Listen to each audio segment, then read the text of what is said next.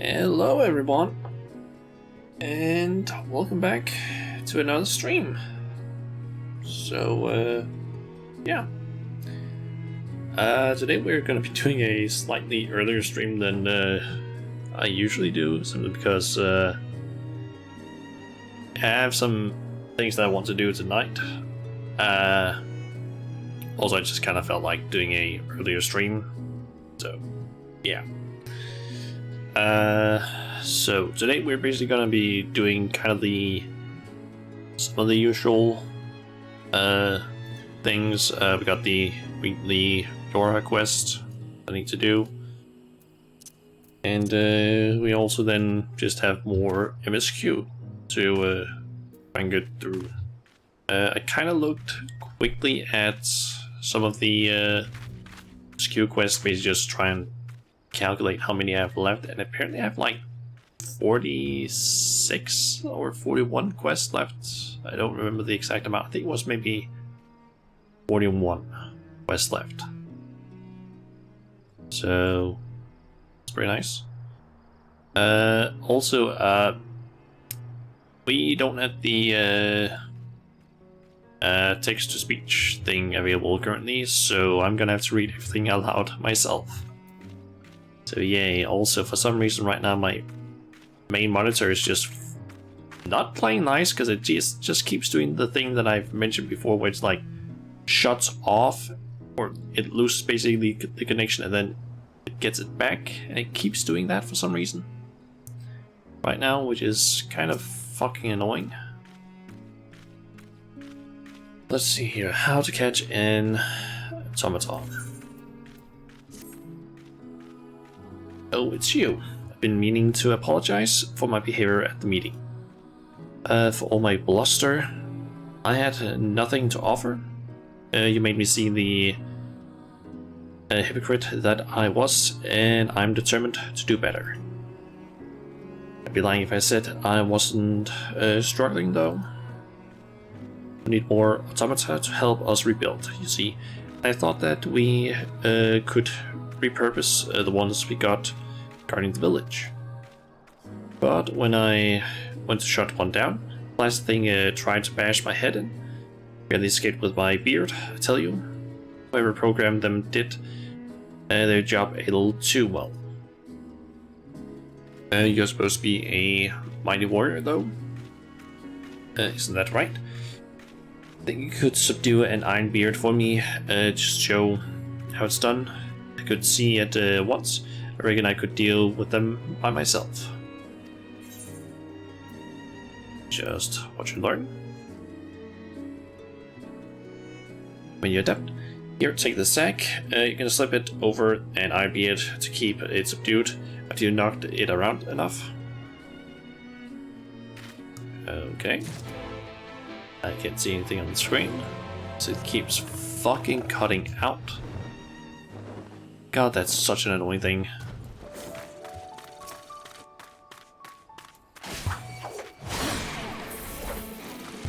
Why does it just keep fucking doing that? Half the time I can't see anything on the screen because it just keeps cutting out.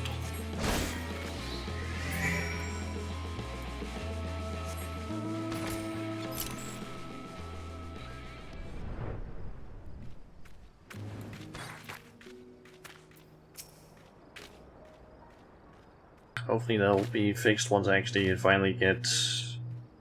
I mentioned it the other day, but I basically need to buy a laptop for school. So at least I'll be able to use that, hopefully, that monitor. Or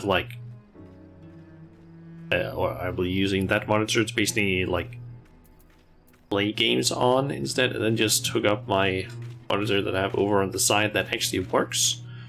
Use that one normally, maybe. And then hopefully not have a monitor that just keeps being a piece of shit and cutting out. And also just have a PC that's actually a lot more powerful than my current one. Well, my beard, you took care of the automata so quickly. I would have missed it if I blinked. Cuts out again. Thanks for bringing this thing back. The lesson as well, I reckon I've got the trick of it now. I also come to realize something. There ain't no action so noble as one that you take for another. Cuts out again. And again. I keep that close to my heart and strive to be someone. God, this monitor is fucking annoying. Thank you. Now it displays stuff again. Someone who strives for others, just like you. I want to bash this fucking monitor and holy shit, it's so annoying right now. Fucking work! Stop fucking cutting out. God, this, like, it's an old TV monitor. It's so fucking shit at this point. Like, I don't understand why my little brother, who originally had this one, didn't have any problems with it, because for me it's like, ever since I started using it, it's basically been doing this thing where it's like, oh, starts making lines across the screen, like flickering things, and then just starts like fucking cutting out constantly. It's so annoying. Especially, like, it has sometimes done where it's like, oh, it cuts out and does that for like maybe 10-15 seconds a few times, and then it stops. Here it's been like, what now, 3 minutes? Where it's just constantly done it like every like 10 seconds at least. Just stop it. It's annoying as hell. Anyway, by the way, the chief came looking for you while you were outside the village. It seems important, so go and see what he wants. Eh?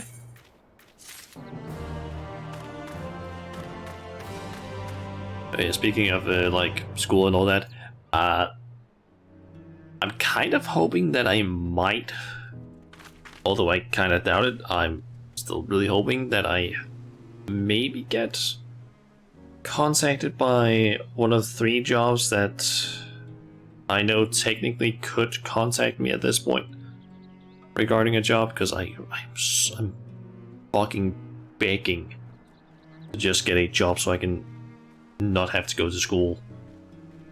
But like, if I basically get a call or anything and they are like, oh yeah, can you come to a job interview today, I'm just ending the stream right then and there, because that is honestly a bit more important to me right now than finishing up a stream, just to be completely honest. Like, if I get a chance to go to a job interview today, that's something I'm gonna be doing. So yeah, just a heads up, because if I have a chance to basically get a job rather than go to school, I would take that any day of the week. And I'm currently just like, it is literally the last day before I need to buy stuff for school. Otherwise it's gonna like arrive too late and stuff.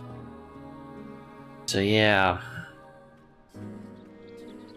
kind of hoping that I get any sort of reply, especially from like, there's one specific job that I even mentioned on Twitter yesterday or last night that I'm like fucking pissed at, because it's been around 12 days now since I sent them a job request or job application,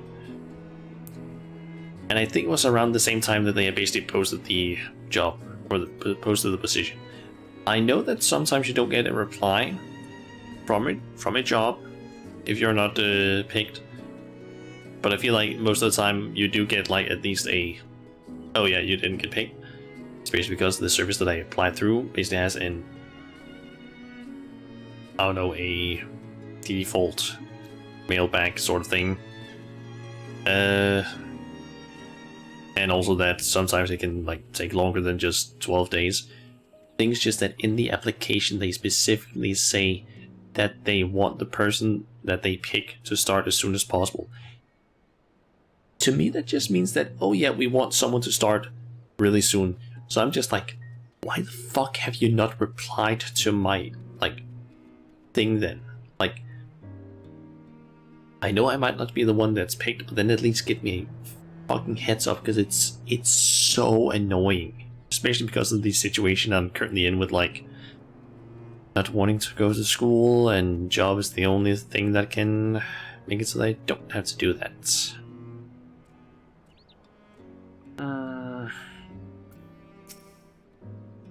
Speak with the XIV chief. Lally, yet another recording device has arrived. Ho.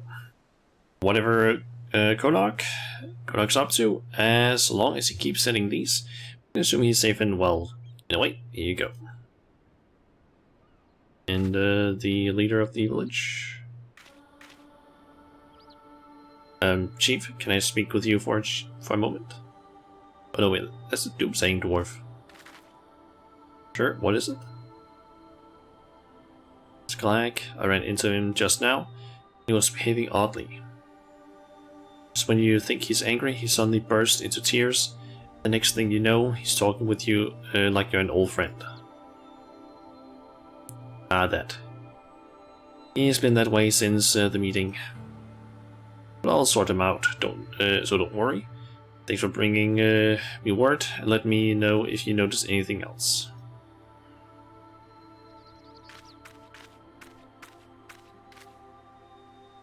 Seems Sklag's condition isn't common knowledge yet, but it's only a matter of time.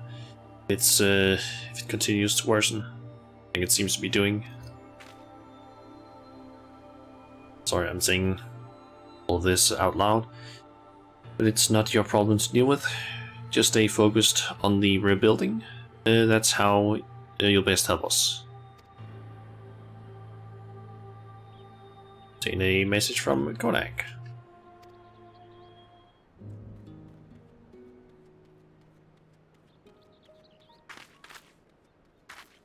Okay, let's check out that message.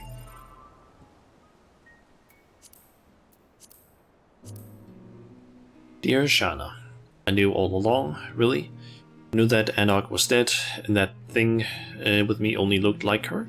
But being with her, whatever she was, kept me alive. Made me want to go on living. Spheres can create anything, rebuild it in our world. Then surely they can grant me this. Konog. Okay. I think we just have 1 week left actually of these quests. So yeah. Although considering that I am probably gonna start school next week, I might not be able to do a stream until Friday next week. Or during next week I might not be able to do a stream until like it's Friday. So yeah. Anyway, we need to continue with the quest, so over here.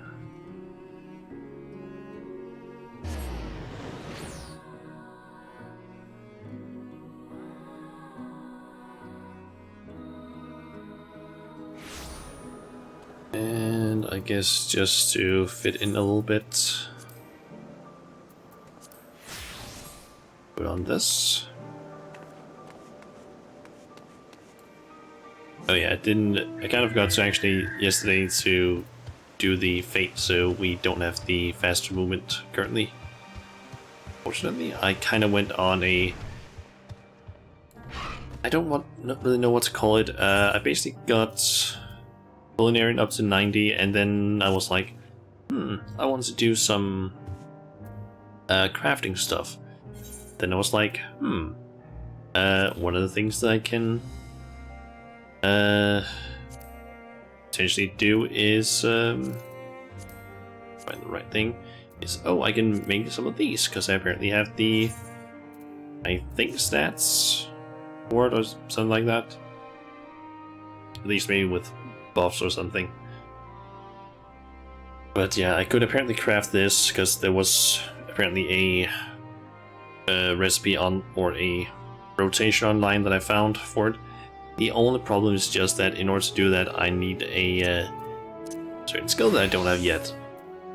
I need manipulation for that rotation, and yeah, that means that I need to do the culinary quests. So I kind of went on a little bit of a spree and just crafted a bunch of things. I've been able to notice that I have a lot of crafting materials and such. That's from that. And also several high quality foods, which I also made for that stuff. I haven't completed any of the quests yet, but that's because I'm missing like, I think it's three? Yep, 3 things that I need to craft still. Basically need some of this meat, and this meat. But I'm basically waiting until my ninja retainer is done with their like 18-hour long exploration thing returns, because then I can just send her out and gather the items, which will probably go a lot faster than just me going out and killing them. Actually, it wouldn't, but it's just less of a hassle for me, basically. Okay, lives apart. If everyone is ready, there are a few creations I need to check on. First, we should return to the spot where we found our wayward Ambistoa. I think it's pronounced. Have care when you step outside a hub, if there may be more unruly creatures about.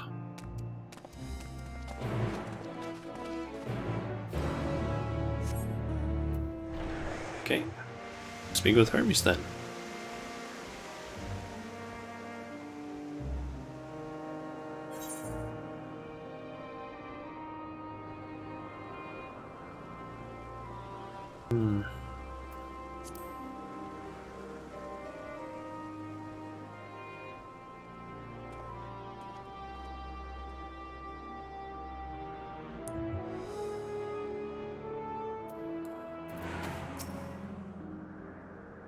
This here is a new species of Pentaloda we recently let loose, or set loose. It has been doing very well, managing to maintain a stable existence thus far. If it can see its observation period to the end, without issue, we shall release it onto the world. Tell me, do you know the difference between living beings and arcane entities? It is the presence of a soul. But the soul isn't something you can choose to have at will. It manifests only in those beings whose form adhere to the laws of creation, that can endure on their own. Beings that do not fulfill this requirement, such as those spontaneously born of magic or natural phenomena, do not have souls. No matter how much it might resemble flora or fauna, if it lacks a soul, then it is considered an arcane entity. So you see, it is not for mankind to decide what is living. That domain lies beyond our manipulation, and it is hubris to assume otherwise. Come, let's head to the nearby beacon. I received a report that arcane entities have gathered there.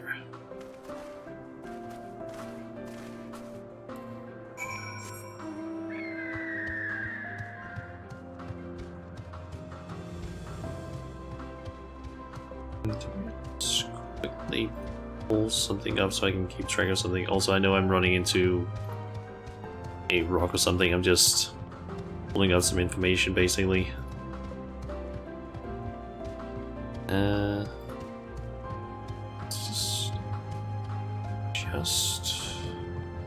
That's the beacon I need to go to.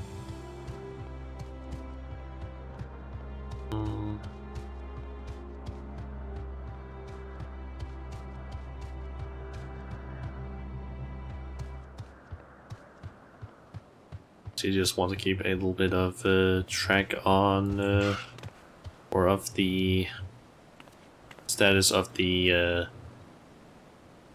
text-to-speech thingy, when it'll be available again. Because know that, then I can just get it applied, basically.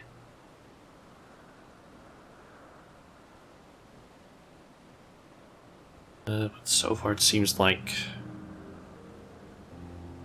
nothing has been announced regarding that.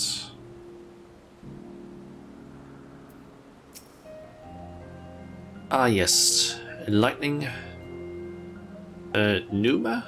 Just as the report said. Okay, so they call those Numa. At least that's, I believe, how you pronounce it. Although we call this structure a beacon due to its form, it is in fact a magical device. By manipulating the balance of elements, it keeps the isle airborne and maintains the climate thereupon. In the course of this operation, it often sees an internal shift towards a given element. Right now, that element is lightning, which draws the Numa here to replace their ether. It appears Medion? I think it's Meteon. Name was their name. I actually don't know their gender. I don't remember if Hermes has said he or she. But Meteon is busy. Would you care to assist me in her stead and feed the Numa?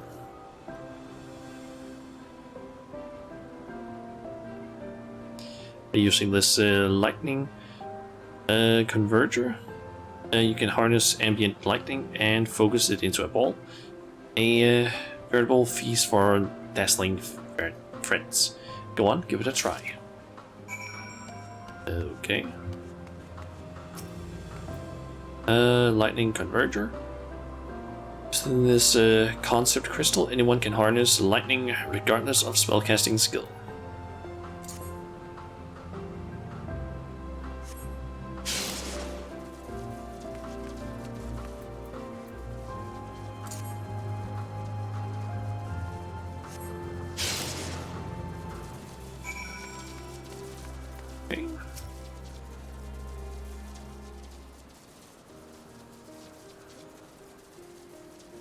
Perfectly done, Shanna. Look.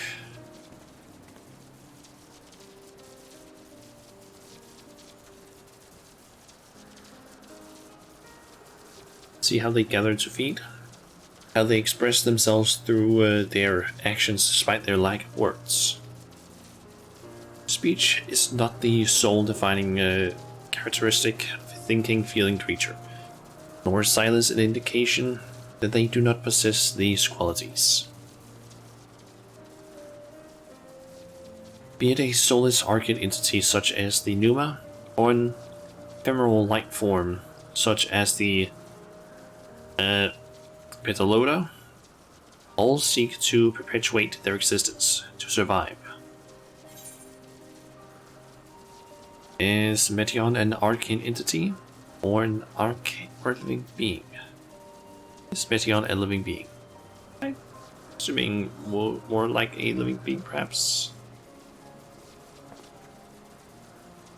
Good question. I can answer it from a theoretical standpoint, but it ultimately falls to the Bureau of the Architect to pass judgment.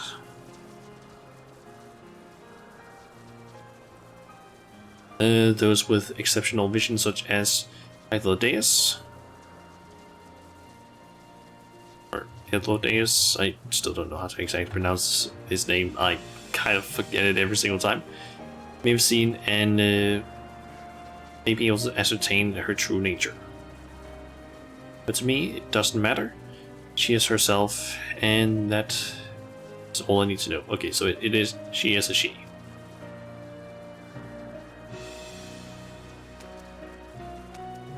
Oh, you finished already?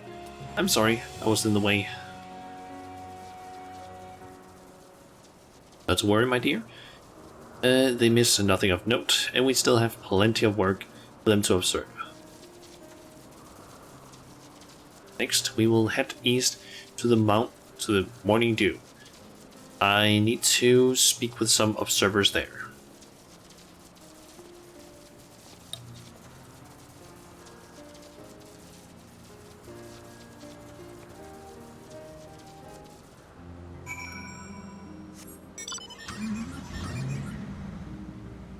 Okay, so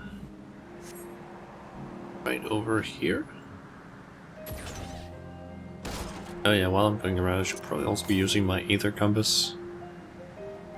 Ah, nice. There's just one up here, I'm guessing. Also, it looks like there's a cutscene we're gonna get down there at some point. Oh, Gobu. I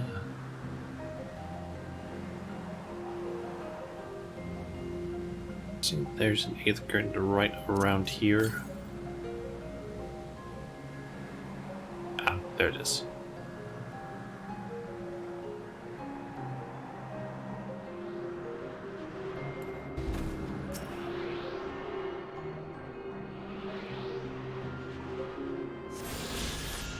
Okay, so we haven't been close to the edge yet. We can literally not see the ground from here. Where the fuck is this supposed to... Like, I know this is supposed to be, like, somewhere on the original, like, world, but... Like, is it in another dimension? Is it actually on that other world or something? Or what? Also, apparently, one in my FC is, pretty pissed right now, it seems. I guess they didn't get the gear that they wanted from one of the raids. Or the extremes or something.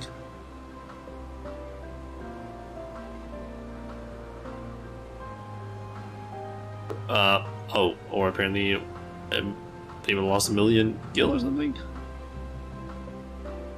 It's apparently due to melding.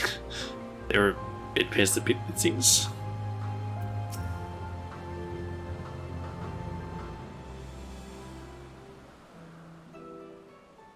Oh, voice cutscene?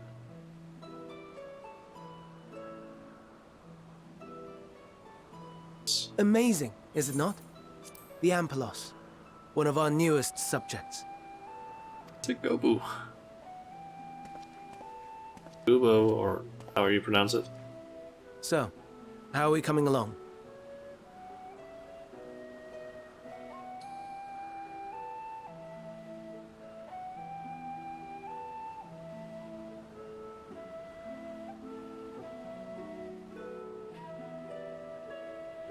The flowers.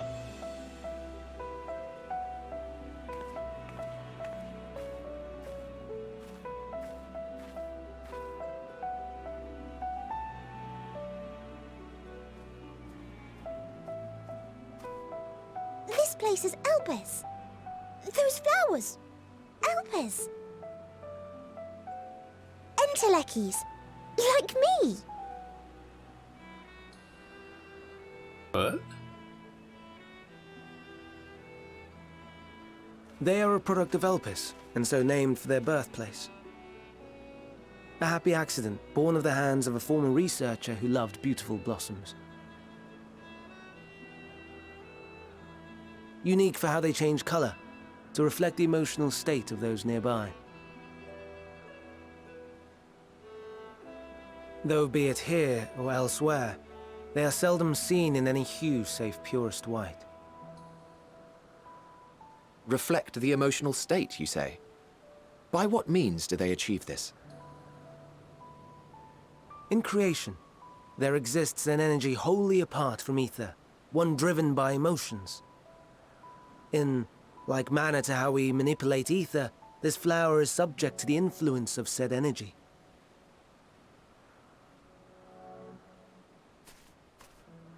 While it has no will of its own, it is sensitive to the prevailing emotion in the vicinity, and reacts by altering its color and vibrancy.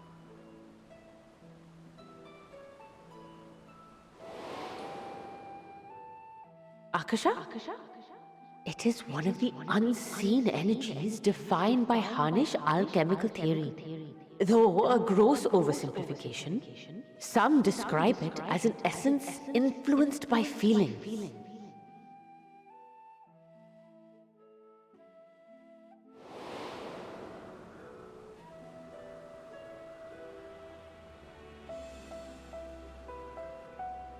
Akasha. Though I'm not familiar with the term, your description suggests it is the self-same energy. Dynamis, we call it. And those entities like the Elpis flower that have the ability to interact with this energy, converting emotions into tangible phenomena, are Antelekis. That's me! That's me! An Enteleki! That you are, my dear. Okay. And no ordinary one at that, but the first possessed of free will.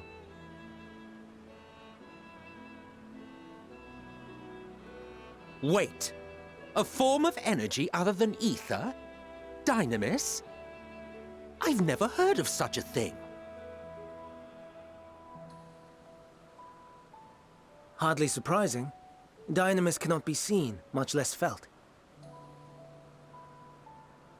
And though its existence has long been theorized, we had no proof until the flower's serendipitous creation. What's more, Dynamis is far weaker than ether. Under normal circumstances, its effects are drowned out by the latter. On account of which, beings comprised of and reliant upon the ether, like you and I, are unable to make practical use of Dynamis. 'Tis a truly esoteric thing, known to but a select few scholars. Intriguing. Then, given the limitations you described, why create Meteon?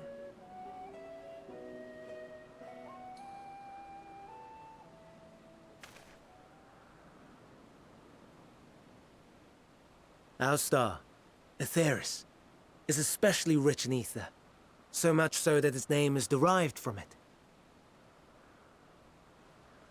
However, when we consider all energy in existence here and in the vast space beyond, Dynamis may account for as much as 68.3%. The more abundant form by far. Were we able to control it, we could open the door to limitless possibilities. 'Tis not unlike a gently flowing stream, unable to break through the dam of ether barring its path. But if we could imbue the stream with the vigor of a raging river...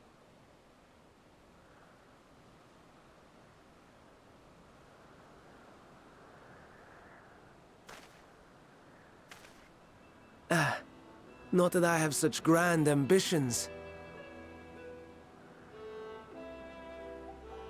Nay. I merely wish to create a being that could traverse the great expanse.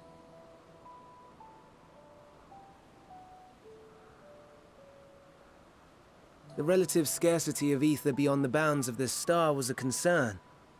And so, I looked to another source of energy by necessity.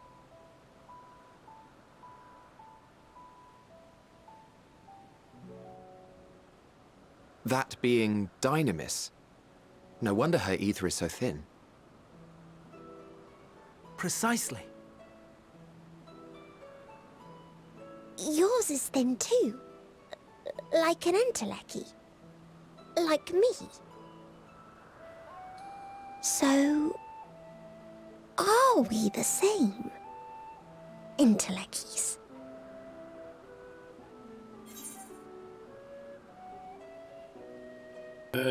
Sure, I don't see why I couldn't be one. Well, I have been known to transcend my limits with nothing but determination. If I'm thin, it's because Imitzelj didn't do a proper job. Oh, that's the one. Well, aren't we ungrateful? Mayhap I should revert you to the pathetic, faded thing you were. A deficit of ether alone does not an Enteleki make. It would, however, make it easier for you to interact with Dynamis. And limited though its influence may be, this quality could prove the difference between victory and defeat. You do well not to underestimate it.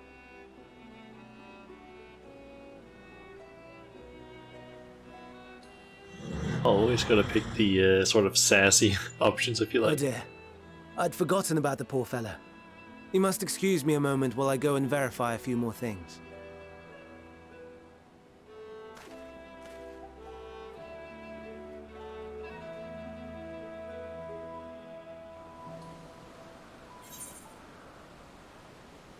Always gotta pick the sassy options. And just the options where it's like, oh yeah, let's make fun of some of the others. So maybe the greatest contribution. Not that I or anyone else would be able to make sure or make use of it, even if we knew. But it irks me to discover that there is an entirely different form of energy, and no one told me. That personal annoyance aside, Hermes' knowledge is undeniable. Undeniably impressive, given that there are none among the 14 who specialize in the Celestial. He would be a welcome addition. Assuming he can be persuaded to join, that is. I still can't understand his hesitation. What do you specialize in? Why did you join the convocation? I'm actually more interested in what you specialize in, Emmett. Oh, you wish to know why Emmett Selch was chosen for the convocation? I would be glad to share the tale. It began when... Not another word. Lest you forgotten, we've to learn about Hermes, not me. My misspent youth is not your concern. Fine. Bitch. I'll tell you the tale when we are away from sensitive ears. What now? Actually, never mind. I want to learn about the convocation. Let's do that. You would accompany us. I suppose you should at least know what, or know that much. The Convocation of 14 is a governing body that determines myriad politics. Our goal is to ensure that all is right in creation, that our star may know a brighter future. As the name suggests, the council is comprised of 14 offices, each of which is held by an individual chosen for their surpassing abilities. Depending on the office, one is required to either be an authority in a certain field or possess skills that would facilitate the performance of their stipulated duties. The former category includes Matron, specialist in aquatic life, Logref, specialist in terrestrial life and husbandry, Helmerat, specialist in fungal and plant life, Meroloth, I think that's how you pronounce it, specialist in medicine and healing, and Lahabrea, specialist in creation magics. Okay, was brought 14 or fourth phantom beings of the highest complexity. As for the latter category, there is Ultima, advocate of the arts, Giorn, champion of enlightenment and rhetoric, Pashtarot, preserver of discipline and order, Selch, keeper of the ethereal realm or underworld, the vernacular, Van Daniel, or pursuer of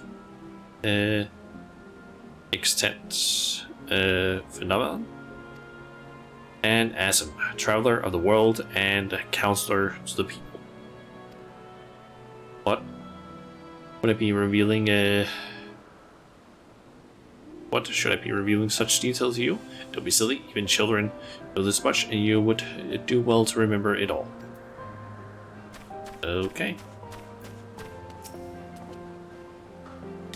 My apologies for the wait. I have inspected the envelopes to my satisfaction. All is well. The creature, and I dare say it won't be long ere it is released onto the world. Yep, and also kill Menphelia's parents, I believe. At least be part of the reason for that. Another creation, however, reportedly isn't faring so well. The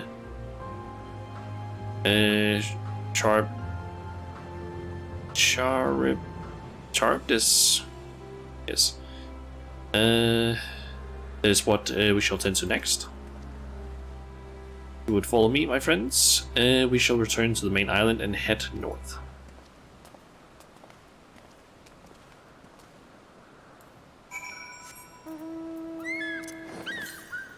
Okay, so we got 818 to the west. That must mean it's like over either on the completely other side of this island or on one of the other ones.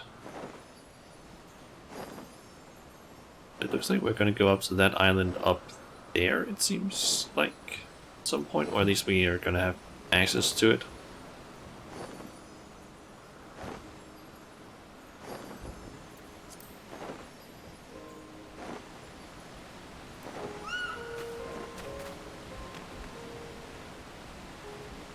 Those kind of remind me of the creatures that the Vanu used to ride on. Well, forgive me, I thought another member of the convocation had come. It's turning out to be an eventful day.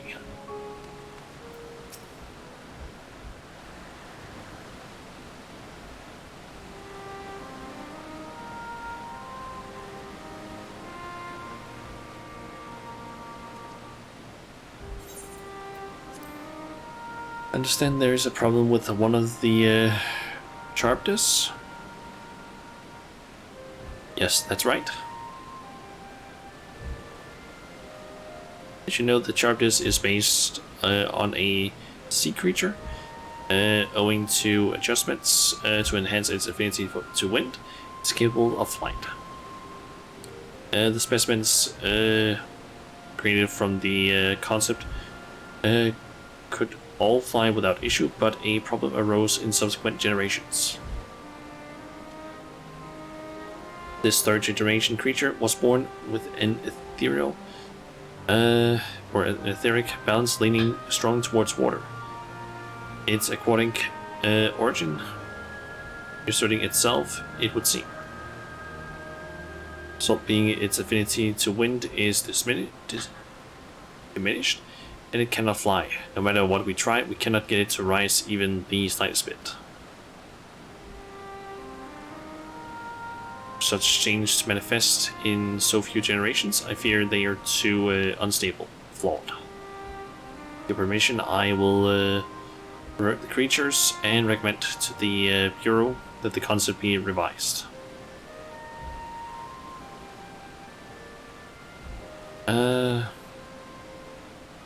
With its etheric balance leaning towards wind, the Charybdis would indeed struggle to manipulate wind. Yet it is too early to conclude that it cannot fly. While failing at first, it may simply have developed a fear. It shall transform and fly with it, helping it to manipulate wind until it finds its wings. What? Can go to such lengths?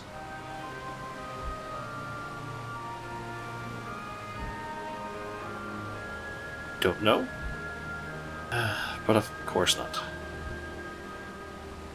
Transformation is an art in which one manipulates a vast quantity of ether to construct another body around oneself. In practice, this allows one to assume any conceivable form and thereby transcend the limits of one's flesh. Yet, convenient though it may be, transforming in the presence of others is considered vainglorious in the extreme, I think that's how you pronounce it, as uncouth and unseemly as running about robeless. Shameful. I understand you make a habit of this? Nothing of the sort. It's just that when transformed, I can wield the wind and fly. May seem excessive, but what is our shame next to the lives of these creatures? They deserve a chance, and we owe it to them to all in our power. Be that as it may.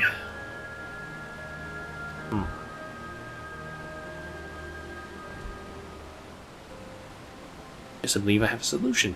And it's such. May I trouble you to move that Jarvis away from its fellows? Somewhere out of sight.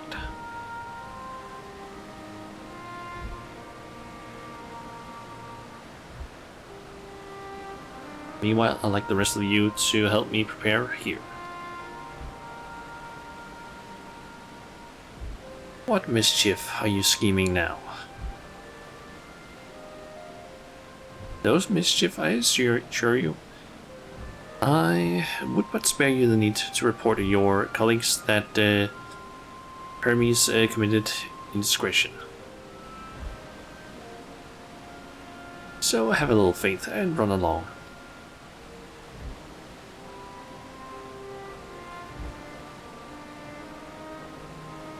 Trust you don't mind?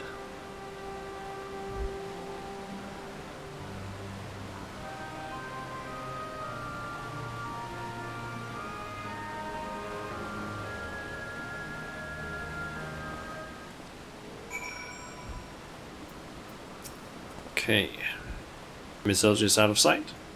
Good, let's speak of the plan. The stroke of genius, really? We have Emmett Selch train the Jarvidus.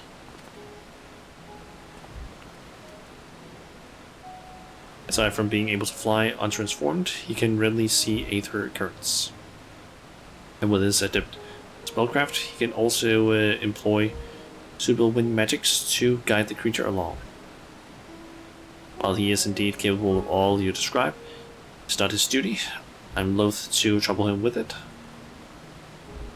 Don't be. As I mentioned, it would also be for his own sake. With that settled, let's begin at once.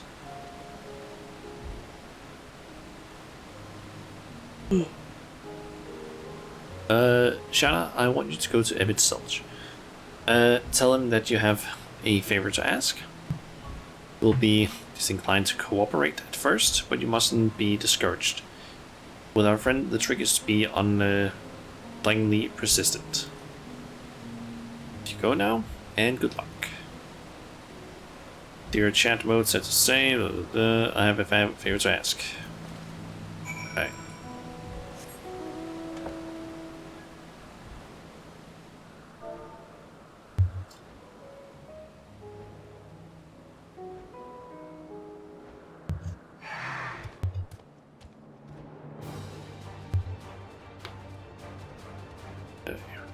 The dialogue thing is ready. I'm pretty sure I wrote it correctly.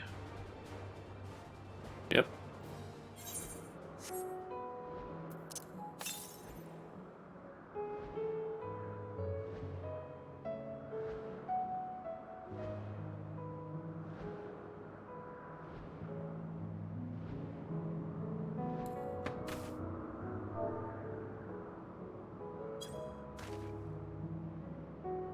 Oh, no you don't. I'm not lifting a finger. Don't know what Hylandeus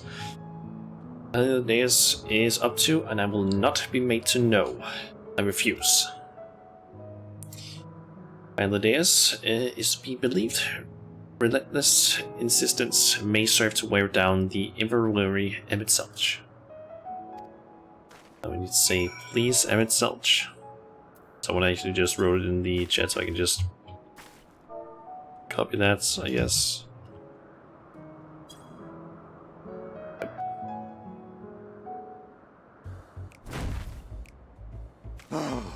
No, no, no. You are not foisting this nonsense on me.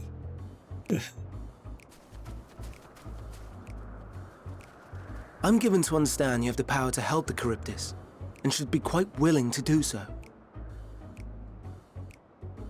And so I appeal to your better nature. most benevolent Emet-Selch. Please teach her to fly.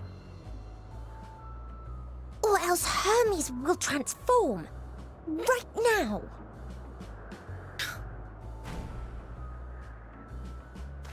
Now, there's no need to go quite that far. Altruism is its own reward, as I'm sure he would agree. Oh, would he now? And who contrived to put me in this position, pray tell?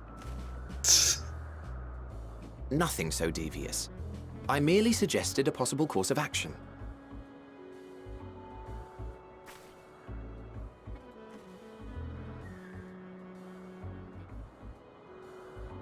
Please, Emet-Selch. Please.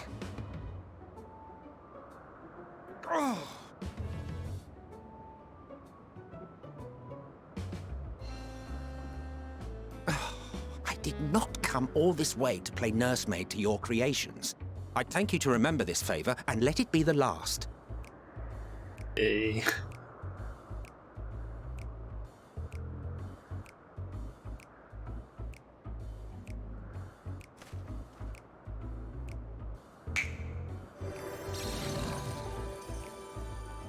Oh.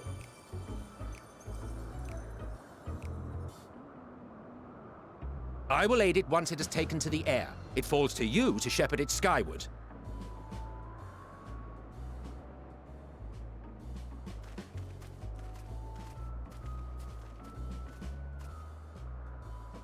Well, let's relax and enjoy the spectacle, shall we? Let's.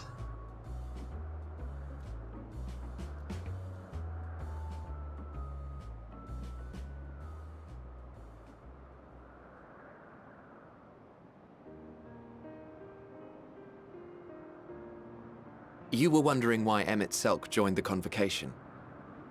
Truth be told, he wasn't the first choice for the office.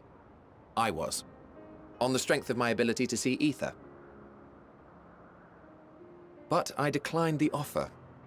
For though my vision is exceptional, I am pedestrian in all other aspects.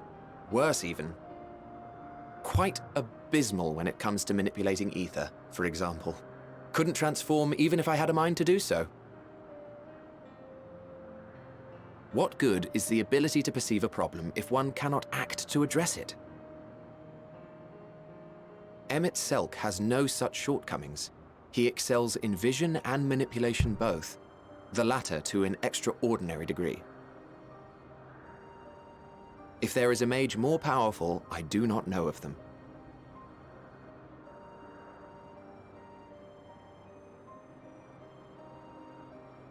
Thus did I recommend him for the office in my stead. And I wasn't the only one. Far from it. Countless others vouched for his skill and character. People the world over, to whom he had previously lent a helping hand. Oh, how surprised he was. Claimed he hadn't done anything remarkable for anyone. Modest to a fault. Like, He deserved adventure. every bit of acclaim he received.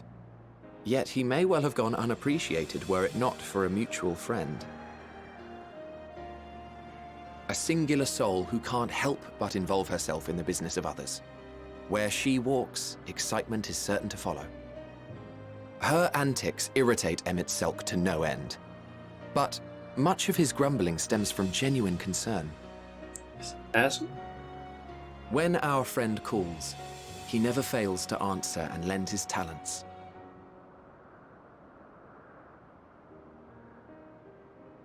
And in the course of doing so, he himself came to be recognized and respected by those around him.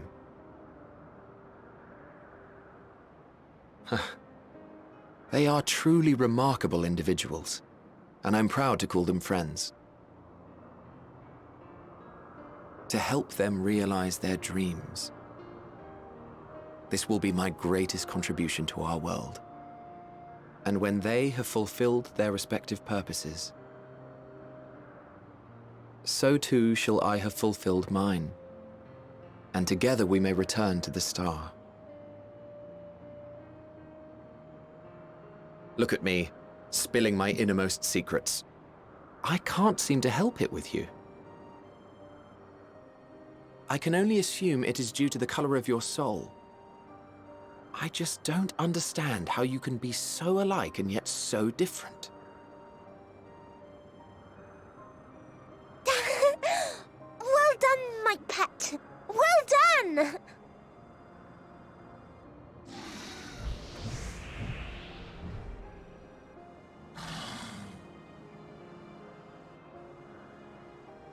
Ah, yes. I dare say the Charybdis will be fine here on. Why don't you go and signal to Emmett Selk? Let him know that his arduous task is at an end.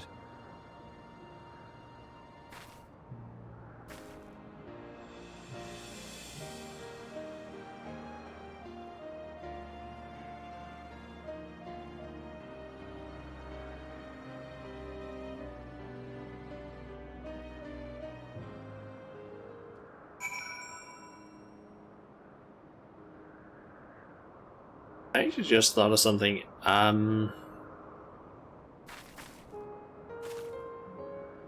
We are currently in the past, as far as I know. While we are here, is time passing on Etheris? Like in our world, on the first? While we are in here? Because if it is, things are basically just getting slowly worse and worse. Like in like on the or on the source, because we do kind of have the final days happening, so that's not a good thing. So I'm wondering if once we get back to the source, if things have just shit has like hit the fan.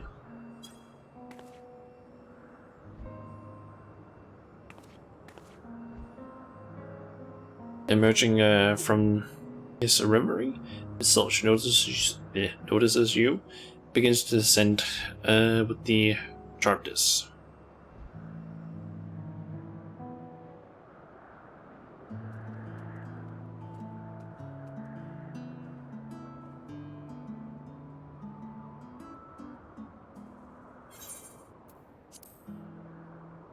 I have no words to express my gratitude. Thank you. The Charybdis has learned to fly.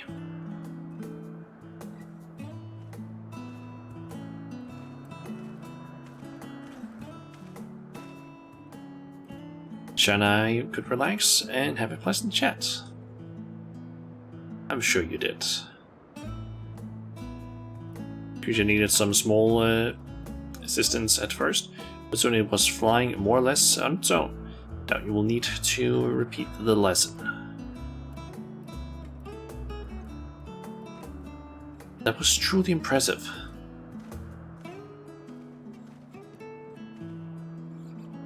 Witness it all from afar. The Charybdis flies. Indeed, this we've proven that even a creature with skewed etheric balance is capable of flight. Though we helped it to achieve this, the Charybdis is a hurt animal.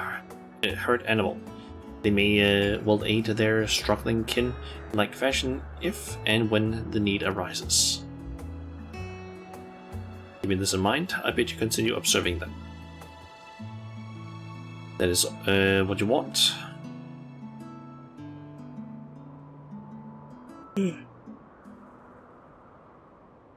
But if I may say so, rather than hoping for an idealistic possibility comes to pass, would it not be similar to have the concept adjusted? That way we could guarantee that anomalies such as this specimen are never born in the first place.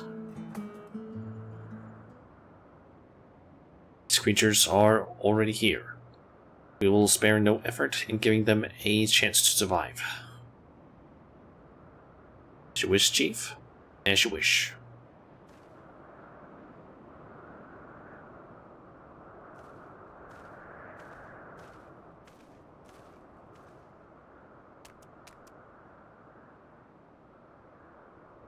Hermes?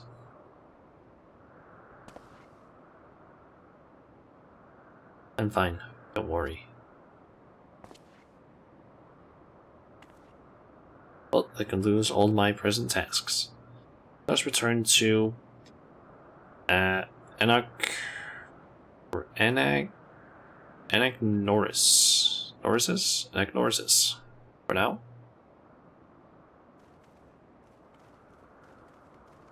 I think that's how I pronounce it, at least.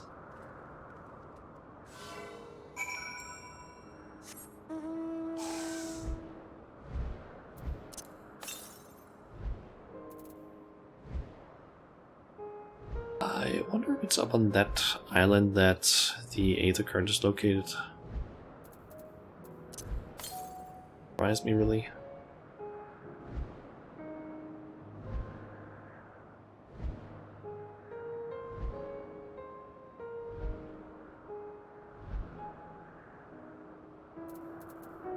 Or not?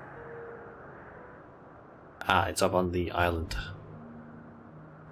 I'm gonna assume that this crystal is like a teleporter up there, because I don't think we're gonna get flying in this area before we have to get up there, because I'm almost certain that this is part of this whole quest line here. Don't know if we're necessarily gonna go over here, but I'm assuming these two Aetherites are at least gonna be involved in some way. Okay, so go and speak with Emmett.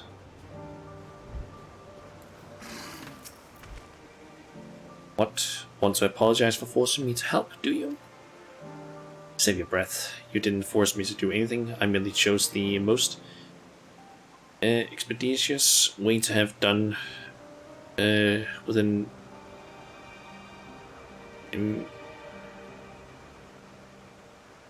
impediment to our business. I think that's how you say it.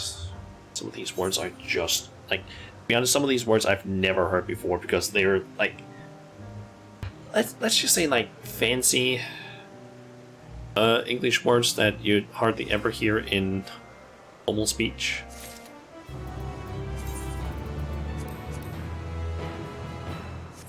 Okay, so those are just better than my current ones.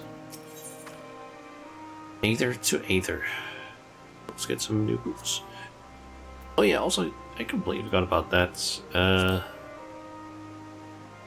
Guess we can check that once we get this one. You can basically now see what's inside the boxes, apparently.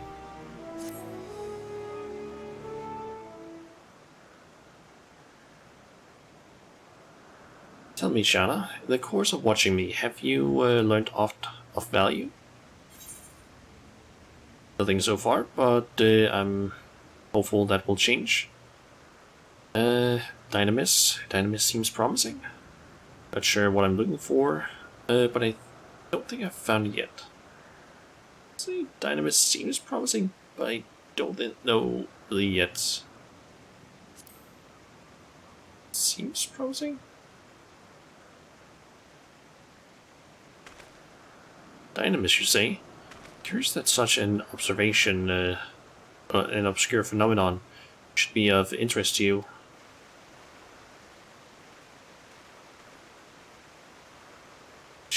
Chief Hermes, what good fortune to find you here. Something the matter. The, Lycaon, I'm afraid it's done it again. No sooner did we release one for observation than it set upon the nearby Occupides, slaughtering them. Was the creature hungry? Or somehow provoked? I had just fed them myself, and the Occupides were keeping a wide berth. It is the nature of the Lycaon is to blame. Their innate ferociousness. To romanticize, it is an outstanding creation, perfect in form and function. But may not be suited for release. I've no doubt that the Bureau will accept the concept for preservation. In the case, there's no point in postponing the inevitable. Doros will revert them all once the paperwork is in order. Where's the scene of the incident?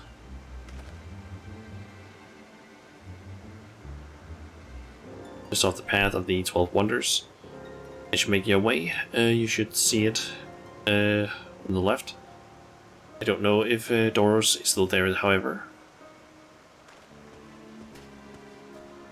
Hermes, wait. Off we go then, I guess.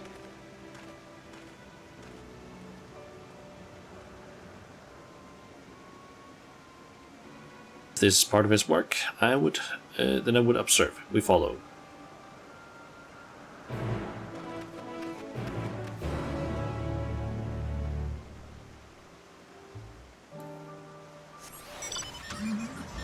Search for Hermes down that way.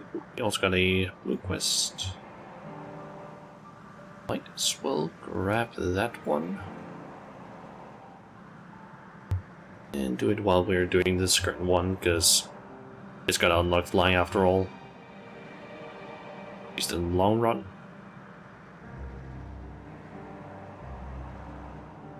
Sockless. Touring Anagnoris versus part 1. Welcome, friend, to Anagnoris.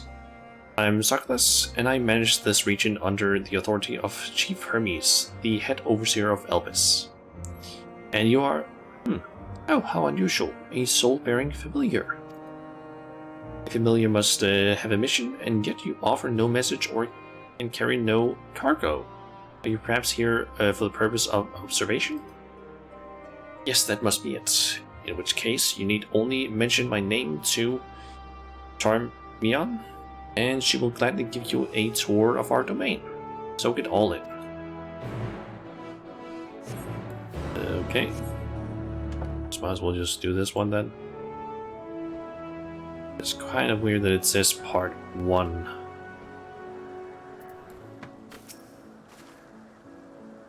Yes? Yes. What can I do for you?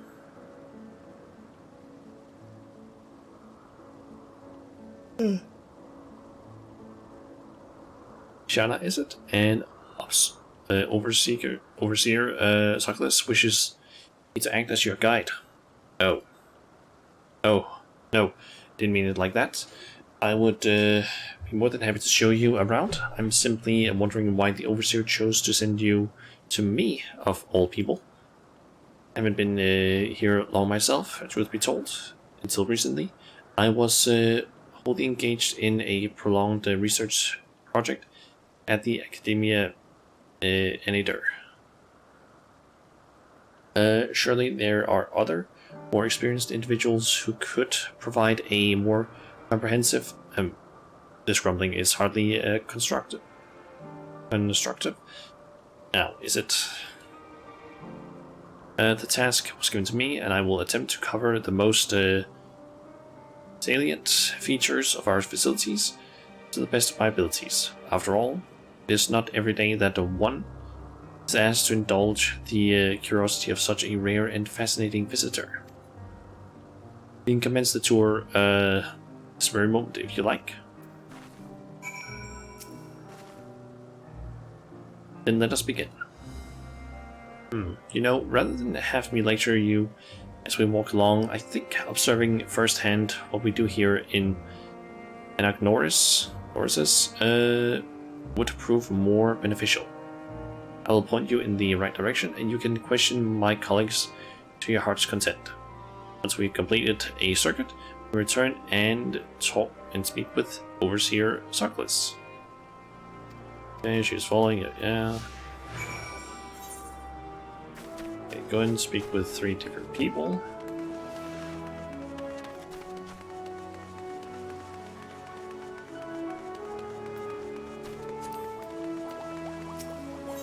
Oh, wrong person. They really look at their, like, icon above their head. Nikias.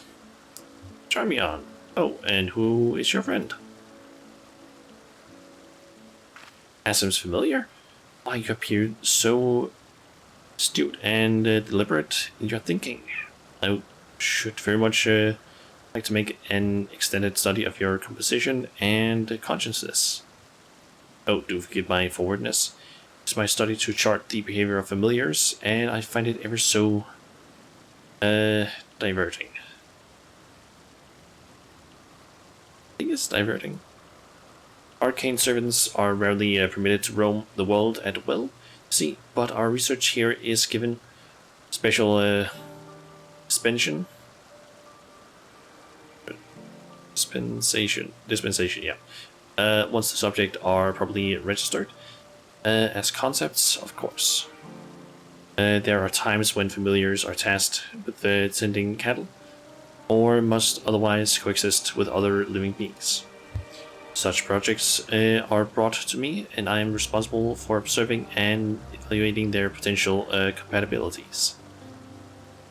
Oh, but of course, if Asim granted us permission, then you could abide here for a few years while I analyze. And on that note, we must be moving on. Step lively, Shanna. Okay. Okay, let's head up to that person, I'm guessing. Yep. Paramonos. Who do we have here? A familiar of some kind, judging by your ethereal construction or structure? Yes, I am accompanying Shana here on our tour around Anagnorisis at the behest of the Overseer. Tour? Feel free to wander as you please, of course, but I advise keeping your distance from the larger creatures.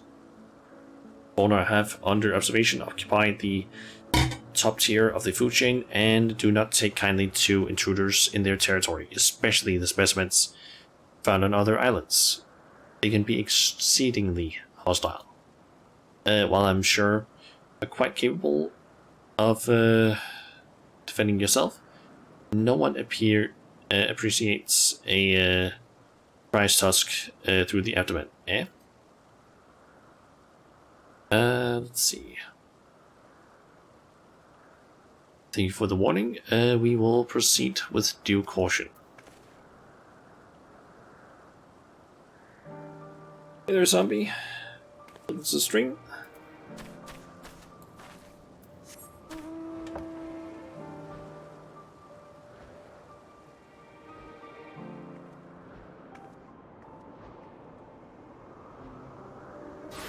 Then we need to talk to... I'm unsure how to pronounce this guy's name, but I'm assuming it's something like Blasty, but I would assume that it would then be a Y at the end. Unless it's Blaste. Oh. Charmion, was there something?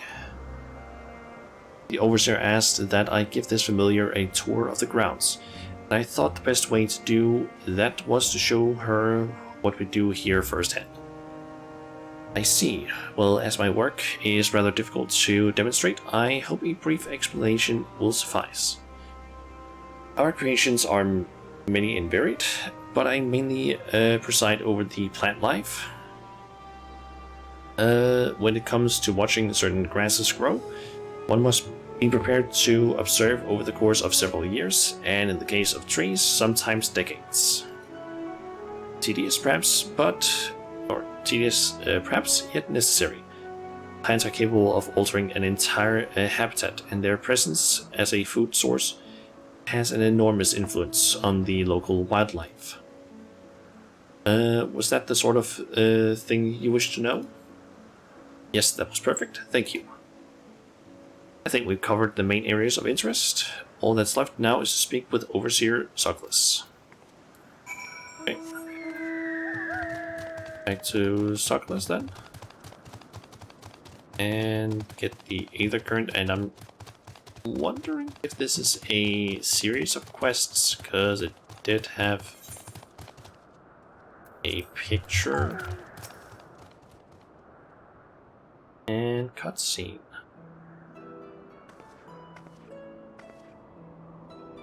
Ah, see, you completed your tour.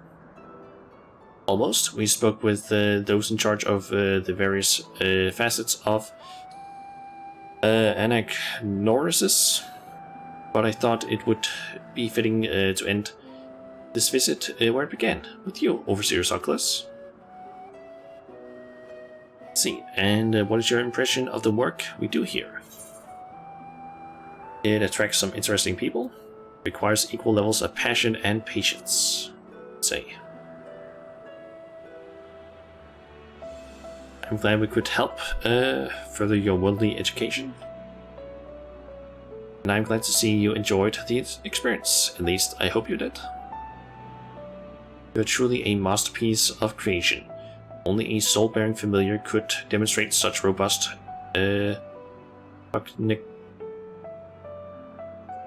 cognitive and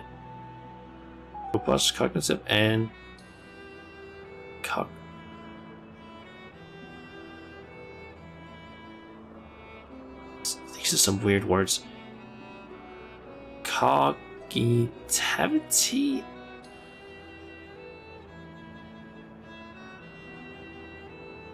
Cognitive faculties. What the fuck is that word?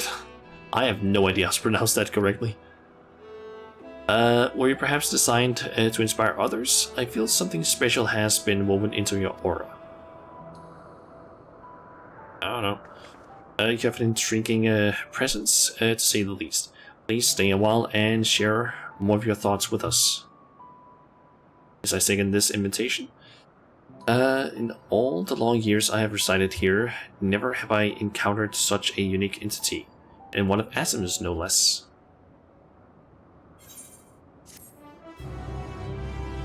Okay, so... do we have another blue quest? Nope, it's just part 2. We are gonna ignore that. And actually head towards the main quest. So, let's just see here. Only got one of each type of Aether current, or one of the quests to the overworld ones, so we still need to find some more. Nearby. Southwest, 321 yaws. So that is maybe down there. The quest location. Or perhaps a little bit further. A little bit further to the south. Maybe over on that ledge or something. The lacerations and burns are unmistakable. Kaon was indeed responsible. But the creature is nowhere to be seen. Tauros must have taken it away. The man makes his base at the 12 Wonders. I shall go and seek him out there. Selj and I shall, or will search the area for good measure, just to make sure the Lycaon did not escape. Thanks. Let us meet at the 12 Wonders when you have finished. I will go on ahead. Please follow with Shana.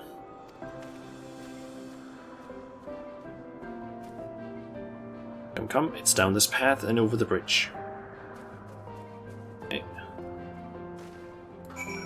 But first I want to go and see if I can find that Aether current. 141 to the south. It might be up near this. Let's see. Ah, yep. At a somewhat sizable landmark, I guess.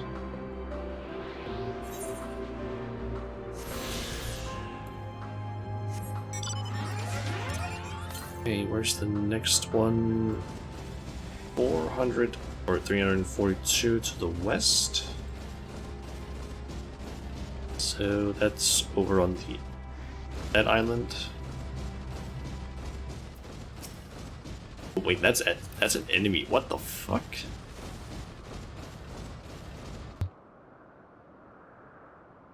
Big tree ants. I'm guessing that's supposed to be a tree ant mixed with Yggdrasil. That's supposed to be based on. Kind of interesting.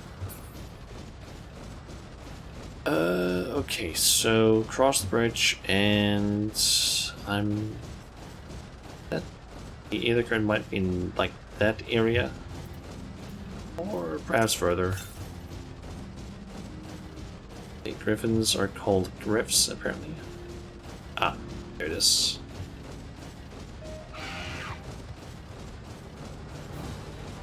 And I ended up growing a griff by accident. Are you gonna keep following? Yep.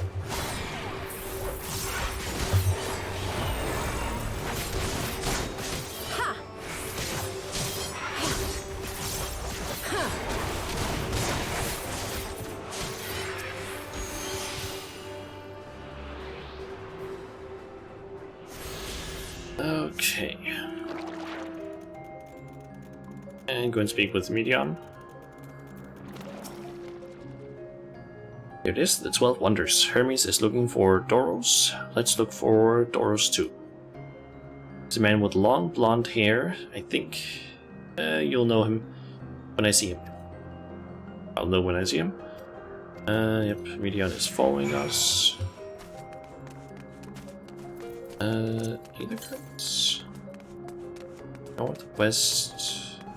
That's on the northwest side of the island, it seems. Her description was long hair with blonde, or long blonde hair, I believe.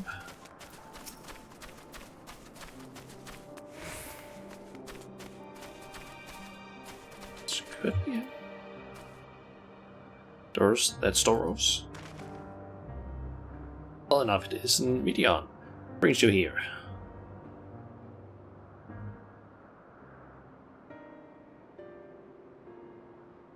Ah, I thought I heard familiar voices.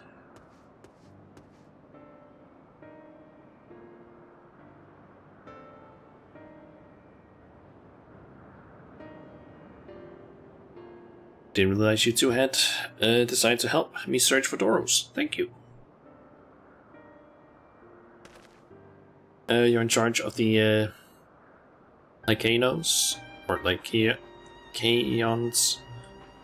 Lycaons. Some of these fucking words. I believe. Where are they now? Out in the field in restraints. Frenzied as they were, couldn't well return them to. This. I don't know. Once I've submitted my report, I'll see them reverted without delay.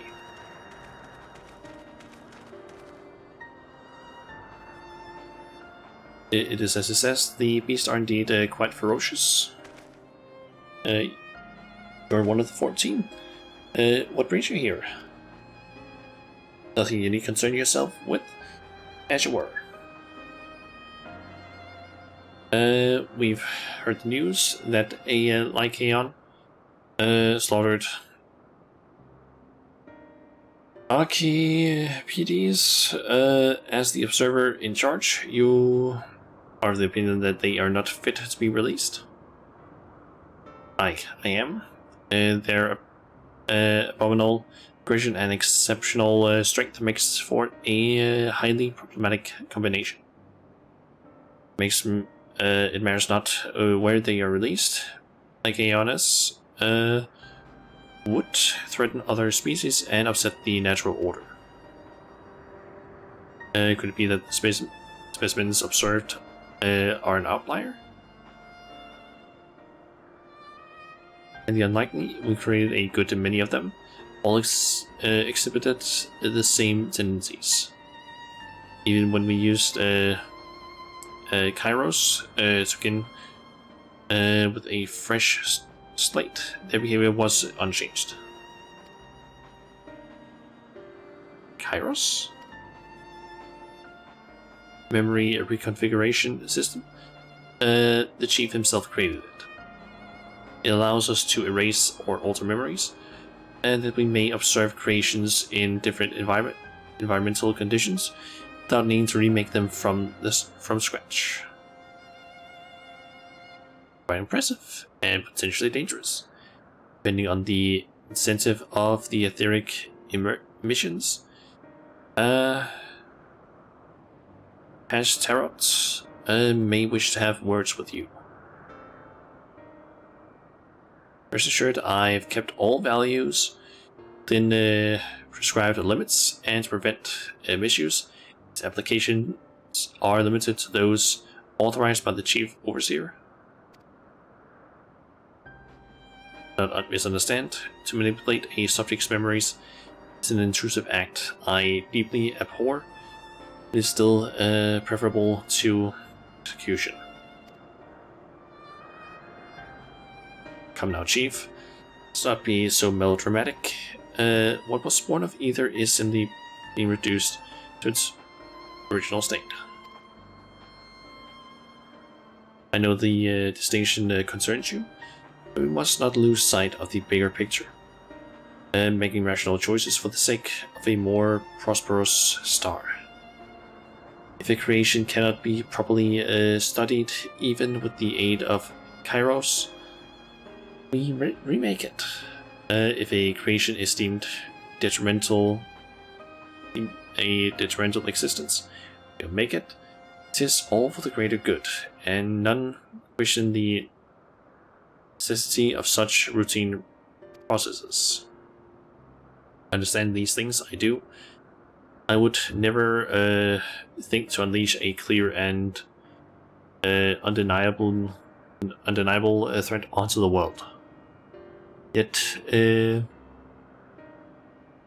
insignificant, though our individual lives may be next to all creation, it is all the Lycaons have. Before we seal their fates, we owe it to these beings to exhaust all options, to ensure that nothing has been overlooked. If you insist, let me provide you with a full report, and we may take it from there.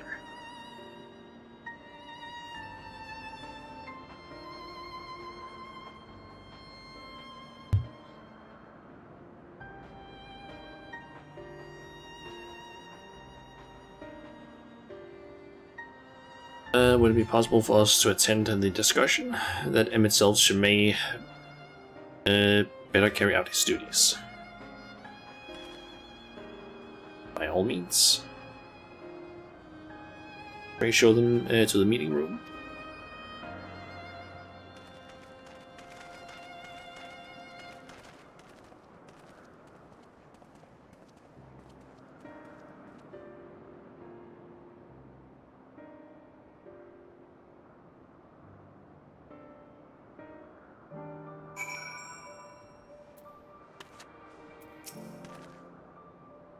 We have a duty to the star, this I know, but it doesn't mean we don't also have responsibility for the lives we bring into existence here. To man, other beings are just things, used and controlled like magic. That's what Hermes told me once.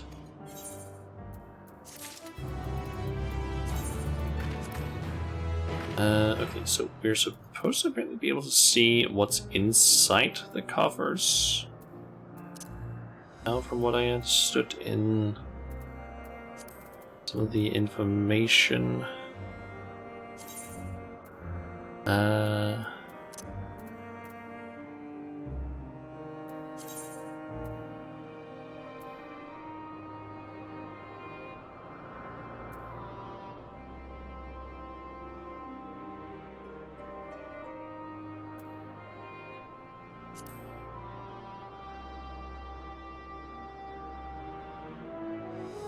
I think it's supposed to be view manifest, perhaps?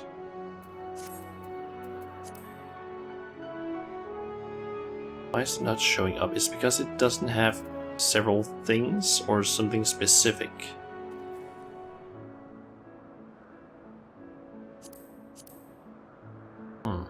Might be the case.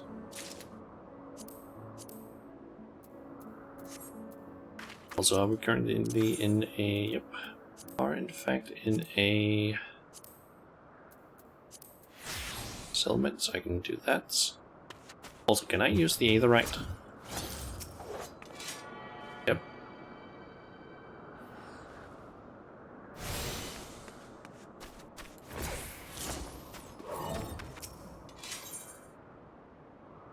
A sentimental gift. I feel this discussion may take a while, during which time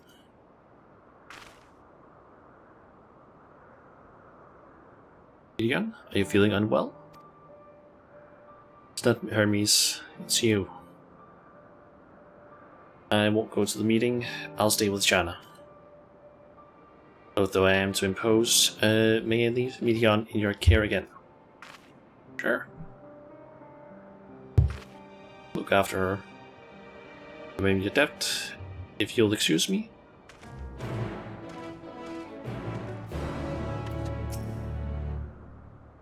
Can you help me with something, Shanna? The meeting will make Hermes sad. I want to cheer him up with a flower. Hermes likes flowers the most.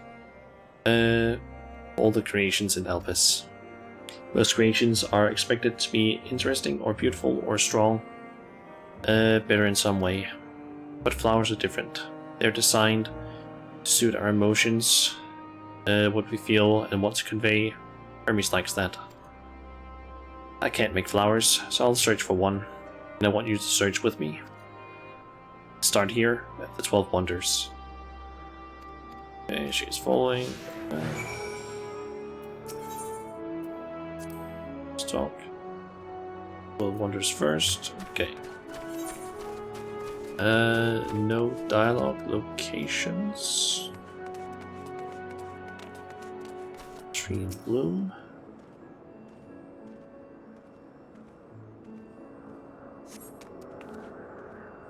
Vibrant purple flowers bigger than your hands adorn this tree. Adorn the tree. Oh, so bright. Big and bright. I love them. But they might be too bright. You have to think of the recipient. That's what Hermes said.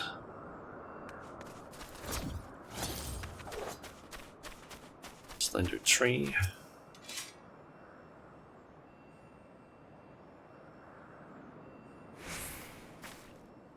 Tall, slender tree rises above you. Crane your neck to look for flowers. No flowers. If there were apples, we could have covered them in syrup. Sit outside next. Don't worry, we won't wander far.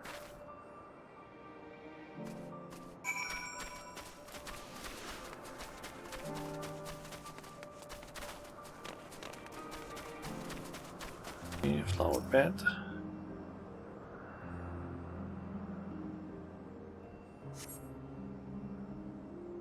An array of beautiful flowers grow on the bed.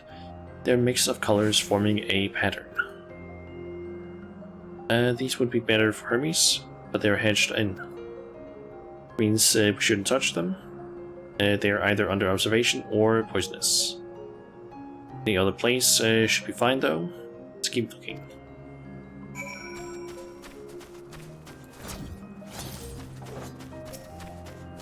Ah, one of those. This is probably gonna attack us, I'm assuming.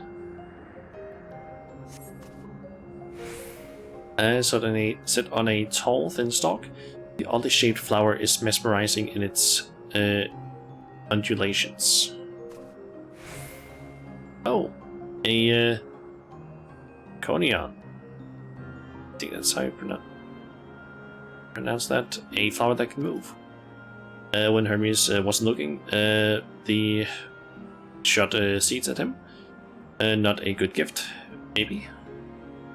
Do a good shadow. A spotting flowers. We'll find something soon.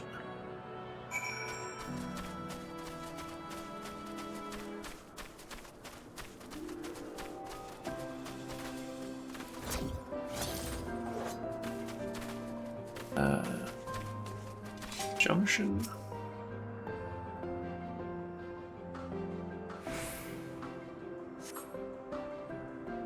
by nothing promising nearby. At best, common looking grass with a few tiny flowers. Nothing interesting around here. Or nothing around here. Ah! Over there. Shanna, something big, huge. It's the Morble. Yep. Melodious grass.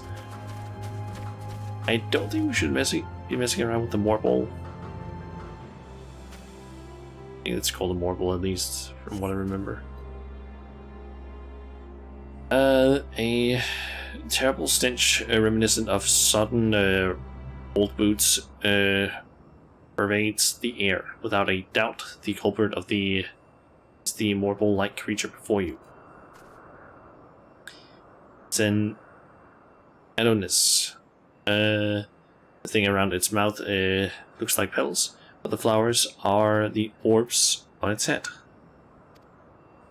When Hermes inspected it, it swallowed him up. He didn't leave his room for days. I think Shanna would like it. It's probably not a good sort of memory. I'll rather not go near that thing. It's probably not a good memory. So not this one either. Finding a good flower. It's harder than I thought. Sorry, Shanna, but could we search a little more? Maybe as far as the fields over there. I'll pick something after that, I promise.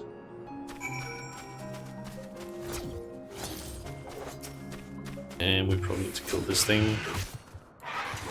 Don't want to get tagged while we're doing that.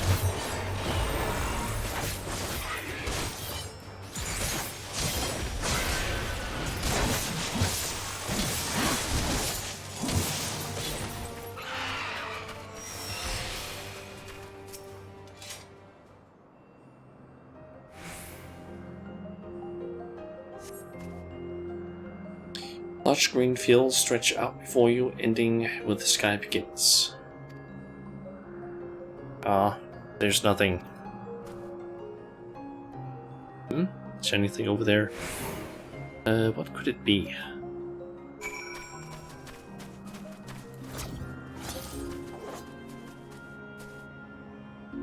It's Elpis. The flower specifically. I think.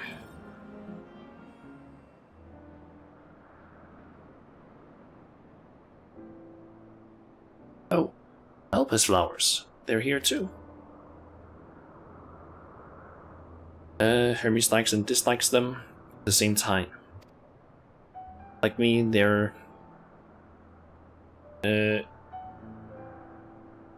forgetting how they pronounce that. They're in Zelekis, I think it was. Like me, they feel his pain and turn dark. That's only for Hermes though. For others, they're always white and bright.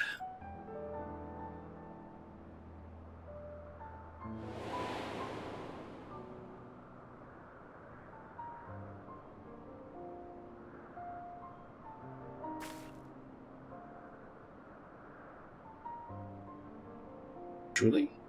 The flower was stuck in your home? Then you have it too? A dark emotion? I've known the pain of sorrow and sorrow of loss. I felt great fury and frustration. Been plagued by doubt and anxiety. I dare say I have a few.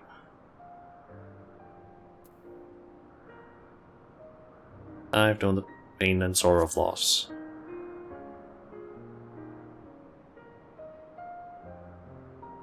See. Hermes has known the same feeling that a part of you is gone, again and again, but no one notices. Please, Shanna, won't you lend it to me? The pain and sorrow. I want you to make the flower dark in front of Hermes. He's been in a dark place since before he created me. He needs to know that he isn't there alone. But others are sad too.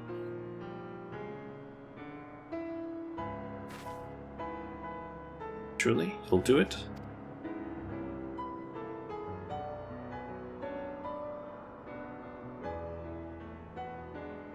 Thank you, Shana. Thank you. It means more to me than I can say. Can't wait to see how Hermes reacts. Let's go back and fetch him.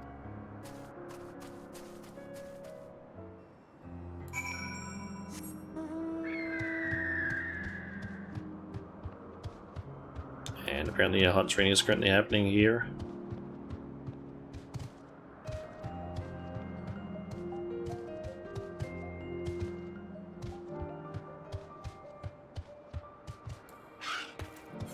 And a blue quest has also appeared. It seems they're still talking. Let's wait until they're finished.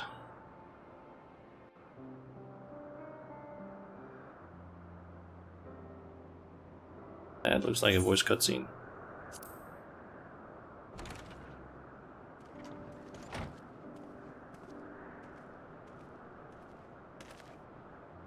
Hermes!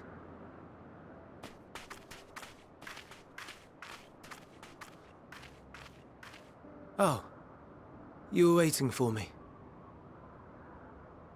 You've finished talking? Yes, we've come to a decision. My thanks for keeping Meteon company. Emmett Selk and Hythlodaeus have already retired to their rooms. There is room for you too, if you would follow me. Wait! I want to show you something first.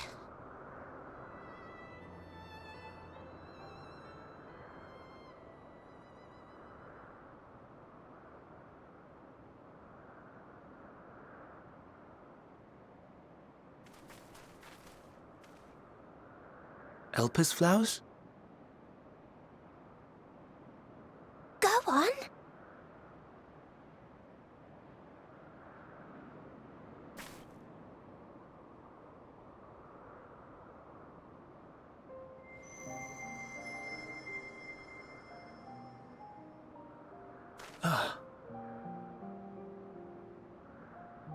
You're not the only one, Hermes. Others feel sad too. You're not alone.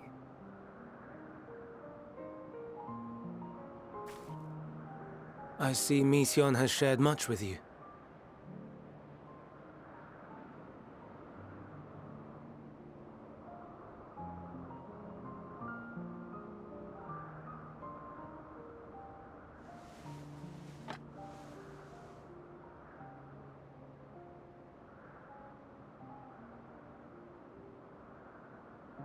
May we talk a moment? He's quite handsome, to be honest.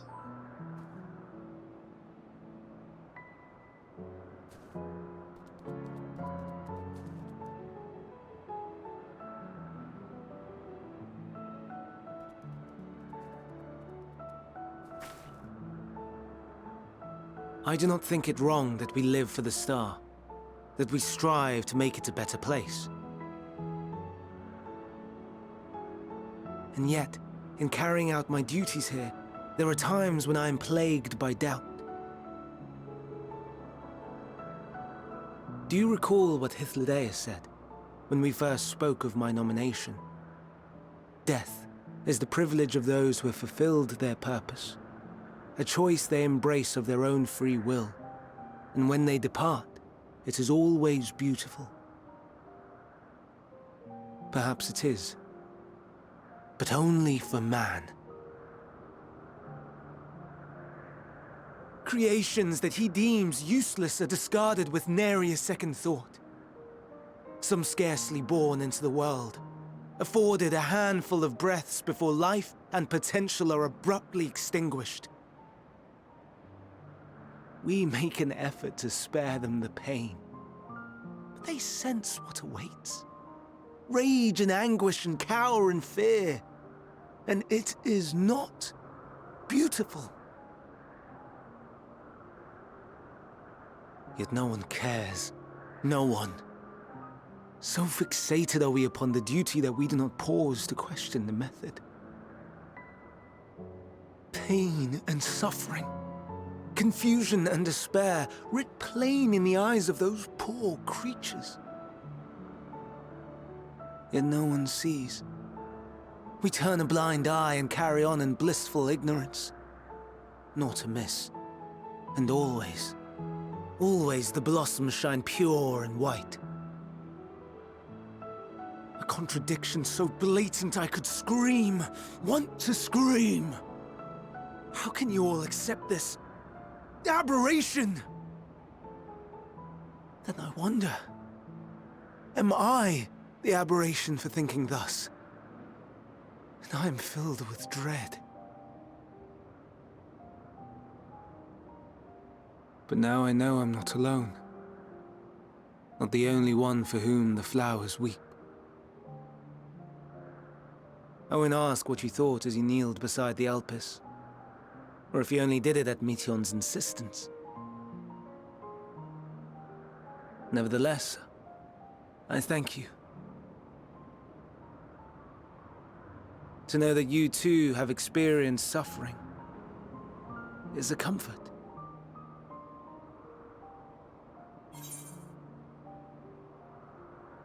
Glad I could be of service. Let's have no more brooding, eh? Oh, I could tell you all about suffering. That one. Lest you misunderstand, I derive no pleasure from your pain. It's just the fact that you are still here in spite of your suffering gives me heart.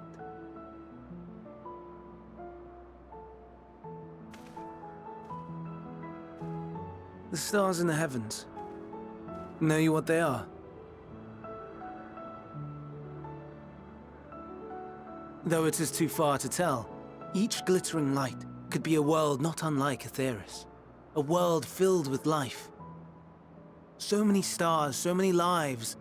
For us, there may be no higher purpose than to live for our world. But what of the other living beings out there? What is it that gives their lives meaning? That drives them day after day after day? To pose that question to our undiscovered cousins, I created beings of Dynamis, who can traverse the vast emptiness between the stars. Meteon and her sisters. Aye, sisters. She has a great many of them.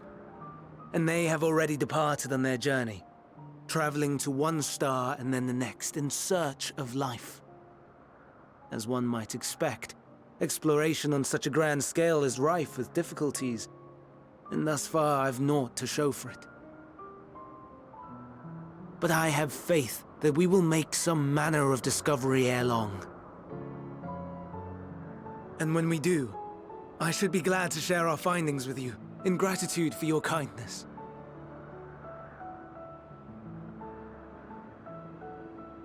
It's getting rather late. We had best find our beds. It would not do for both of us to be sleep-deprived on the morrow. Come, Meteon. Let us head back. All right.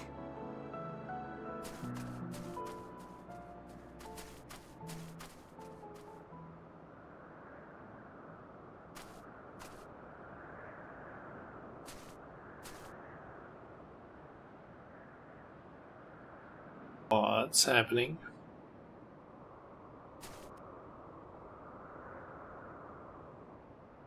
Why did she look to the sky?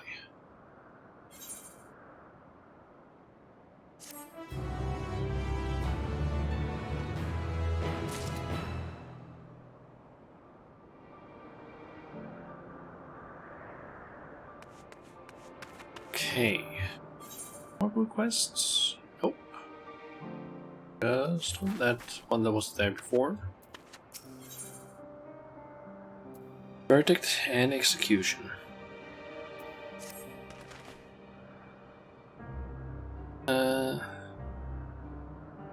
An also brief interlude perhaps, but it is time to attend to my next task. As Emmett Selch and Hylodeus are aware, we reached a verdict regarding the fate of the Lycaonis. How do you pronounce that? 7 were created for observation, and all 7 must be unmade. Doros has followed the correct protocols, and as Chief Overseer, I can find no fault in his judgment. The Lycaonis disrupt the natural order, ravaging and consuming other species until they themselves starve and perish. They cannot be released into the wild, and they cannot be allowed to remain here in Elpis. I intend to petition the Bureau of the Architect to have the concept preserved as a restricted purpose hazardous life form. Hylodeus has pledged to support me in this endeavor. Yet, whatever the Bureau decides, the existing Lycaonis have served their purpose. Doros has already isolated creatures and is preparing to carry out the necessary measures. I will join him forthwith. It is my duty to witness the conclusion to the study. Resolved. Then we have but to accompany you. Of course, let's be off then. We return to the main isle.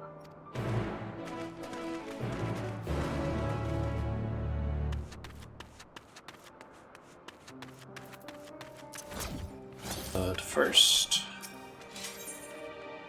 you and the Galia Rose, or how you pronounce that? Gallicat, basically.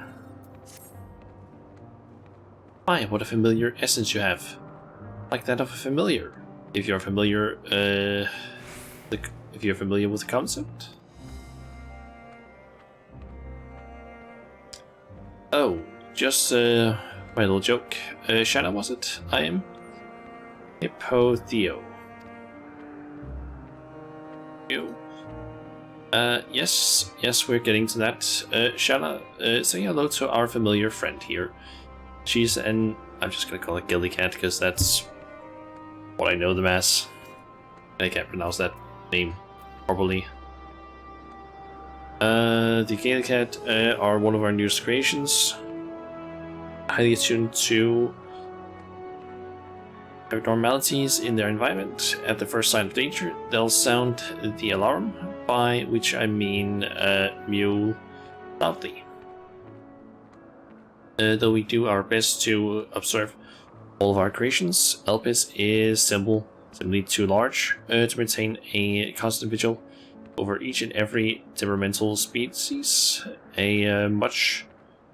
A more efficient means of detecting conflict between creatures was in order. Thus, I've taken the cat under my wing in to further develop her capabilities in this area, and she does enjoy our little walks. This evening, we are testing her ability to pinpoint sites of conflict. Would you like to observe? And tell her that task has begun, and she'll do her utmost to locate disruptive creatures. Please do subdue any unruly subjects once you found them. We can't have beasts running amok. Okay, follow the... Okay, so just follow and don't fall behind.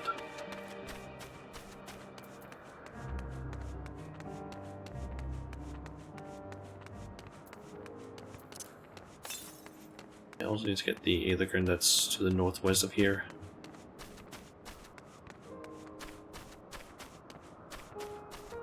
Just around here, basically.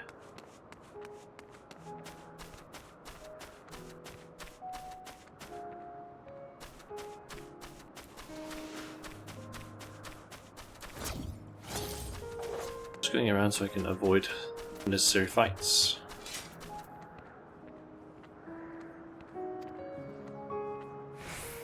It got allergic to two nearby creatures that are facing one another down and looks at you expectantly.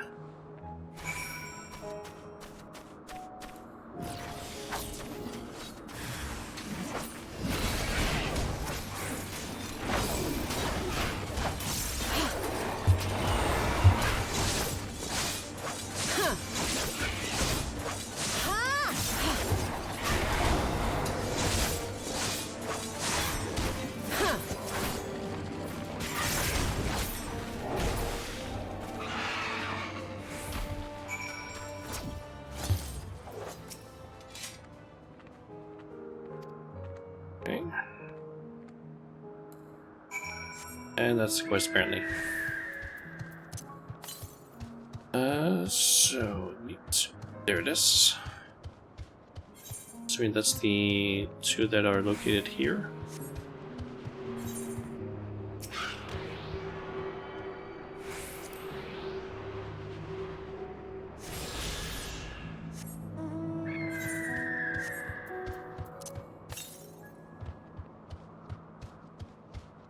Northeast, so that's up on the other island.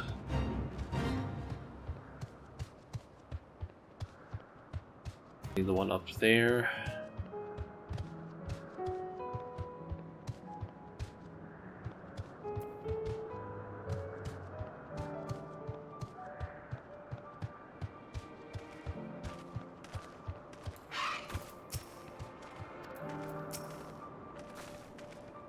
Seems quite content, but in the name of science, what were the results?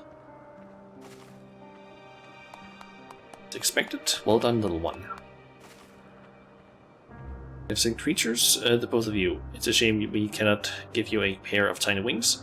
Well, too, but it's against protocol, I'm afraid. The Gila cats are enchanted. Enchanted with theirs at birth, so they are able to acclimate properly. I'm certain you have your own unique properties or potential to rise to. However, in fact, why not join us for another phase of testing? No, I'm not gonna do that. At least not currently.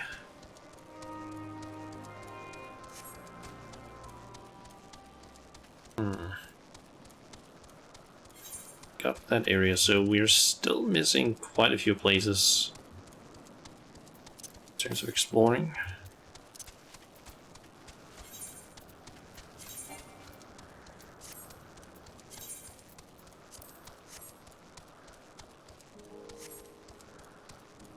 Okay, there's Doros.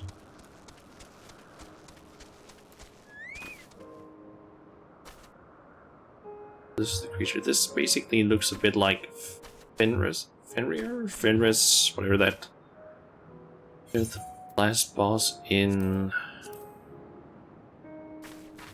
and the last boss in Snowcloak. It kind of looks like that, just with a different skin. In a way.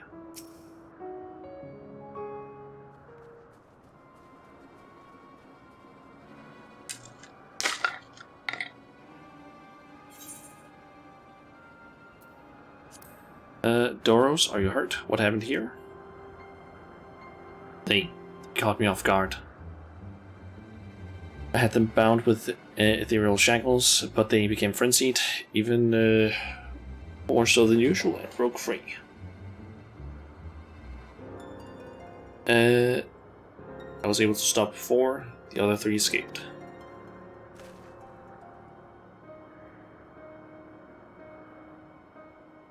See. 2 of them taken to the air above the 12 Wonders.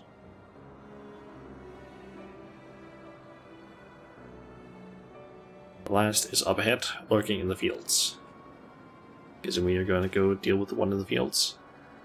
You can try to handle that one. The pair in the sky, you can leave to me.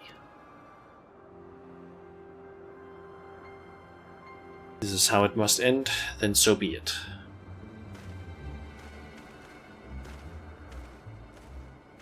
I will render assistance to Emmett Selch. Unneeded though it is.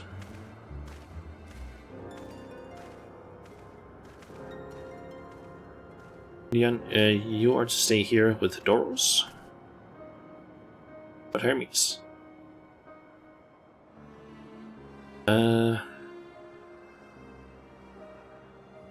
The Lycanos must be reverted.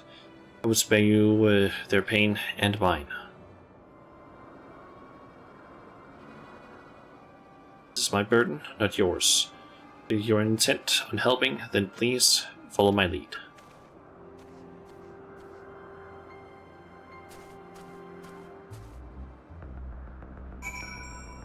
See if there's any updates regarding the text-to-speech thing.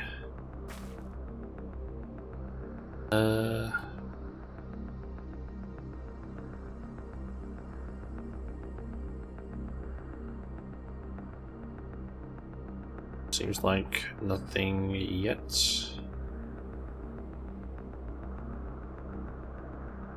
So just gonna have to keep on waiting, I guess. Okay, go and speak with Hermes then.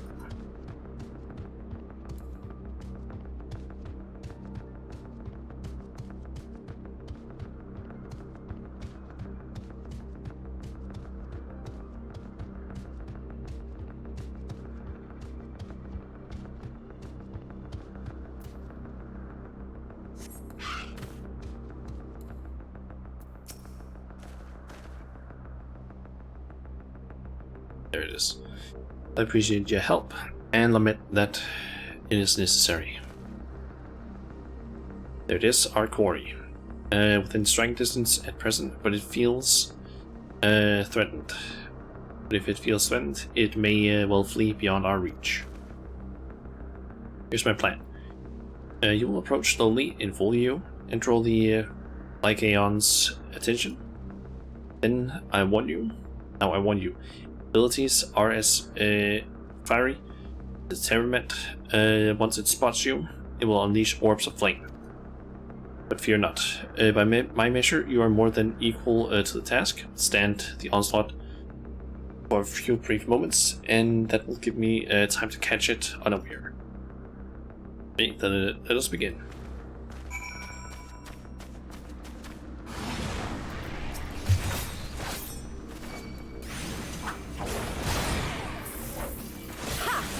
Just fireballs.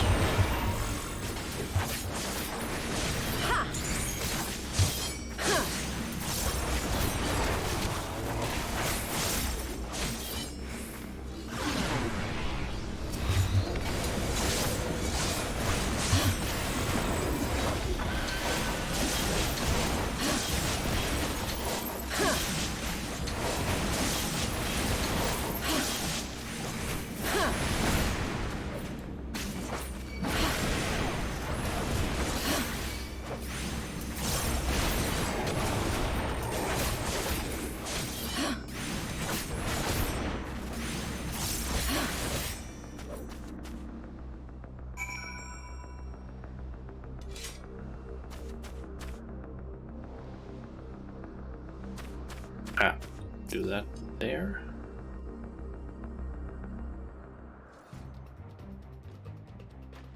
That looks like a voice cutscene. Now.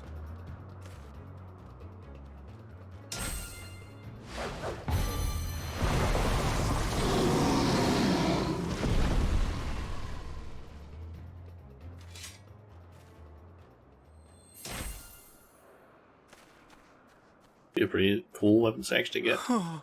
Zapiat. Forgive me. Please, forgive me. May you and your kin find peace. Wherever your souls may drift in the underworld, may you find tranquil seas.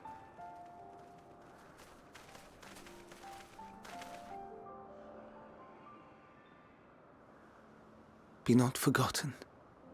In concept endure, to reclaim form and one day live again. Serve not the star, or any purpose save your own. Live again, if that be your desire.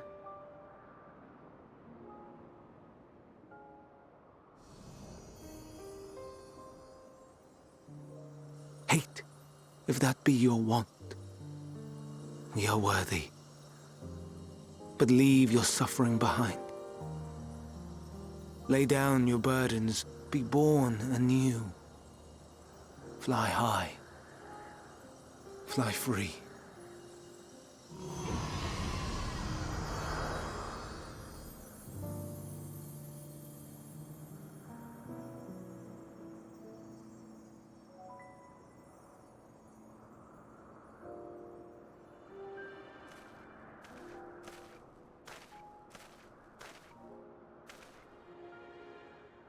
Join the convocation, Hermes.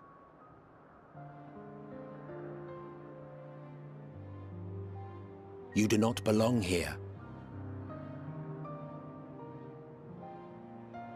Leave to replace another.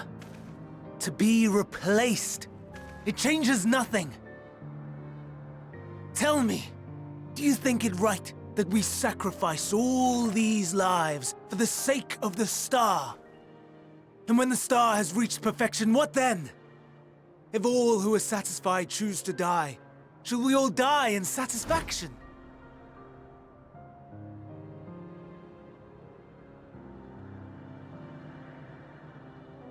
I do not know.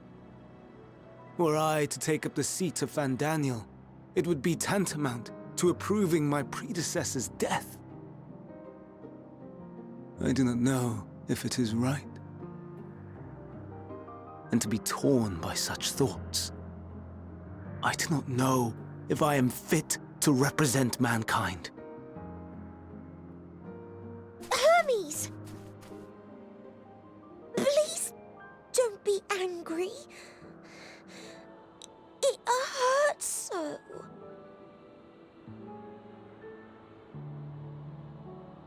Forgive me.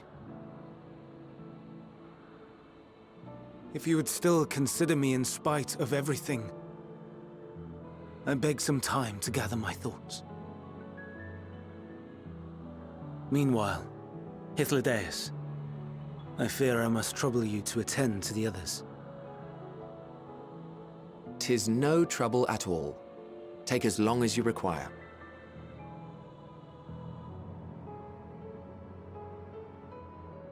And you, my friend, I pray you find that which you seek.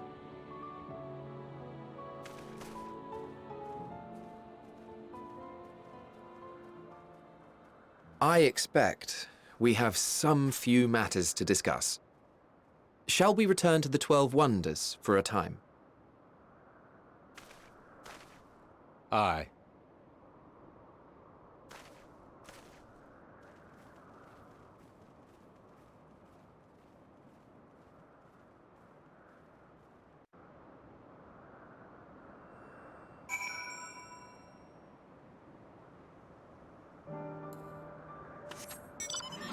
We just moved here.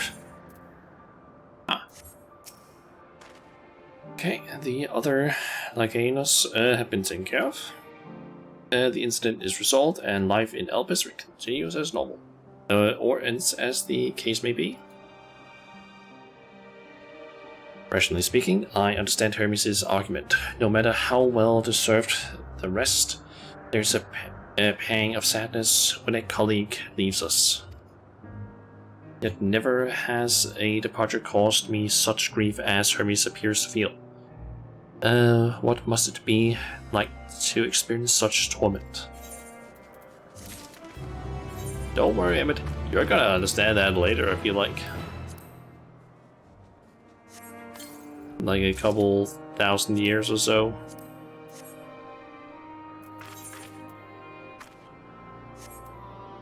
Let's just quickly update that. Travelers at the crossroads. Where to now? If there is anywhere you would like to visit before we leave, I would be glad to show you there, or show you the way. Hermes has not yet outright refused his position with the convocation. Merely postponed the decision. As such, I may as well resume my assignment. If we cannot accompany him, then I will content myself with questioning his colleagues. You're the pragmatist. Then allow me to remain a humble guide. What of you, Shanna? Will you continue along with us? Wonderful. Our fellowship travels on unbroken. I say we explore another part of Elpis and see what new encounters there are to be had. Would follow me? We will first head back towards Neknorsis.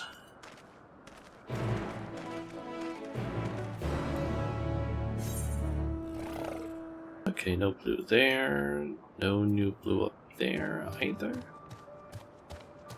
So I'm guessing maybe up to this place. So if we base off this, there is this place up here and there, but this would maybe be more likely area that we're gonna go to.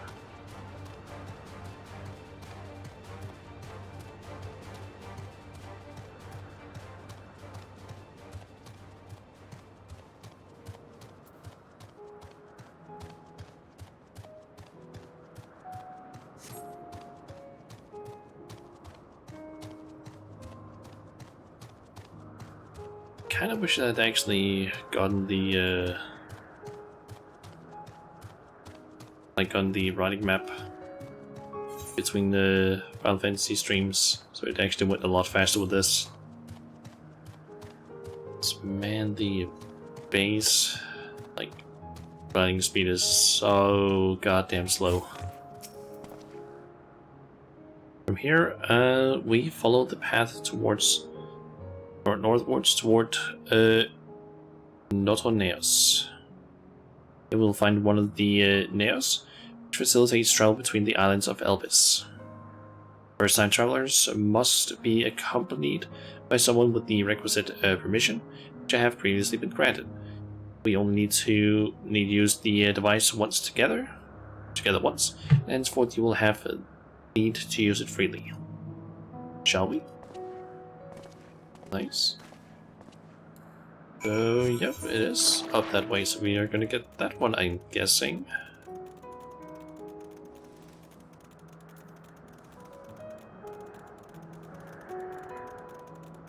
I don't remember if there was actually another one of those sort of crystals over here, because that's based on the top map here. That would be what I would assume that one of those crystals would be. As well, unless there's some way to basically get over to these from this one. Here we are. Notoneos. This Neos will take us to Calimelius Sephiros, the western island. That's it right there, looming large over us. Sit this way and we can soon admire the view from above.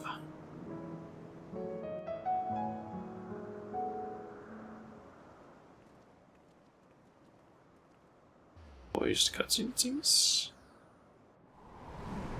Perhaps.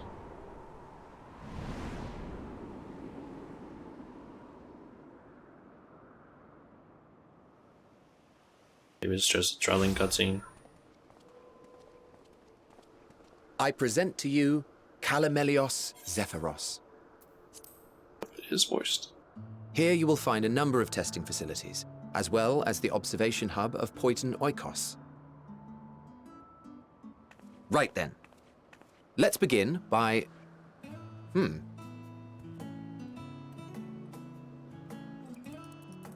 Well, well. An Arrhaeus. How delightful.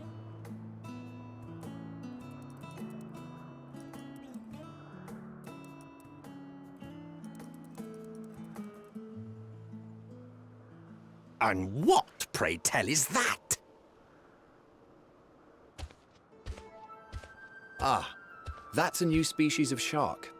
We approved the concept but a few days ago. That thing is fucking huge. Sharks are among the most popular sea creatures. Rare is the day when someone does not submit a new concept. At first, they were largely orthodox, consideration given to such things as size and environmental impact, and then a whimsical someone thought to bestow it with flight, another superior intelligence. And then the floodgates burst, concepts with multiple heads, or arms and legs, and so on and so forth. It was getting absurd. A part of me wanted to tell them to go away and find something else to create, but in the end, I couldn't deny their passion. And here we are.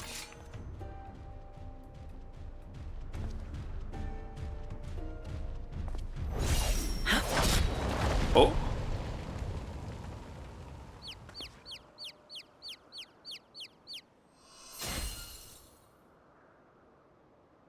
It's her. That was too close. Her? Are you unharmed? Well now, if it isn't a pair of familiar faces.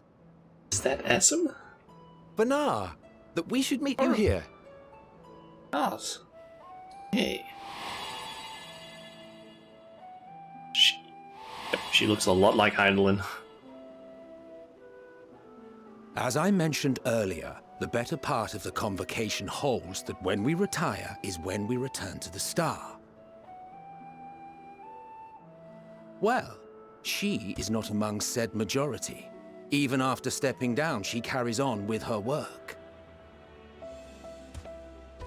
Vanar is her name, and she is the previous Azem. Oh. Oh yeah, because that's the title. It has been a while, Hythlodaeus. You look well. Less so, Emmet Selk. I dare say the lines upon your brow have both deepened and doubled in number. A shame for one so young. You must make an effort to frown less often.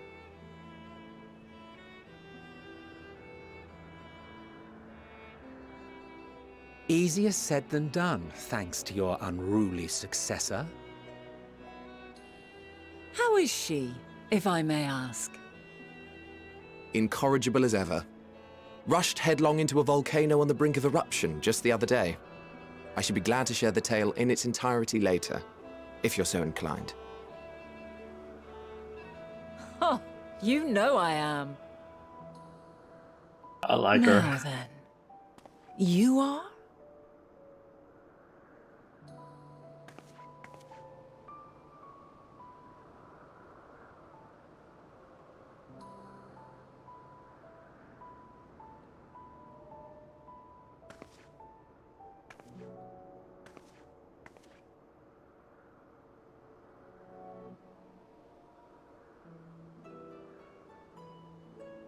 I say, have you perchance come from the future? How did you know? I do not believe we have ever met, yet I sense my magic upon you. Therefore, if I wove the enchantment, I could only have done so at a later point in time. Makes sense. What manner of magic is this, if I may ask? A traveler's ward, of course. It prevents the corruption of one's ether.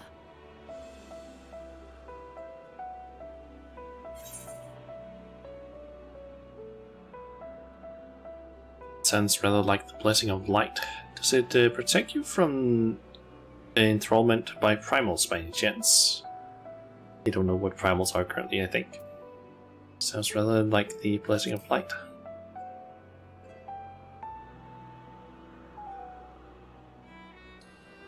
I see you are not ignorant to its presence. And while there are many protective spells, the one you bear is unmistakably mine. Hold on. From the future? That's absurd.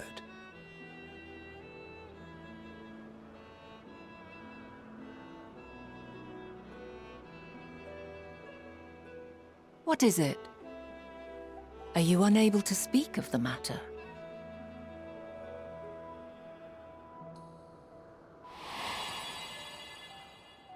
The reality to which you must return exists as a result of the final days. You cannot reshape the past to undo the tragedies of the present.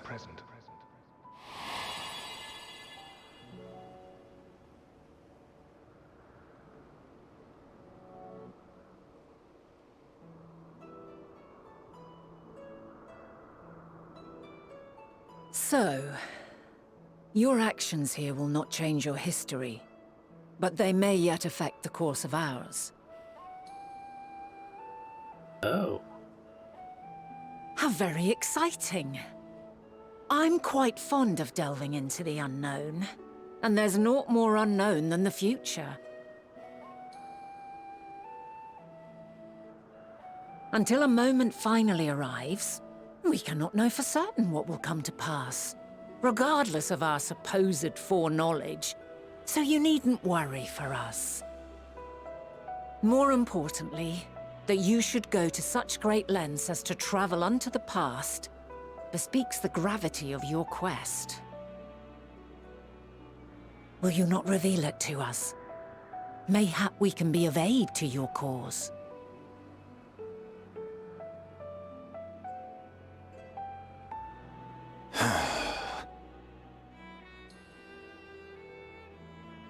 If this is true, then you've been keeping quite the secret to yourself. As a representative of the Convocation, I will hear it all.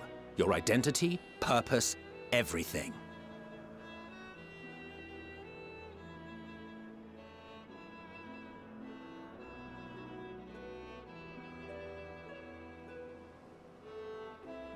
Why don't we move to a place more conducive to calm conversation?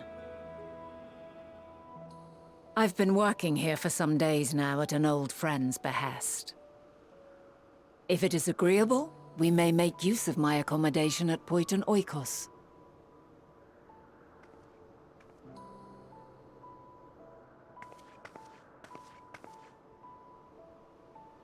We were meant to meet. I am certain of it. Else I wouldn't have marked you so clearly and sent you unto myself in the past.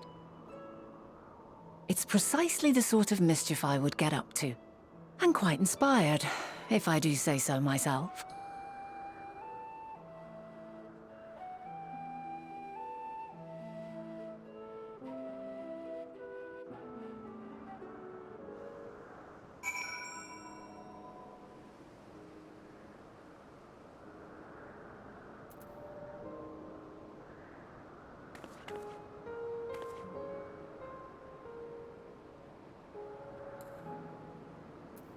There we go. I just had to finish up chewing on some ice that I had in my mouth.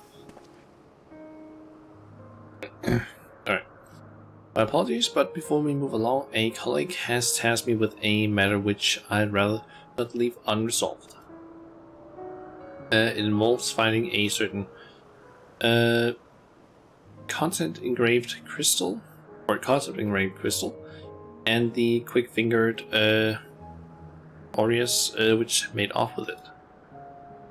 Aureus to say, I think we might have seen the culprit before being distracted by that business with the shark. Would you like us to follow its ethereal trail? That would, of course, lead us only to the Aureus, and there's no guarantee that it hasn't dropped or stashed away in the crystal you seek. Yes, even that much would be enormously helpful. While you are hunting down the thief, I can fall behind and scour the forest floor just in case. Could I ask you to join the search? I would appreciate another pair of eyes to cover the land to the west of here. Thanks. There is a small bridge leading to Intes Oikos. Let's meet there once we've exhausted our efforts.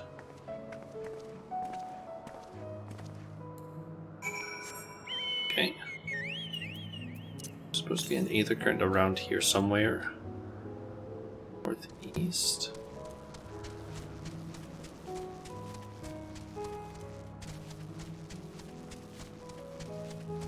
There it is.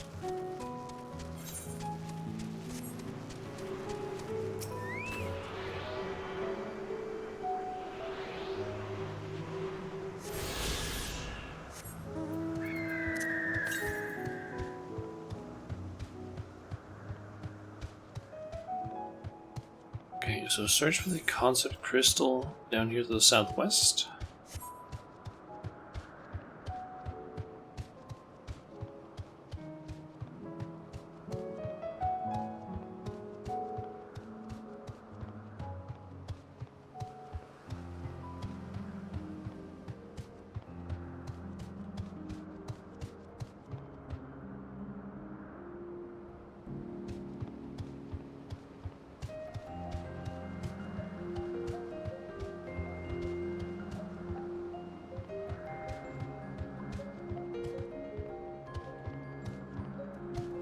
There's something down there.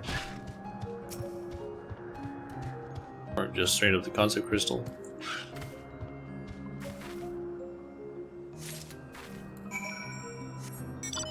Nice. And then go back to Vanat. Or not. How you pronounce her name?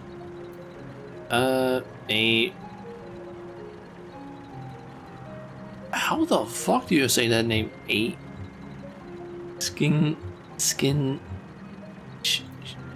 Scintillating, I don't know, how the fuck do you pronounce that name? Scintillating crystal, on which is stored some manner of esoteric concept. Like, the rest I can understand, but it's the second word that I'm just like, scintillating? The fuck? Our last searcher returns. I'm afraid the Aureus no longer had the crystal, or was able to find it as I followed in its wake. Don't suppose you fared any better? Actually, we did. Crystal, well done. Wonderful. Now I can focus on your tale without that missing concept nagging at my mind. Have you always had a knack for finding things? I've often been asked to do that, or to do so. Traveling and searching go hand in hand. Yeah, let's go with that one. Travel often then. Seems we have something in common. Long ago, when I helped the Seed of Asim, I was forever trekking back and forth across the star in search of answers to people's problems. Naturally, the need for such journeys has lessened considerably since I entrusted the position to my whimsical successor. Yet I am still eager to come running should an old acquaintance or new interest require my personal attention. There's someone on the Enter Mountain that just flew across. That is what brings me to Elpis. In fact, many times has my presence been requested. My opinions sought concerning the habitat of this or that creation. Agreeing to help locate that missing crystal was a minor distraction, which now promises to become a major revelation. How strange and wonderful it is, the way one thing leads to another. Wouldn't you agree?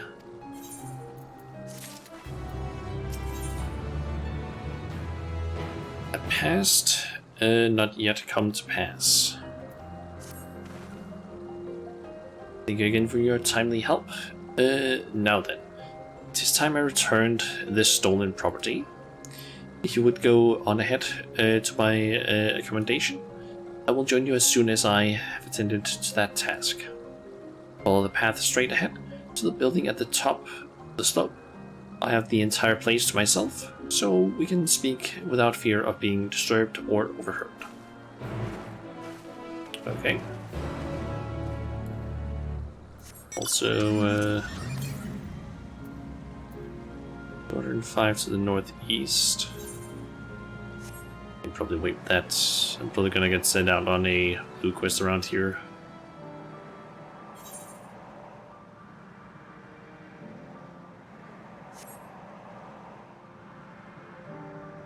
And can we use this right away? Ooh, elementals.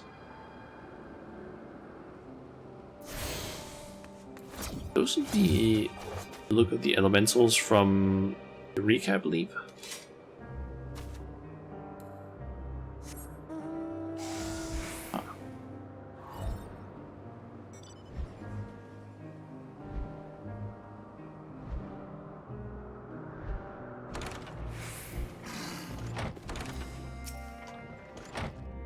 Welcome to my temporary abode. Please make yourself at home while I put on some tea. Close to cutscene. Seem appropriate. That is almost certainly a voice cutscene.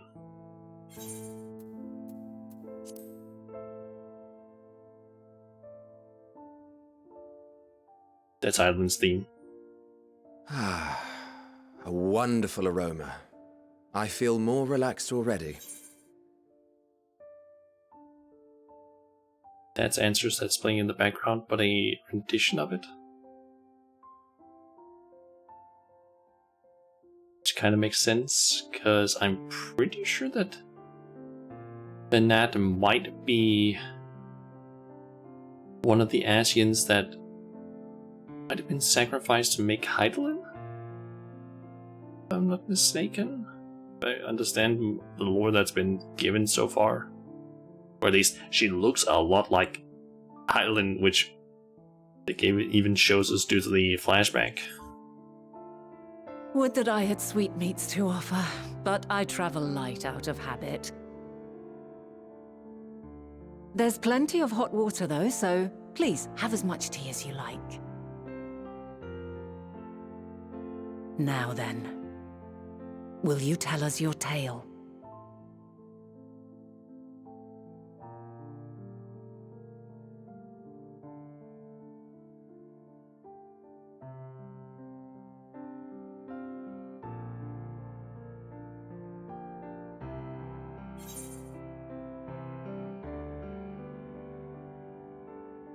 In the future I came from, a calamity called the Final Days has befallen the world. The world has been sundered, broken into shards. Mankind is being forced to flee the star.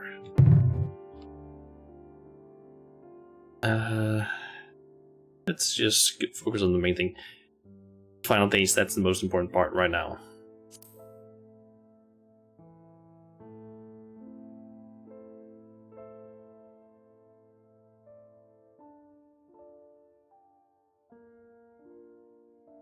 Why don't you start from the beginning?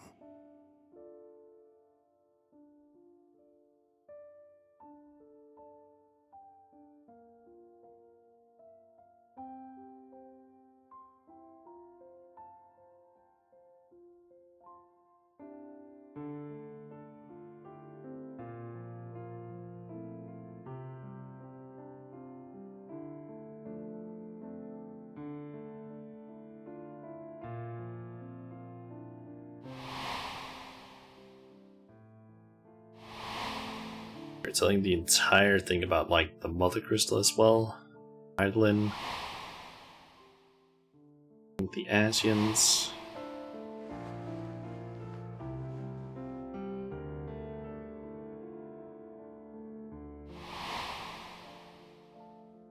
Stuff regarding the first.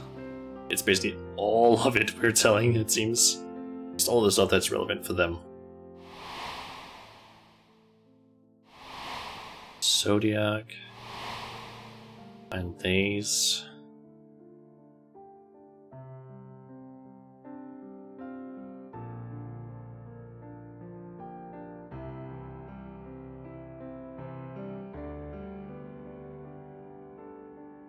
Preposterous! Utterly preposterous!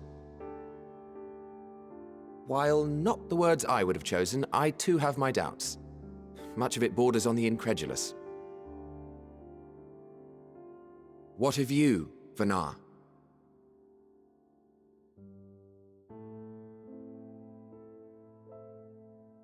Not knowing the precise details of the first final days, it is difficult to determine the veracity of the tale. Supposing it is all true, I must ask myself why I would do what I did. Why would I feel I had no recourse but to oppose the 14 and create this Hydaelyn? Circumstances change, of course, but it would not have been an easy decision regardless. No, there must have been a reason. One compelling enough to force me to take such drastic measures. Then there is the Elpis flower, which I said would serve as a guide. That it's of import to your mission is plain, but your presence here leads me to believe that this place also holds significance. But what could it be? What are we meant to accomplish? Might it not be simply thus? In the future, whence she came, the final days could not be averted. Mankind has no choice but to flee the star. By alerting us to that eventuality, perhaps you wish to pave the way for other futures. Theoretically speaking, it is a possibility. Yet if that were my primary objective, I see no reason to guide our friend to Elpis specifically. The capital and Amarot, or even my own home would be more logical destinations.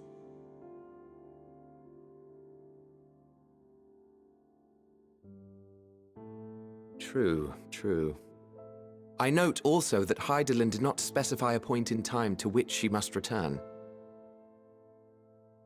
By this, it may be inferred that it was not critical that we should meet. Alternately, she had reason to believe that our paths would converge, coincidental though it may seem. This is quite a puzzle, and we do not have all the pieces. Hardly any, but we do have one immutable fact. If the final days are indeed as described, they will bring death to all that I hold dear. Yet despite being afforded long years of preparation, the only provisions I could make were for flight. Nay, my first and foremost endeavor would be to find a way to forestall the coming doom. Given that even the 14 failed, mayhap you deemed it impossible. Nothing is impossible.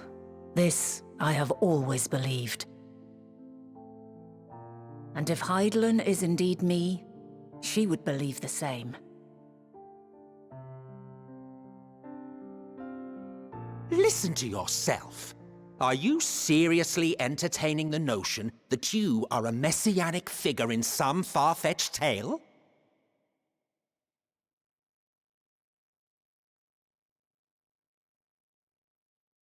Well, I will not.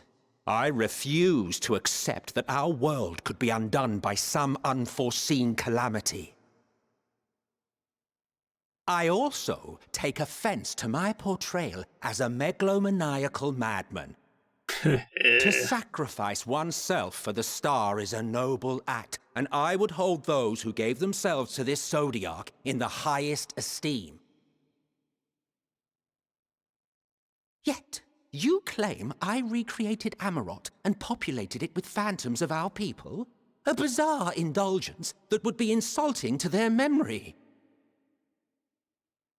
Worse still, I even invited you there. Literally invited my own downfall. Why would I do something so idiotic and inexplicable?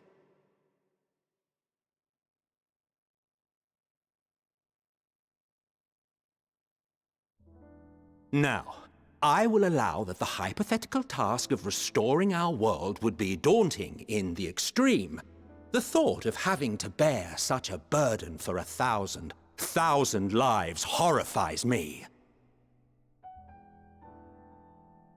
But I would never forsake my duty. I would never forsake my brethren.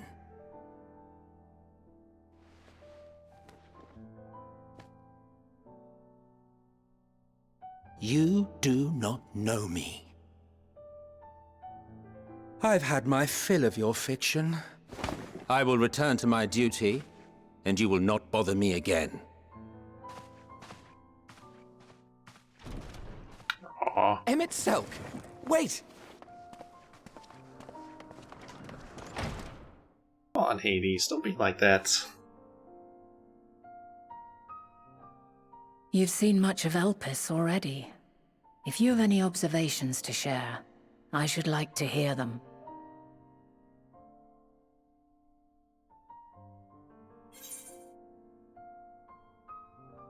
Dynamis is the key, or is key to all of this. Hermes and Meteon is somehow involved. Still trying to make sense of all of it. I think Hermes and Meteon is probably what's best clue.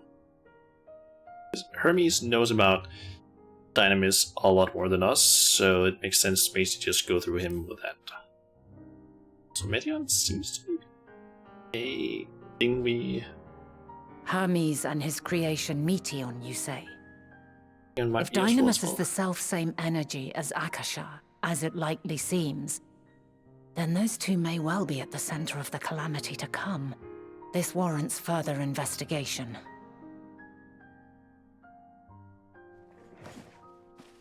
With that settled, tis time for action. The missing pieces of the puzzle are here, I'm certain of it. And when you find them, the picture my future self has painted will be complete, and you will have your answer. And suffice it to say, I will aid you in your quest.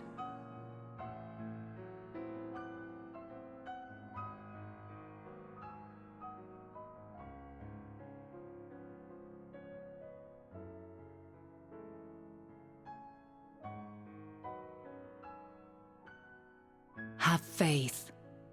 If Emmett Selk is the man Azum described to me, we've not seen the last of him.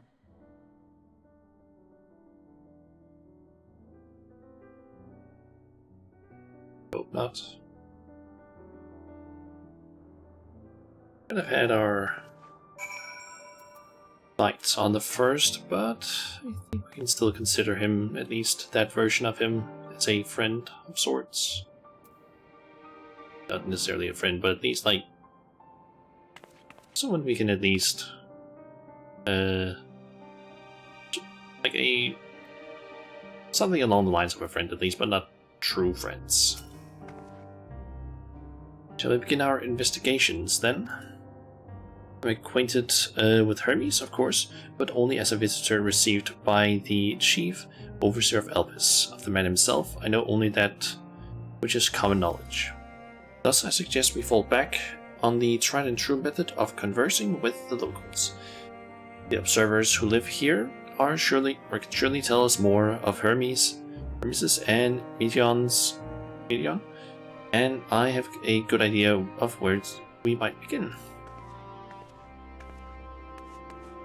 Okay, and we get several quests around here, but no blue ones. Oh well. We might unlock some a little bit later, I'm assuming.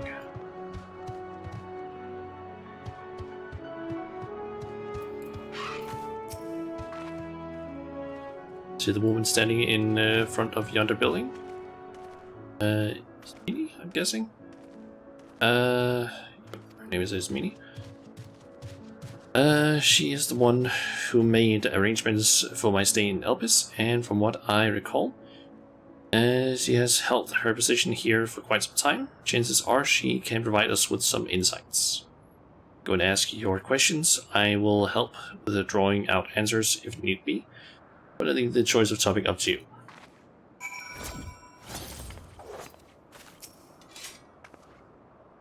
Questions for me?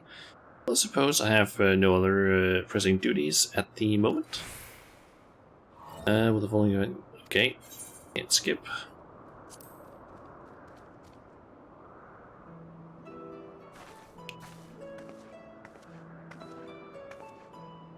Greeting is me. Oh, I need to make sure that I don't have that on. Greeting is me. It's Meanie. My friend here is desperately curious about Chief Hermes. And I was wondering if you might indulge her. Certainly, Mistress Vanna. Anything to be of service? We wish to know. What kind of person is Hermes? What are Hermes' interests? What kind of person is he? I can only answer from my own experience, but describe it as a quiet man, reserved, you might say, and occasionally somewhat poor with his choice of words. His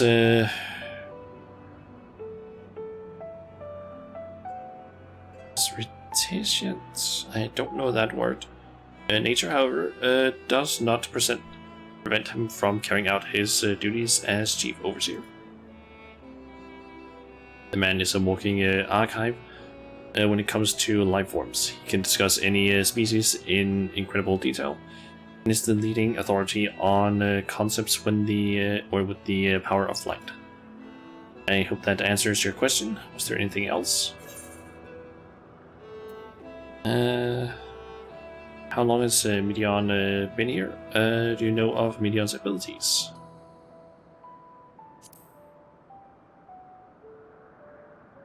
It's no secret that she is a highly unusual familiar. Late, the chief often makes his rounds with her, like a mother hen raising her chick.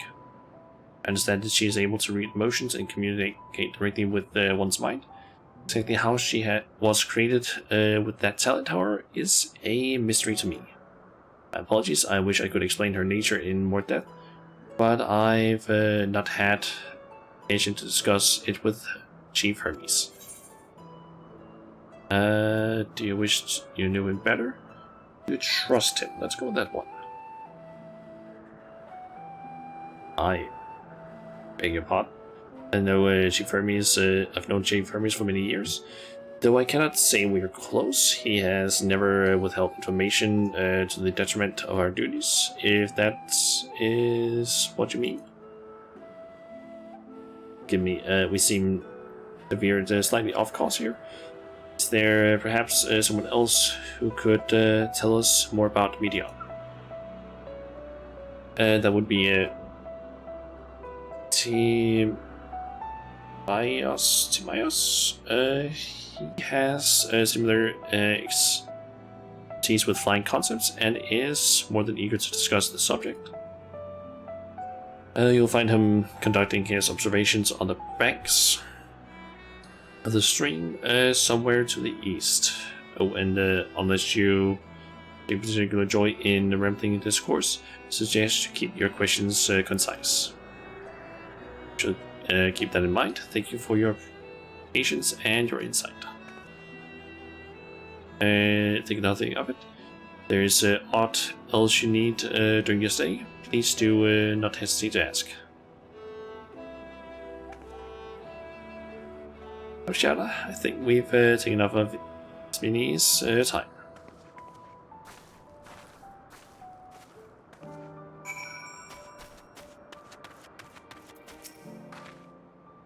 Investigation is off to a fine start, wouldn't you agree?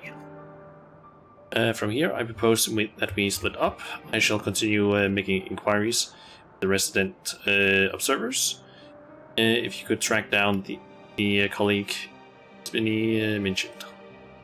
While I did feel compelled to detect once or twice during that previous conversation, you seem more than capable of drawing forth the answers you seek. All I ask is that you watch your footing around the stream. We can meet back here once you've finished speaking with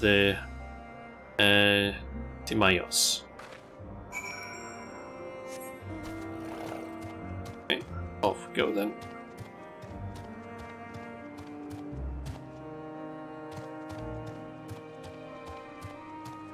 Assuming it's that guy over there.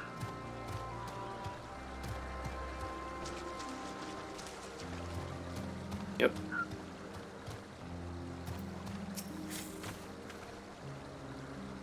Yes, I'm Tiamios, but please keep your voice down. Startle the birds. Okay, skip, yeah.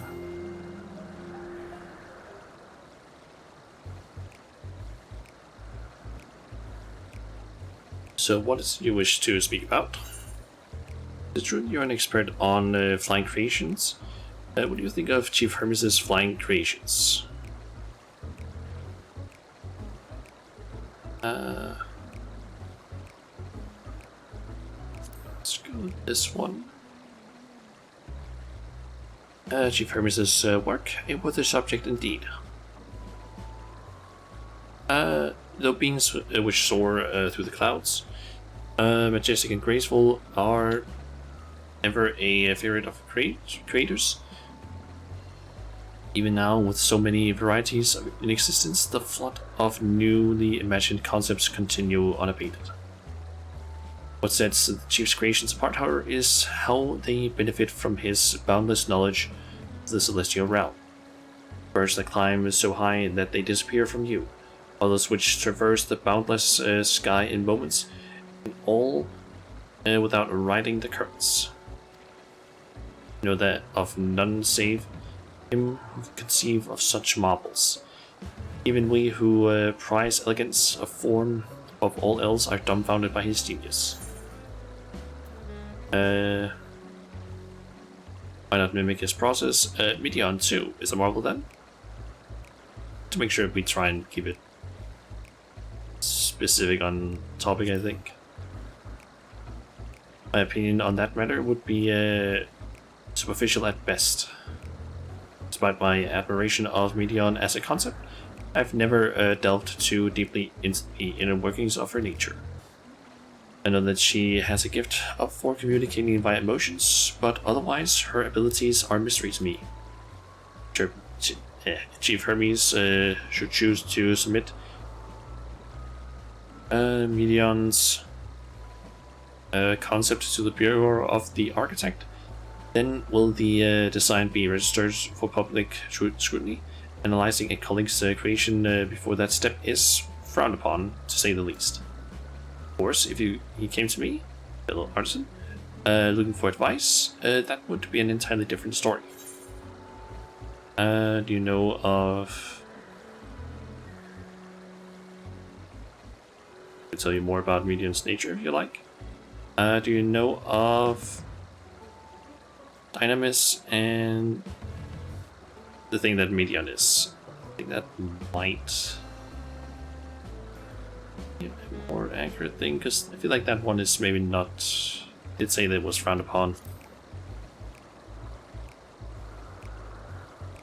Those things... Those terms do sound vaguely familiar. Was there not a flower made here in Elpis which exhibits properties of one or the other? Must have been centuries since I last heard anyone speak of such things. Has there been a resurgence in interest? Then why bring up the subject? I'm flattered that you sought my insight, but I cannot afford to neglect my duties for the sake of idle chatter. Now, I really must return to my observations. You really have your own tasks to attend to. Okay, go and speak with Benat again.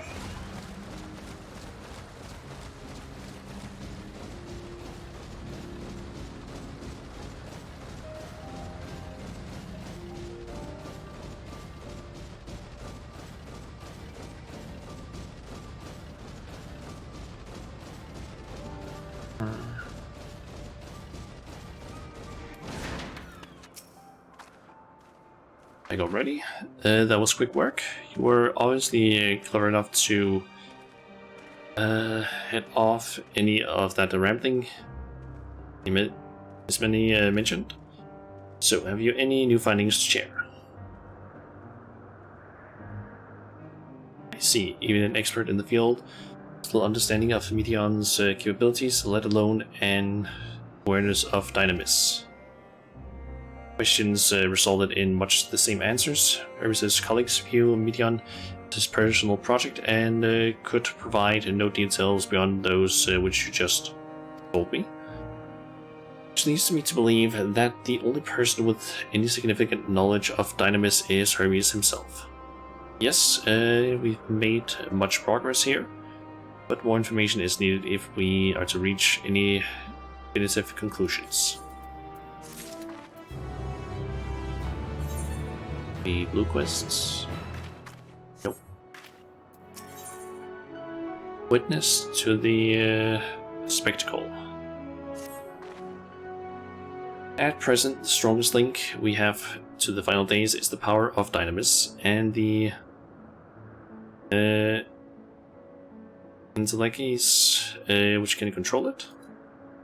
Yet, most scholars are only vaguely aware of these terms, let alone study them in any depth, except for Hermes, it seems. Thus, I am inclined to stay our current course and learn all we can about the Overseer, or Chief Overseer, and his familiar. And on that subject, was there aught else of note you can tell me about Medion, aside from her unorthodox method of communication? There are more like her. She has sisters. She and her sisters were created to journey to the stars, search for intelligent life.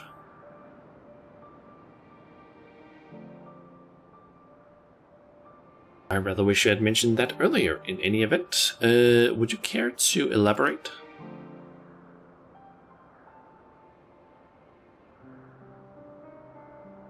So these siblings of hers now travel the great expanse in search of deeper meaning. Thank you. Though the mystery at hand remains unresolved, I feel you've touched upon a vital clue, one we should keep in mind as we continue. Next, I propose we take ourselves to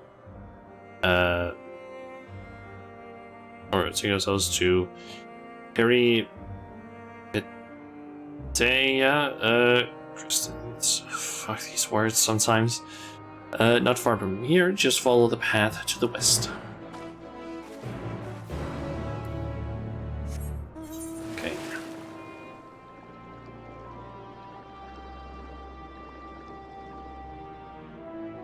There's a fatter cat down there.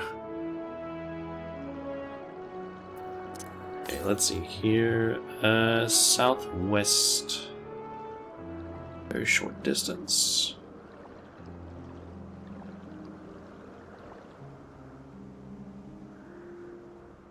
Can't jump up that.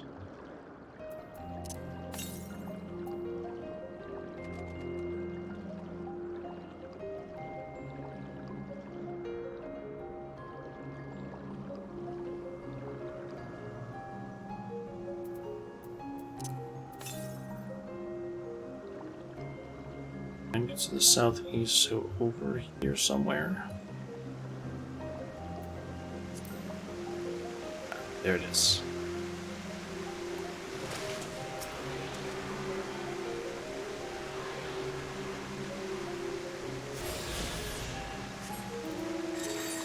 How many are we up to yet? For now, we have 3 left in the overworld, and then 3 from quests. 2 from blue, 1 from SQ, I'm guessing.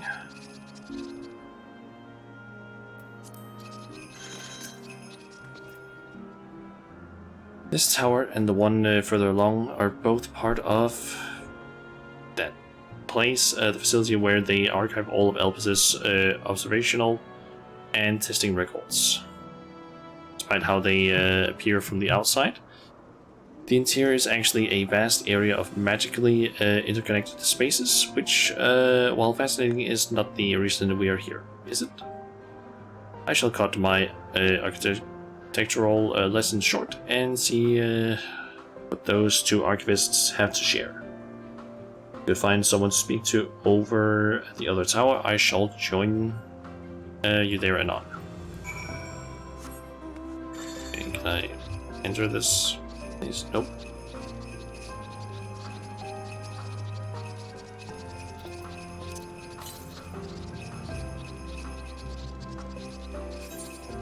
Hold on, what? Southeast. Is there might be one down here? Guessing.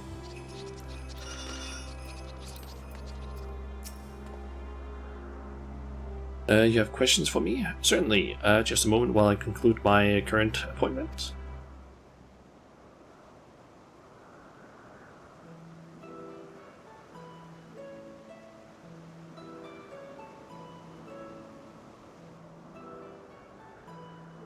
Indeed. So if you could provide a comprehensive log of those behaviors, we should have sufficient data. We should have sufficient data for official records.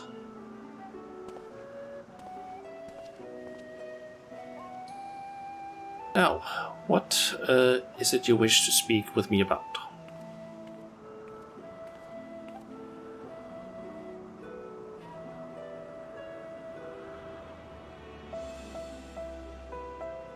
The Chief Overseer's personal research project, and by that I assume you mean a Meteon? Such undocumented studies are difficult to track. After all, hardly a day goes past without seeing a researcher trailing by one creator or creation or another. Creator cannot tell you exactly when Meteon appeared, only that she now spends much of her time at Chief Hermes' side. Although I do recall an interesting tale my dearest Galini shared with me.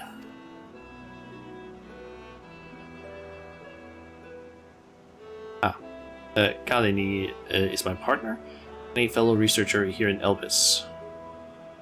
She was returning late one night. She caught sight of Chief Hermes' sending Meteon Heavenward. Heavensward? Hosted them. Several days she would speak that scene with wonder, describing it as one of the most beautiful spectacles she had ever witnessed. Sounds like a story I should like to hear.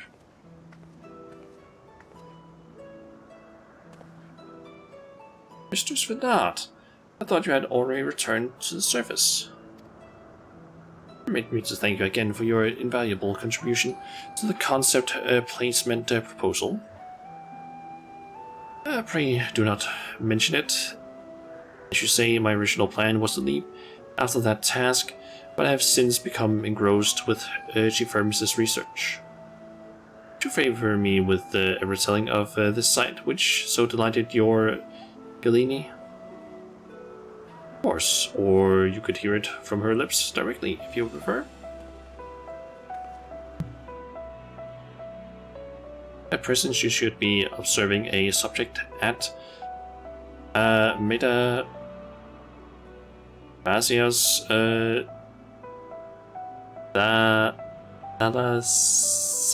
Thalasai. She does enjoy her time up there, watching the sea creatures hunt and play, gazing upon the salty waters of the world's oceans, recreated such sublime detail. I imagine you must find a similar joy in indulging your boundless curiosity, Mistress Venat. Even though such pursuits may continually regretfully delay your return to the star. Indeed they do. It is a rest well-deserved and long overdue, I should think. How greatly have we proposed the wisdom you accumulated during your travels, or how greatly have we prospered for the wisdom you accumulated during your travels as Asim. And what would Elpis be without your earlier academic work? Theories you developed served as a basis for many techniques still in use today. Man is a creature of contemplation. None embody that nature with as much enduring passion as you. I dare say there is not a soul alive more worthy of a return. Shall rejoice the day you depart on your final journey. I will be honored. Well, shall we take this opportunity to speak with Galini in person? Then allow me to reconfigure the door to the archives here. We'll take you up to the Skyway and spare you the need to avoid hostile concepts on the ground. That would be most helpful, thank you.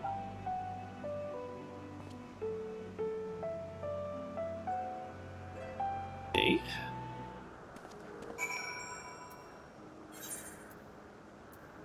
So is that gonna put us up on that path, I guess? Ah. I've opened the path to the Skyway. Once you pass through the door, simply walk straight across the next tower. As for admittance to the upper tier. Upon arriving at the upper tier, walk straight across the Skyway and you will find yourself at the entrance to Metapaseos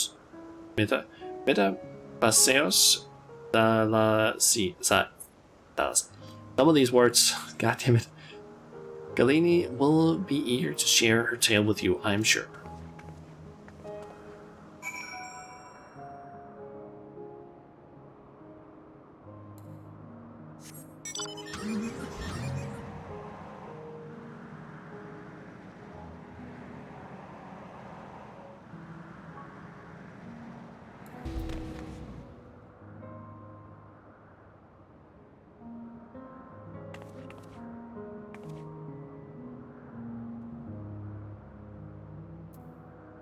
There's a little bit of the trailer music in this area's music. I feel like I hear notes of it, but I'm not really sure. Mistress Vina, still passing through, or just passing through? Then allow me to prepare the path. If you need further assistance, there is always an observer or two out on the upper Skyway.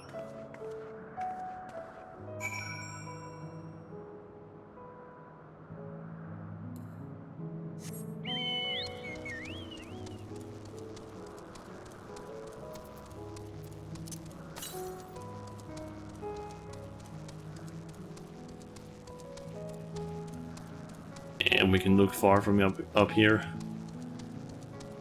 There's some sort of plaza or something down there, and sort of water area, I guess, a lake. There. Mistress Vina? I was not told to expect. We would have heard an official welcome.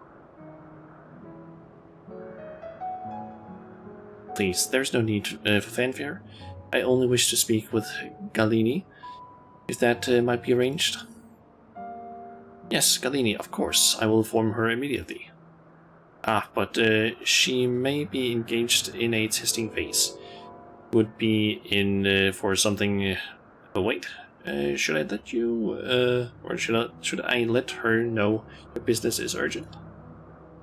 That won't be necessary. This lovely view will keep us occupied until she is ready to receive us. Which cutscene, perhaps, in a bit.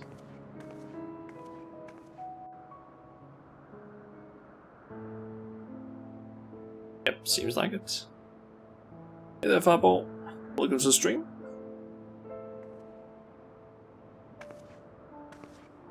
And there's answers again. A delightful breeze. And a breathtaking view.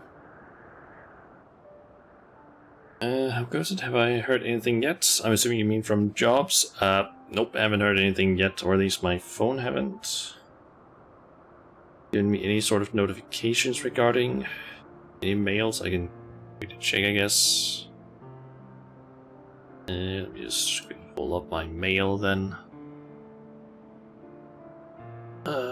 But it would be nice if some of these jobs would send me a message like the one that I sent in mail to a week ago. I kind of understand why they might not have replied yet, but there's one of them that it's 12 days ago, and they specifically said in their like in the like job description or the application that you could read that, hey, yeah, they basically said something along the lines of, yeah, we want you to start as soon as possible, which to me basically indicates that it might be an idea to basically reply to people fast if you want people to join quickly. But I've heard absolutely nothing from them, and it's been, yeah, 12 days now. That's a little annoying. Give it 14 days, then call them and tell them what, mate? Could do that. Yeah, I mean, there is still potentially like, I don't know, a few more hours, maybe like 2.5-ish hours in which they might still like contact me, but yeah. I hope at least I get contacted in some way, but I will say if it ends up being a situation where I don't get contacted by them until it's like a month later, I'm gonna be like, why the fuck do you write that you want people to start quickly if you're not gonna, like, I don't know, get people, like contact people? Shows interest in the job if you call them, but none of that. Your day. How has my day been? My day has been fine so far. Woke up, made a big brunch, I guess. It's just eggs and sausages, and some tea. And then I've basically just been playing some Final Fantasy since then. We basically just been doing some more questing in more of the MSQ, doing some more stuff on Elpis, and we met Vena, who, as the game even shows in a, like, during the cutscene where we meet her, she is extremely similar to Hydaelyn, and it's even been confirmed that she is, like, in a previous cutscene, that she's straight up the person that turns into Hydaelyn, essentially, aka the kind of the god of sorts. Well, technically primal, but basically an extremely powerful being that has been helping us try and fix things. But what about you? How's your day been so far?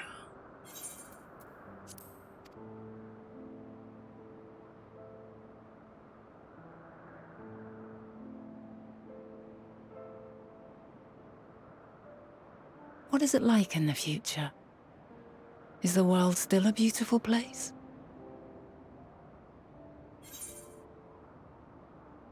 Well, brunch once in a while. Miss going out for it, and been busy in the game. From what you can hear. Yep. Also, hey there, Yuko. Welcome to the stream. Okay, let's see here. As beautiful as ever. Some parts, yes. Others, not so much. It's more beautiful here. Some parts, yes. Others, not so much.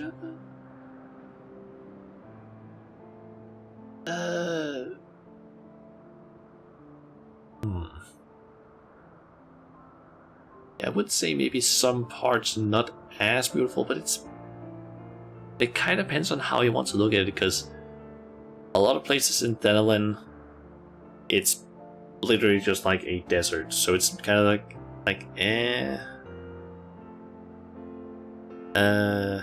but in some ways it's also beautiful in a way.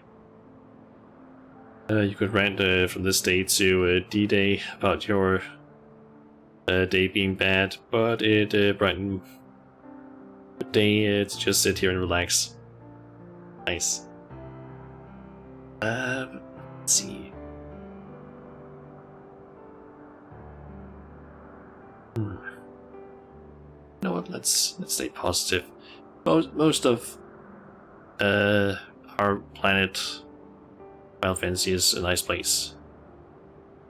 Just got home from your temp job. Nice.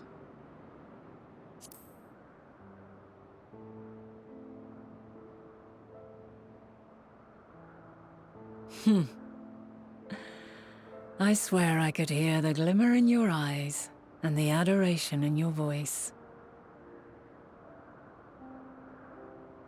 While we wait, will you not tell me about your adventures? Well, not the portentous events which led you here, but the simple delights all your own. By learning about the future world, I may gain insight into future me's plans. But more than that, I have an interest simply as a fellow traveller. Short of going somewhere oneself, there's naught more stirring than hearing another's account.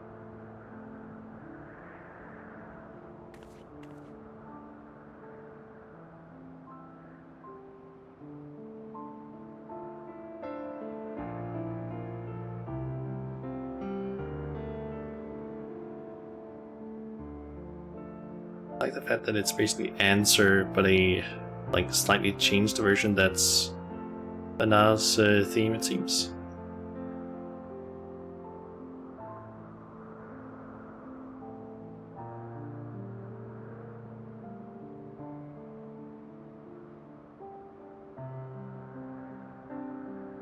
Incredible! Would that I could have been there to see it.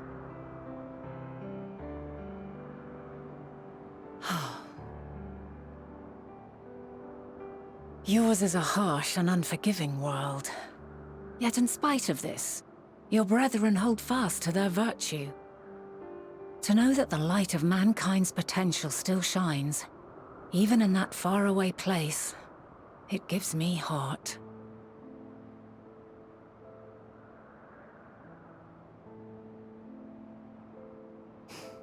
Thank you for regaling me with your tales. I will treasure every word.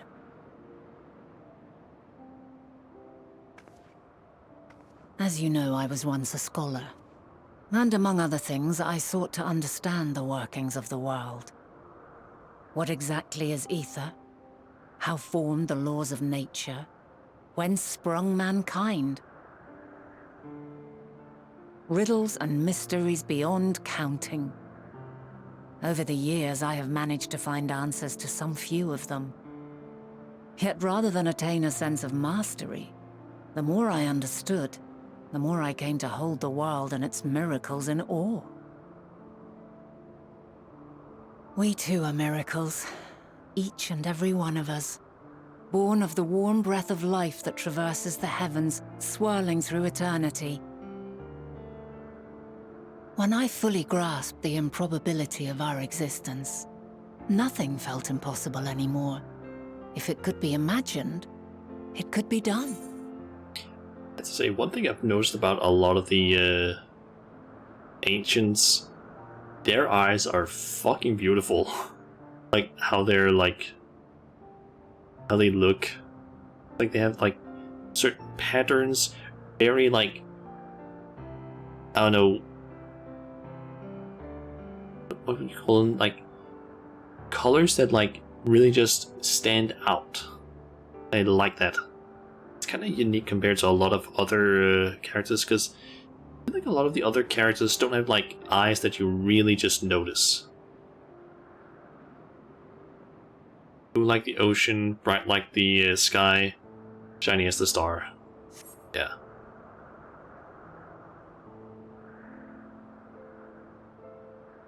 A passion swelled within me. An epiphany dispelling all preconceptions of what was natural and true. And a presence without. Immense, yet intimate. Fate, perhaps, holding us in its tender embrace. As reassuring as it was intimidating. How keenly aware I became of creation's fragility. Built as it is upon precarious happenstance. Shiny special eyes. Look with your special eyes. My brand. I've seen so many versions of that meme where it's, what I've mainly seen has been with, I think someone who made an animation of that with Mass Effect, I think. think that's the one, like the first time I saw that meme. Such a weird meme, though. I was overcome with an irrepressible urge to know the world more intimately, to hear its voice, feel its breath.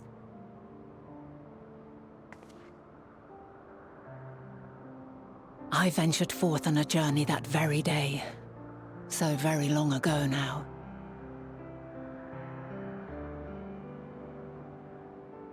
Freed from presumption and prejudice, I saw the world through a newborn's eyes. Everything fresh and new, and so beautiful. Lands that stretched on forever. Skies one could drown in. The heartbeat of nature, silent yet strong. And amidst it all a people, beacons of light and life. Laughter that warmed my heart like naught else before. They are my meaning, and my purpose, my love. And so long as they need help, I cannot return to the star. Perhaps my future self is still waiting for it. The moment she can let go and walk unto the end. Safe in the knowledge that man will find his own way.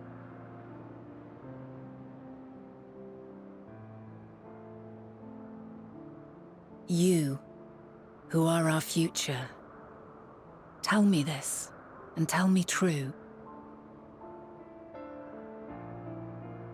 Has your journey been good? Has it been worthwhile?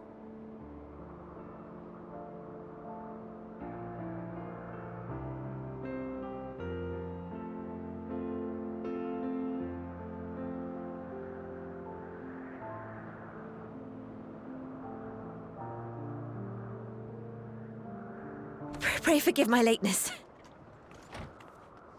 Say our answer? My observation subject was rather irritable, and it took a while to settle it down. No need to apologize. Your work takes precedence. Besides, we had a pleasant conversation in the meantime. You're too kind. Now then, I'm told you wished to ask me some questions. Indeed. I've an interest in one of Hermes' creations. Meteon. You witnessed a host of them take flight, yes? Oh, that! Yes, I did. 'Twas in the dark of the morn. I'd left the Thalassai after nocturnal observation. As I walked along, I spied a bright light climbing high into the southeastern skies. Then, in an instant, it was gone, like a shooting star, only rising rather than falling. But then another shot up, then another, and another. Intrigued, I made my way to the edge to investigate. And who should I spy on an isle to the south but Hermes and Meteon, the Metea, rather. There were lots of them, and I realized they must be the shooting stars that I'd seen. A dazzling spectacle indeed. Have you spoken with Hermes about this? Oh, yes. The sight left such an impression on me that I approached him about his mystery project the very next day. Alas, he said that he couldn't reveal anything just yet, that he needed to conduct further tests.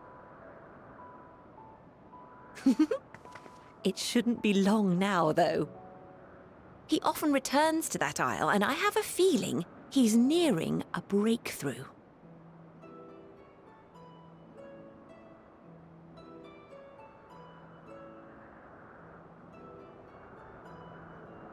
Splendid. We are likewise eager for the details. Well, that is all we wish to ask. Thank you for taking the time to indulge our curiosity. You're very welcome. It's always a pleasure to speak with other inquisitive souls. Oh, and will you be descending now? If so, I shall link the doors for you. Please.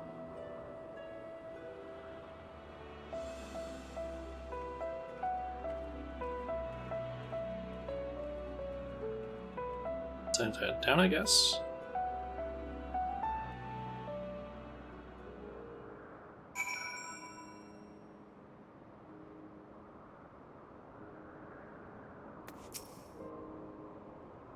So another piece of the puzzle falls into place.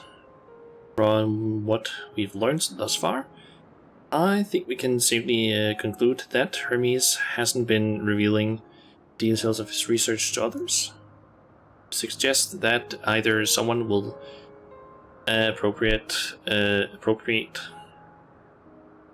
discoveries and make use of them, or that Hermes himself will have a hand in causing the final days. Since we have no reason yet to suspect the former, we should consider the latter the more likely possibility. Proceeding under that assumption, our next step should be to divine why, or even if, he might desire such a terrible fate for our star.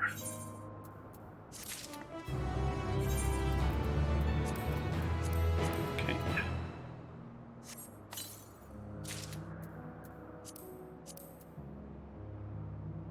Yeah, we're gonna just hide that for now. And no blue quest have appeared yet. Worthy of his spec. I should like to visit the site from which Hermes sent for the Metea. If we are fortunate, we might find some hint of what drives this research of his.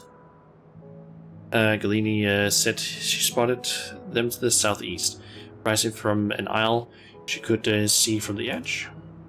If we stand at the same vantage point, it should not prove too difficult to locate the isle in question. Let's take a look, shall we?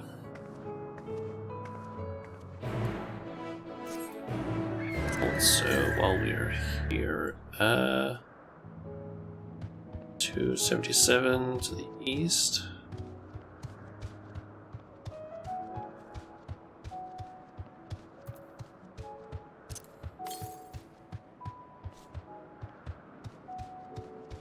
Go to the east, and there's another one of those teleporters.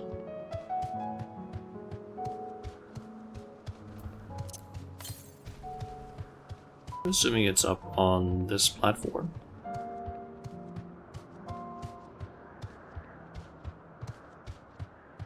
Ah, yep, there it is.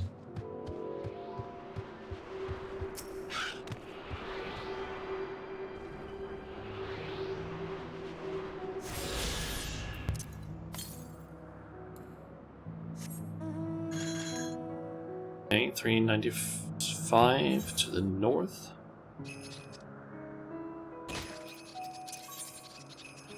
Actually, only missing two, and I do believe there is one that's supposed to be like down this general area.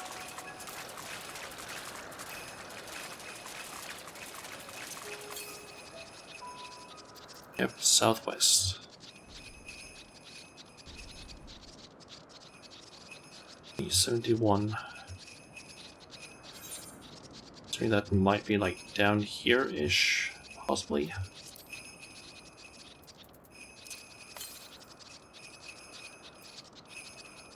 To 41.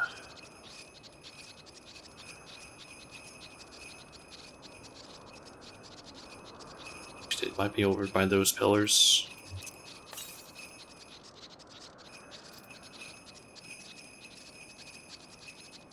I like the pillars down on the main island.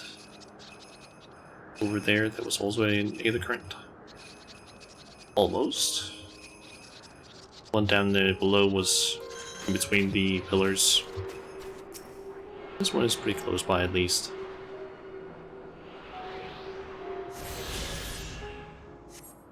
Okay, so I guess the last one, the old world is like up here somewhere.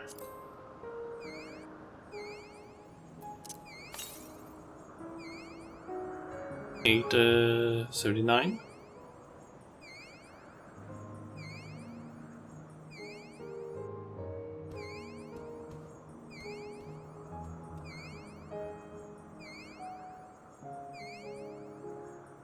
Here's the vantage point.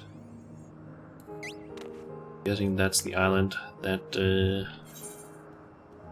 talking about. One out there. I'm not even gonna try and pronounce that.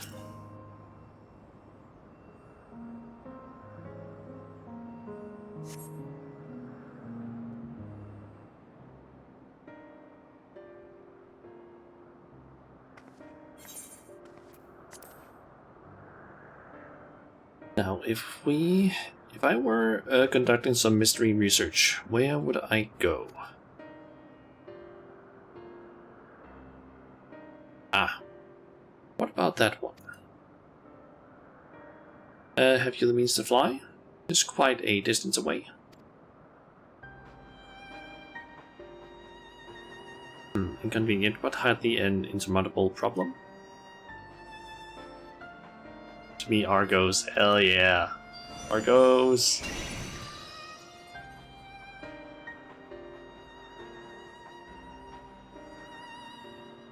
My friend, would you mind creating a double to carry Shana here over to that island?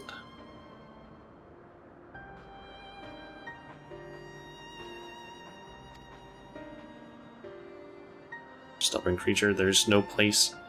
This great star we have together traveled, still he remains obstinate in the presence of strangers. Argos has rather exacting standards, I'm afraid.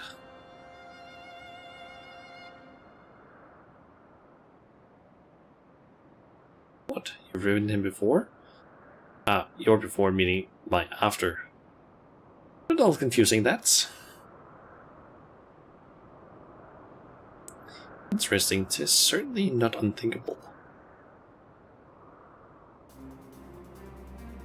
Speaking of the here and now, the quick solution is for us to face off in a sparring match. Okay. Demonstrate to him that you are capable of holding your own against me in battle, and you should convince Argos that you are worthy of his back. Besides, I'd even teach you a thing or two into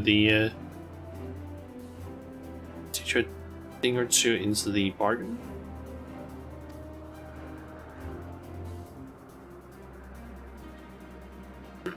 Seem doubtful, but useful lesson or not, will certainly be a moment to remember. A memory of a distant past to cherish.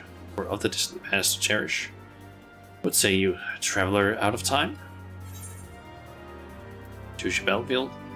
I will do what I must. And if this memory turns out to be a bad one, choose your battlefield.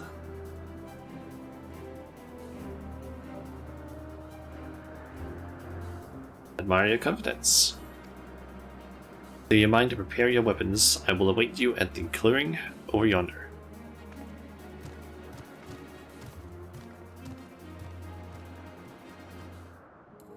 Okay, we're fighting Island's former self, I guess.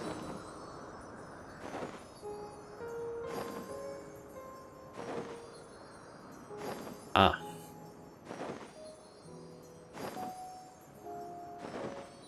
God, I kinda wish I had done the fates between streams so I could actually move faster than this.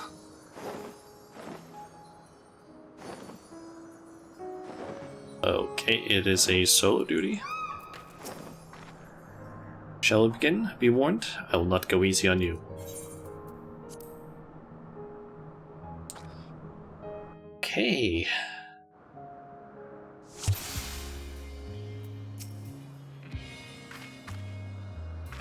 Hero's mantle, armed with a hero's blade. She uses sword and shield, it seems. Let neither side hold back.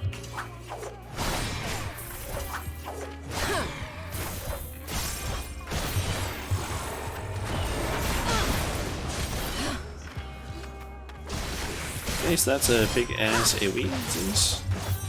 My blade sings! Ha! Ha!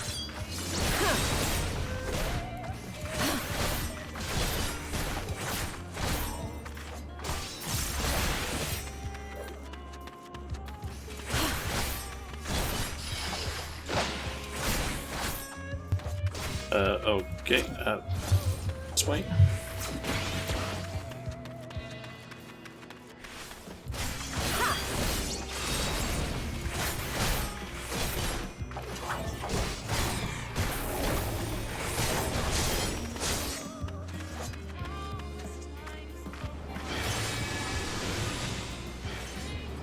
She actually uses spell and abilities even.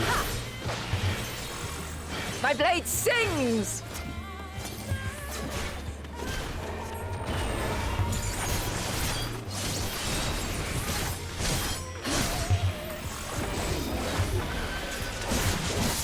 Impressive. I shall have to try something different.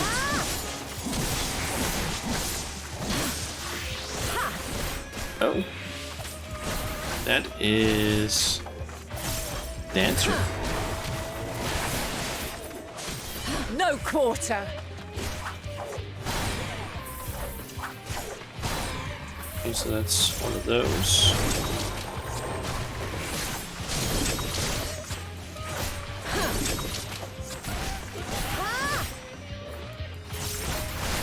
Have a taste.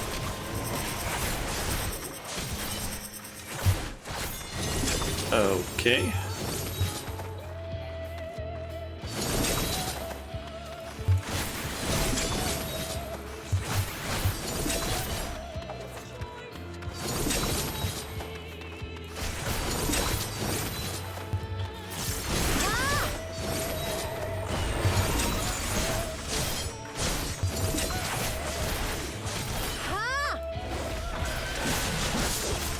I see you won't be easily overcome, but neither will I. And that is White Mage.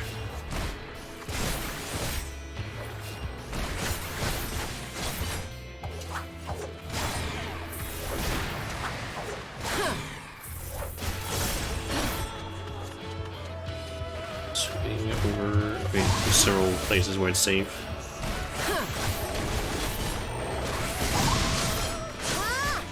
Prepare yourself.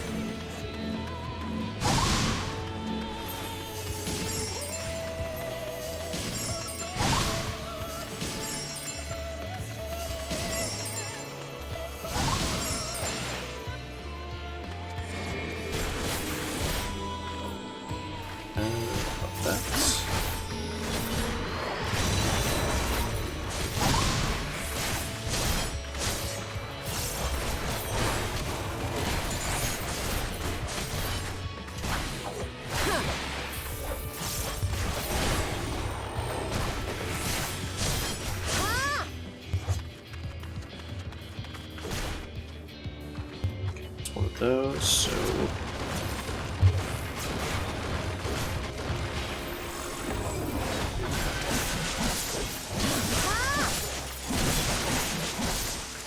Very well.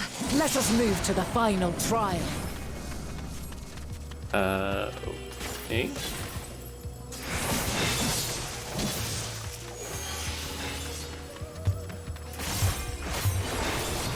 Let's just destroy these.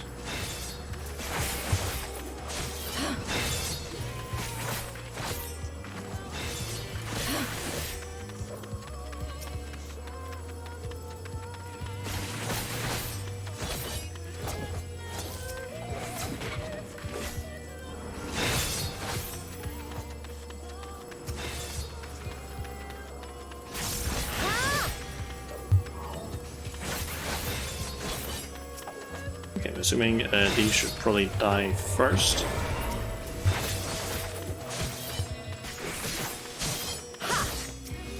Seems they're probably gonna give her more Aether.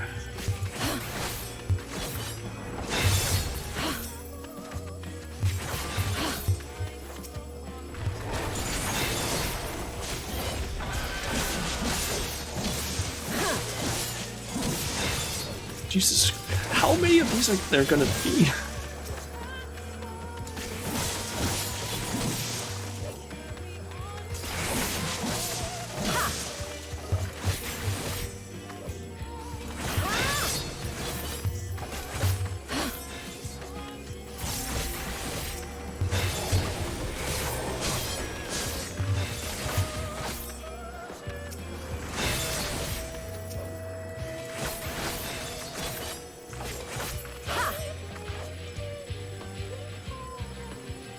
That's all of them.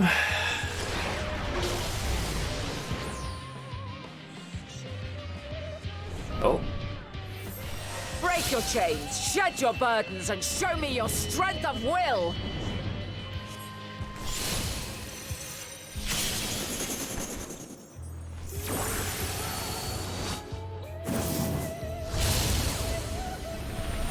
Basically a limit break, I guess. You still stand. The people of your time are more resilient than I had dared hope. I have seen enough.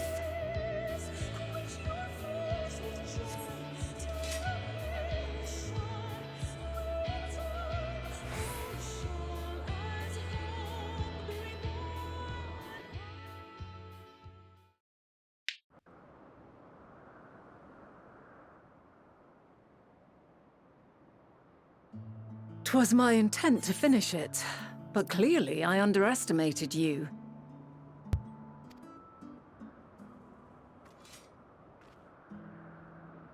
One would think I never learn. I made the same mistake with Azem when we first sparred. Despite being less than half my age, her strength was astounding. As is yours.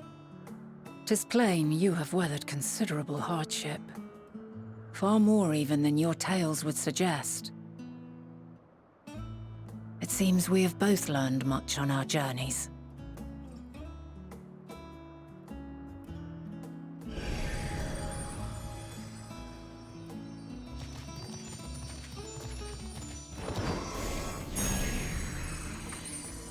And Argo split.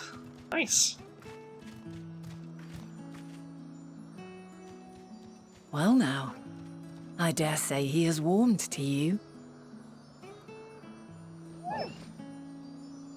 A boon to be sure. He never forgets his favorites, and is ever eager to come to their aid.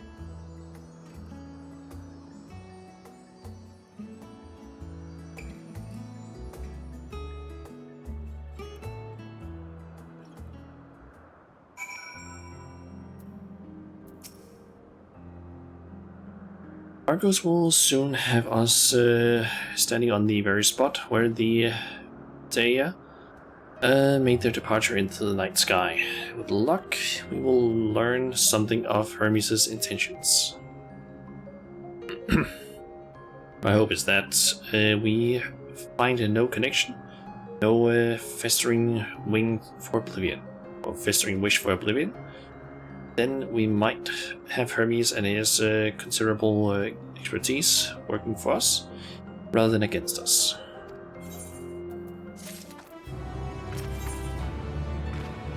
Power upon your return. Let us move over to the edge before mounting, shall we? That will allow Argos to catch the currents rising up from below, and give us a smoother ride over to the isle.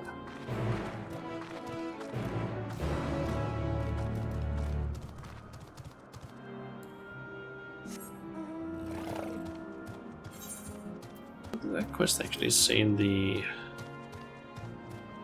thing. It doesn't actually say anything.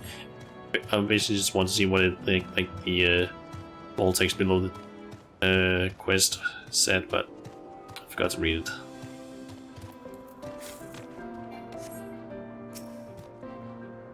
Argos motions to his back with his muzzle. You've been given the go-ahead to hop on. Off.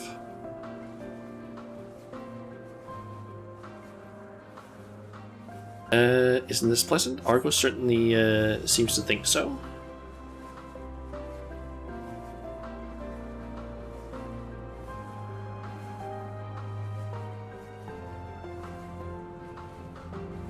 nice look down at the different areas.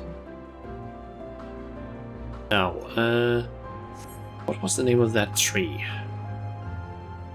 Noah something. Noah Topho Rayon, I think. Quite a striking specimen, is it not? Kind of reminds me of the trees from the first, like in Lakeland. Brace yourself for the landing. I wouldn't want you tumbling off at the last moment.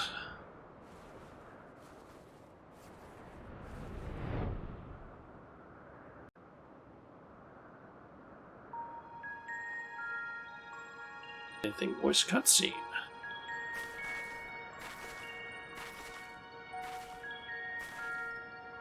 Quite a small place, lacking even the most basic equipment.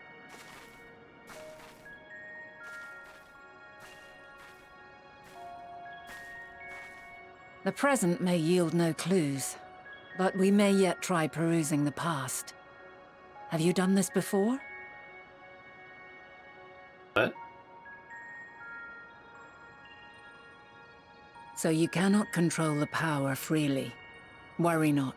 I shall assist you. Oh, the echo, that's what Come you and mean. stand before me. That's what it is. It's like, There are what? two ways to see the past.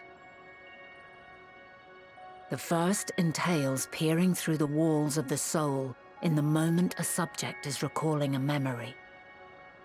The second requires no subject, and is instead a process of piecing together an event from ripples left in the ambient ether. As memories are etched upon the ether of the soul, so too are they etched upon the ether of the world. In this way can history be preserved. Such memories are given to fading, however, and can prove challenging to visit. But come, let us try. Close your eyes.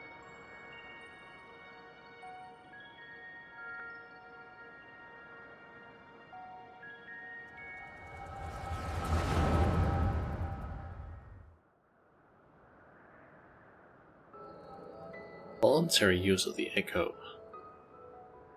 I guess. All units fully functional and proceeding on course towards their respective stars. Estimated time to completion of survey is 108 cycles. End of status report. Severing connection with shared consciousness.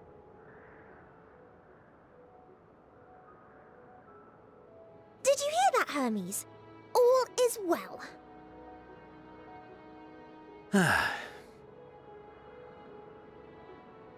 Yes. Good tidings at long last. Every step of the way, I've been reminded how little we understand creation. How the universe defies imagination. But soon we won't need to speculate. We'll know the answers. What others live for. Indeed. And we'll owe it all to you and your sisters. I wonder what answers we will get. Whatever intelligent beings that exist out there are bound to be vastly different from us. Diverse in form and culture. Possessed of unique ways of thinking. Their conception of life and its purpose will be no exception. Completely and utterly unlike ours.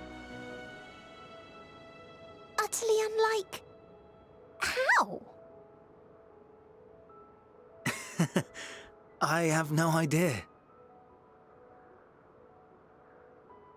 Yet whatever answers we receive, I will not dismiss them out of hand. No, I will think earnestly on them all. And I will share them with our people, that together we may contemplate our own existence. Perhaps then our star will become a better place. Not only for man, but for all life.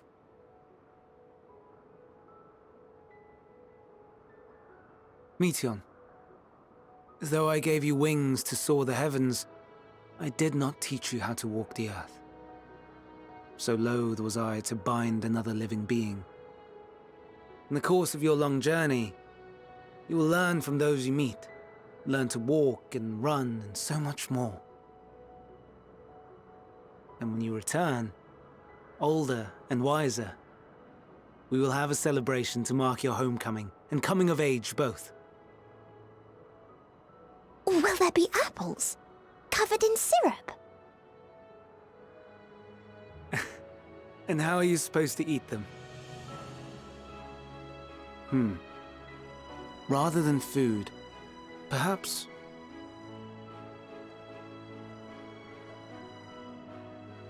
a flower. Yes. Upon your return, I will gift you a beautiful flower.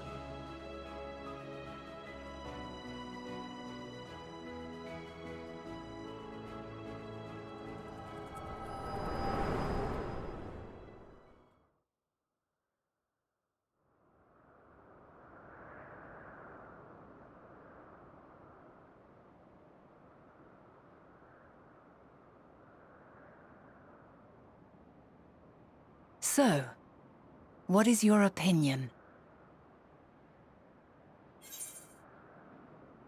Hermes wouldn't wish for the final days. Hermes a gentle soul, and yet I couldn't say just by this moment alone.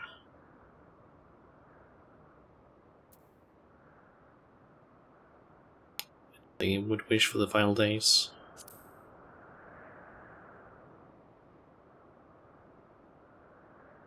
I am inclined to agree. As we had suspected, the two are somehow involved. Yet 'tis difficult to believe that they would deliberately seek to end all life. Wait, did I misread that thing? In light of this,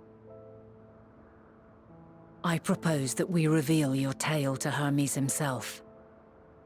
If he does not wish for the final days, as we believe, he may well join us in pursuing a solution. Okay, I did read it correctly.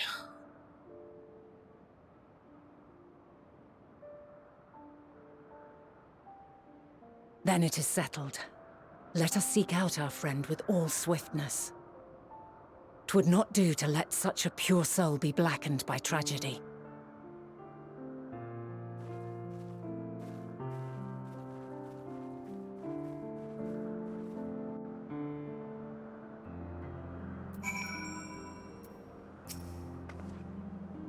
There are any number of places where Hermes might be in Elpis. But we could do worse than to look in his Hyperborea. The largest facility stands in Ethosileticus Boreas. So fuck these fucking names. The Northern Isle. Wondershana, for an institute which claims to studiously research every species destined to release onto the world. Do not question how they find room for them all on so few islands. The answer lies with Kitsis itself. Touched upon the practice before back at the archives, where a vast area is stitched together out of multiple conceptual spaces. Same holds true for the interior of this facility and its magically constructed environs. It is there, within these sprawling habitats, that the chief observer or chief overseer and most of Elpis's observers conduct the bulk of their work. The simplest route is via the Neos north of Point and Oikos. It resides in the place that is hard to pronounce. Yep. legit, some of the names for these places, I'm just like, I don't want to try and pronounce them because I'm gonna butcher it like completely, and I have no idea if I'm even gonna be close to pronouncing it correctly. Also, we have 2 blue quests. I'm gonna grab those because we are very close to having all the other currents. We just need the 2 quests here. Get up this. God damn it! Come on! I made it. There you go. Do the 2 quests, and then we just need to find the other current that's up here somewhere, and of course the main quest. Myra. An expected guest. Well, this is a pickle. Whatever am I to? Please tell me you're here to deliver a message from Cleon. You are a familiar, yes? That seems familiar. Ah, and I do like the name, Shana. But if you belong to Asum, then what has become our visitor from Amaroth? He was meant to arrive some time ago. Our wildlife subjects are accustomed to the presence of long-term observers, but when someone from the outside of Elpis comes to visit, the reaction can be somewhat unpredictable and occasionally violent. Would you be so kind as to track down Cleon and see that no harm has befallen him? Visitors don't wear masks, so he should be easy to spot. Okay, so that's why all the visitors don't wear their masks. It's because that's the rule here, I guess. If you do happen to find him in the process of being mauled, you have my permission to terminate the offering or the offending subject. Safety first. So down to the southeast, which is also where you need to go for the quest. Or don't you grab the other quest?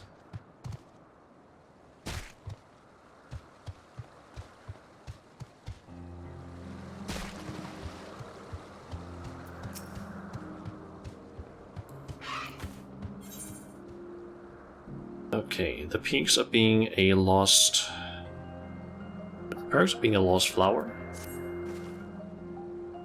You're a visitor too, aren't you? Perhaps you might be willing to help me then. Did you happen to see a blue-haired woman in the area? She wouldn't have been wearing a mask. I see. She and I are students of Academia Enader. And we had intended to spend our downtime visiting Elpis together. We were just on our way when she realized she forgot something back in Anaxoris. So she ran back, and that was the last I saw her. She can be a bit, how shall I put it, scatterbrained, so she may well have simply got lost on her way back. I would rather not search for her myself. For what if she comes back while I'm away? So if it's not too much trouble, perhaps you would be so kind as to look for her? Like us, she won't be wearing a mask, and so should stand out a touch. You'll find her in the area of Philomythas Notos, in all likelihood. You come across her, could you help her out a bit? As here, she makes it back. Okay. So that's all the way up there. Bit annoying. I guess I'll just teleport down there and go that direction.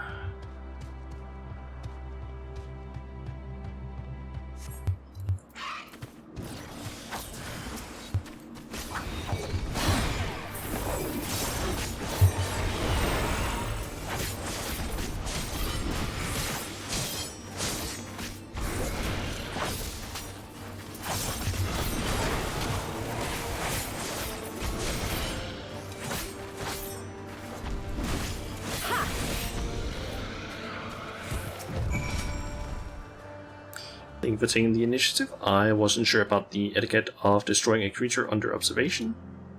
I'm Leon, recently arrived from Amarant. I assume Myra sent you to fetch me? Let's see, will we had best to not keep her waiting any longer? Fear not, I will avoid upsetting any more of the local inhabitants. Okay. Just teleport back down there, right up, west up there, and then just from there, I guess.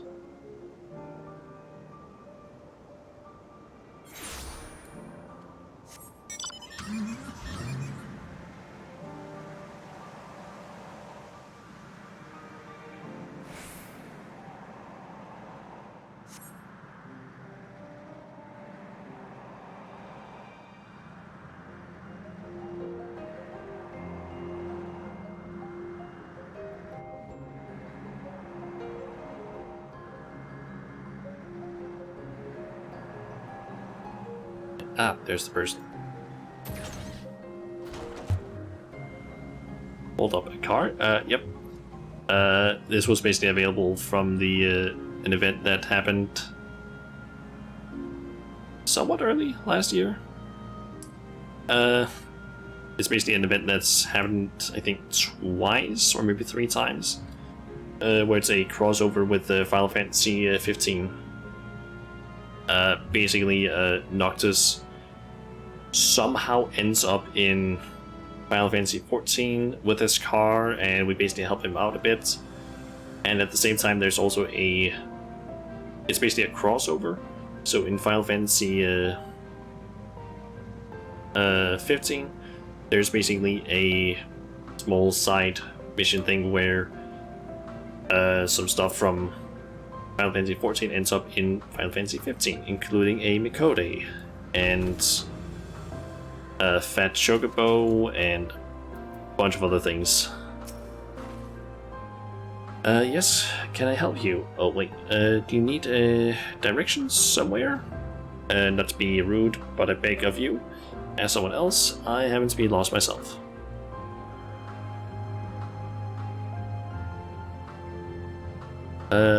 What was that? A woman asked you to come and find me? Would be my friend, no doubt. How embarrassing. I had hoped to keep this hopelessly directionless side of myself under wraps. I feel terrible leaving her like that, but I'd clean forgotten to ask gotten a task from one of my professors. Rushed back to collect the item I was asked for, which I found, thankfully, but got rather turned around and then attempting to return. But don't you worry about me.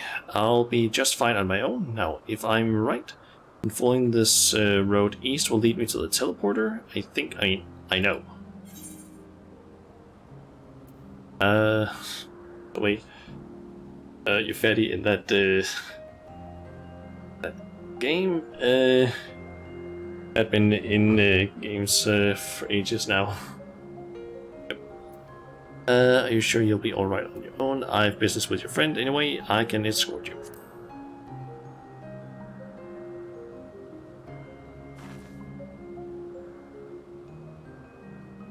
You mean it? Truly? Well, that is, I mean, if you're heading in that direction, anyway, I don't see why I shouldn't tag along. Oh no, please, after you. I'm able to get as far as the teleporter that connects to Oienten Oikos. I should be able to make the remainder of the trip on my own. Now then, would you mind? Okay. Can I mount up?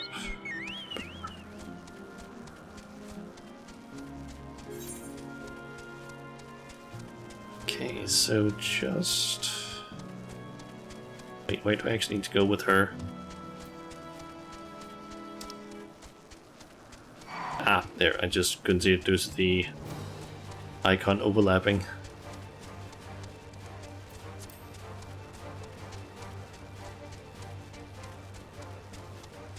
Ah, what the fuck?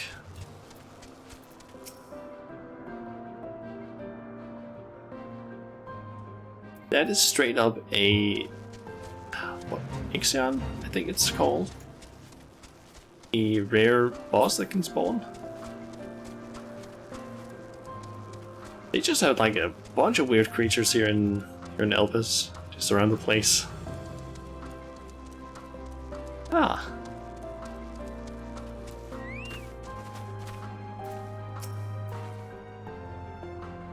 What a relief it is to see a familiar sight. I should be able to it should be alright without you now. After all, it's just a straight shot from here to Boyton. Because, goodness, the earful I'm going to get from my friend kept her waiting for far too long. Well, I really should hurry. She is owed an explanation and a heartfelt apology. Do come see us, though. I would like to thank you properly. Okay. I was gonna teleport up there. It's a herd of them, yep. Okay, I'm thinking you can't go through those trees. Head down to those two first, and then we can go and see Myra.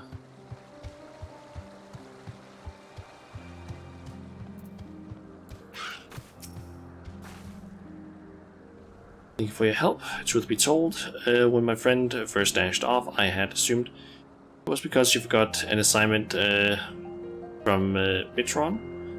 Lo and behold, I was right.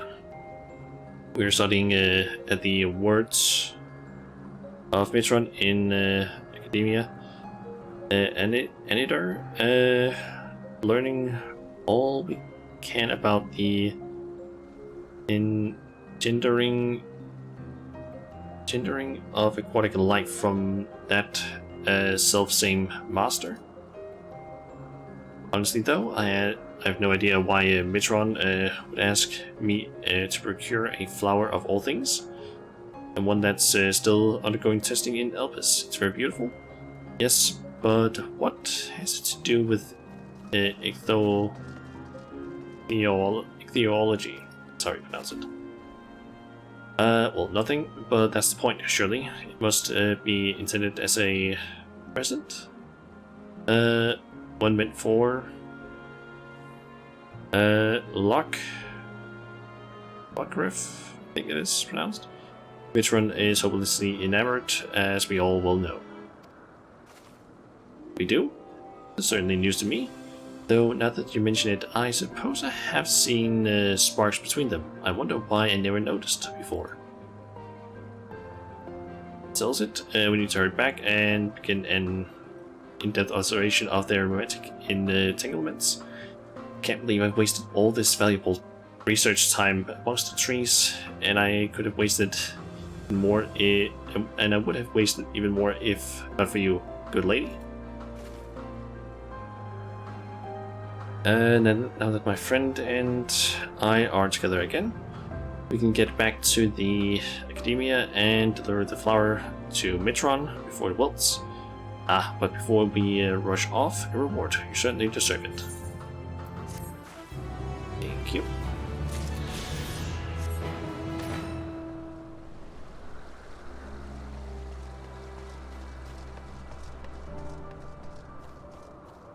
Okay. Just need to go and see Myra, and then we need to go and travel to the northerly thing. I don't know the fucking name of it, and I don't want to try and pronounce it.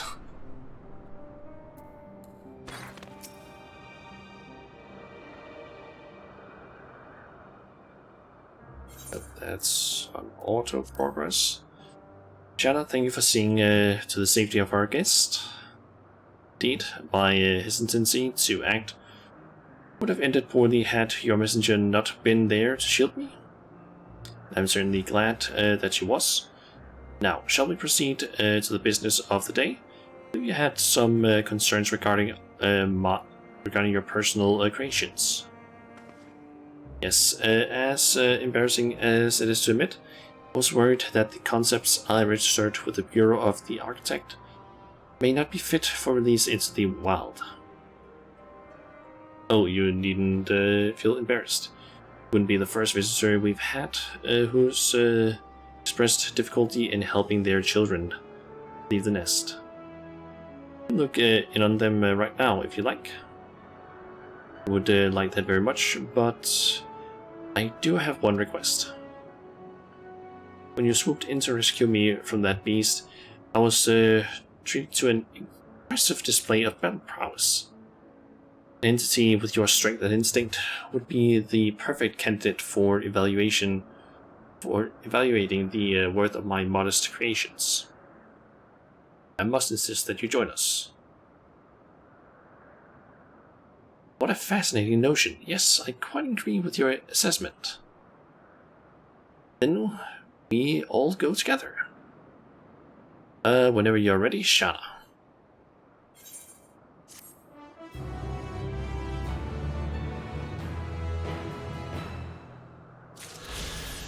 Okay. And yeah, that's just a continuation of that stuff. Don't care, at least not right now.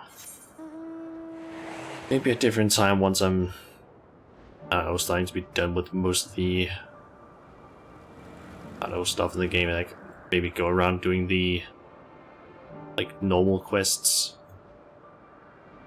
side quests as you would probably refer to them as. Some of them apparently do have some interesting stories, I guess.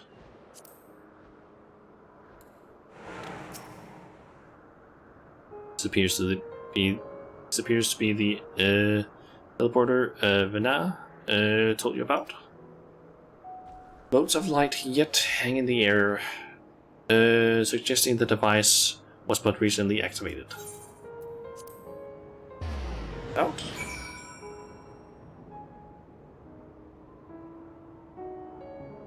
There is Vana. And that is just the northwest. Ah, good. The NEAS acknowledged you as my guest. You should now have the authority to use it as you wish.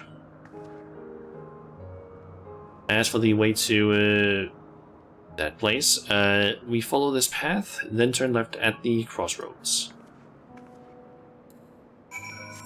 So north of here, west a little bit.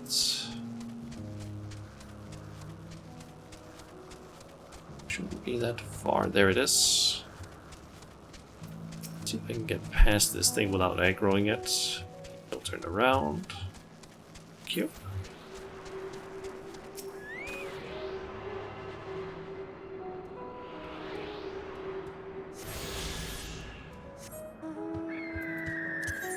And yep, now we just need the MSQ, and then we can fly.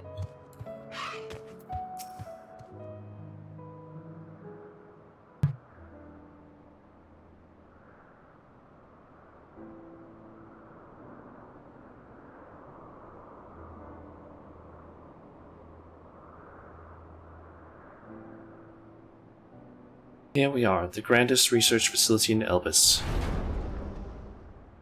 Should head inside and ask for Hermes' whereabouts. Hermes is at another facility, as we have just discovered. Damn it. And yep, it's those two.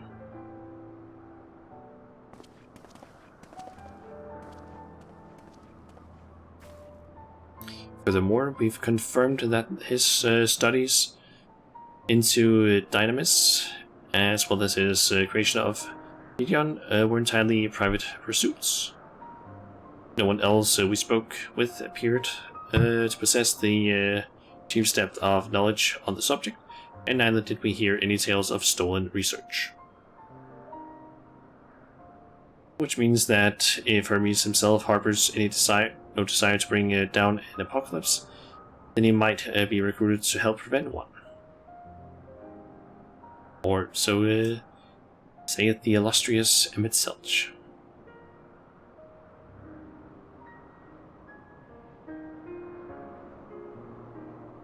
According to your story, the 14 divined the connection between the celestial currents in the final days, but were unable to, but were never able to pinpoint the root cause of the calamity. There are people's greatest minds, not to mention Hythlodaeus' sharp eyes, committed to the pursuit of a solution. Such an outcome seems inconceivable. Only possible explanation is if the nature of the catalyst was so inexplicable that even we fail to perceive it. And what better fits that description than the invisible, intangible dynamis? Which in turn leads us to our next question. How did Hermes, in his role as Vandaniel, not recognize the subject of his own research? It was assumed that he either knew and was unable to help, or that he was otherwise prevented from identifying the cause in the first place. At this juncture, all we can do is speculate. To be clear, the Convocation does not tolerate acts of deception or malice. We are practiced at perceiving the truth, and would have known had Vandaniel lied to us.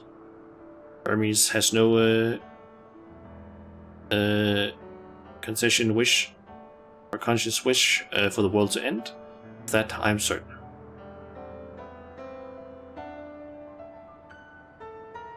Seems there's more to the tale after all.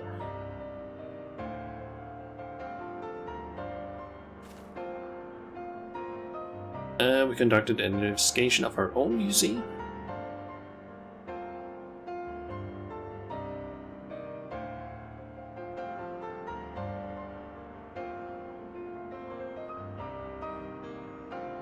How comforting. We seem to have reached an exact same conclusion. I see no reason to delay further. It is time we brought Hermes into the fold, as it were. Thank you for your understanding.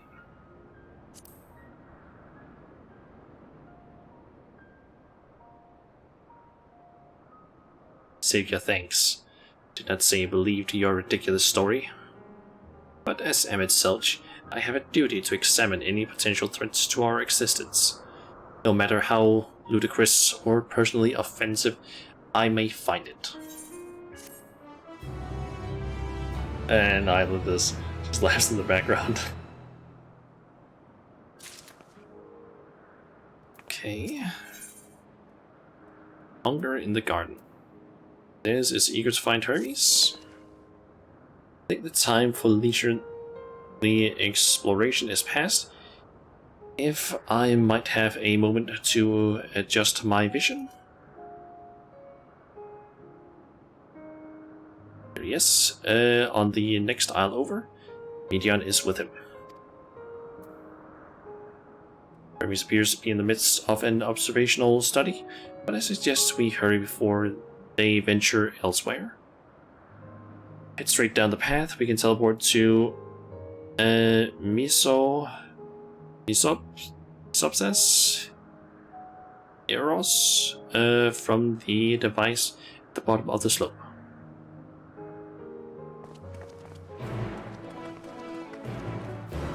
Okay.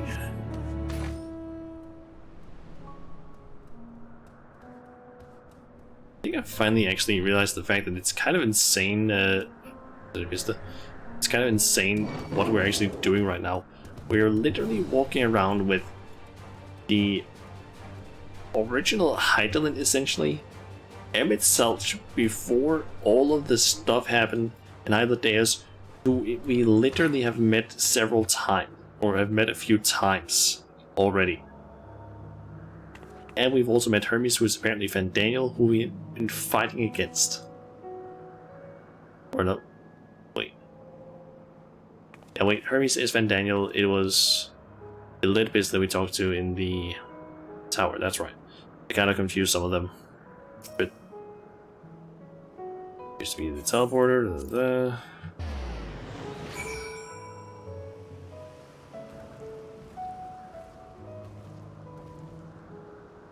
Okay. No. Teleporters. They are close by within the Hungering Gardens. That would be the circular enclosure you see up ahead. Okay, so that's what that is. Well then, Shanna, make yourself useful and bring Hermes out here to us. Where to go? He would assume I was only there to press him on the Van Daniel matter. All of us present, you stand the best chance of convincing him to put aside his work for the moment.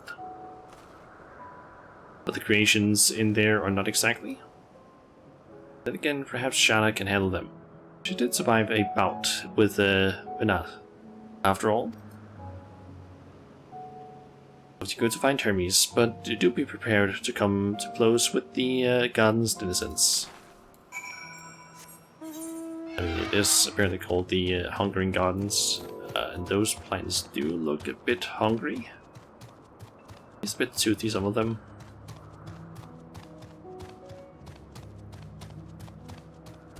There's also those things around. Okay, they just straight up spawn in.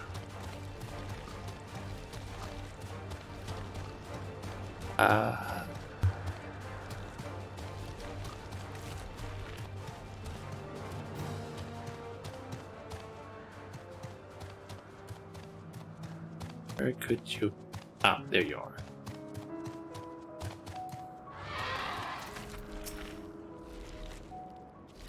Shanna, where did you come from? Shanna, what are you doing here? I thought you were keeping Hylodeus and Mitzel's company. An important matter, and unrelated to my decision on Van Daniel, you say? Then yes, I will come, as soon as my work here is finished. It will not be long, I promise, but you should really wait outside the guard. Others, there's no place for idle exploration. Okay.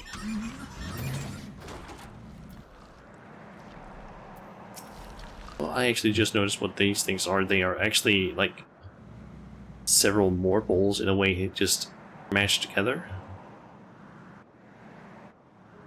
Well, they kind of look like some of the creatures that we saw during the... I feel like they look like creatures we saw in Thapnir during the like whole event that happened, I think. Could be wrong on that though. Also, are we gonna get a voice cutscene? Spoke with Hermes then. And we're briefly entangled with the denizens of the Hungering Gardens as well, I see. Or should I say, smell? Cannot speak for certain Convocation members, but I, for one, am impressed with your fortitude. Well done indeed. Now that you've convinced Hermes to confer with us, let us pray that things soon take a turn for the better. For as fascinating as it would be to meet the Emmett Selch who would recreate Amarot depths of the ocean, I think it best for us all, or for all concerned, if such tragic events never came to pass. Be it in our future or your past, assuming yours is not truly written in stone, a naive hope that is. Okay, no cutscene yet, but maybe this one. Words without sound. Mitzel seems content to stay where he is. Hermes said he would not be long, yes? Then we shall wait here until he emerges. Just cutscene? Yep, that's voice 1.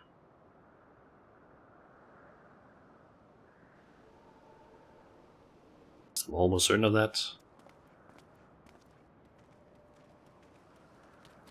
My apologies for keeping you waiting. I understand there is a matter you wish to discuss. Aye. A matter of the utmost gravity. If one can suspend disbelief. Go on then. Tell him what you told us. Who you are and why you came.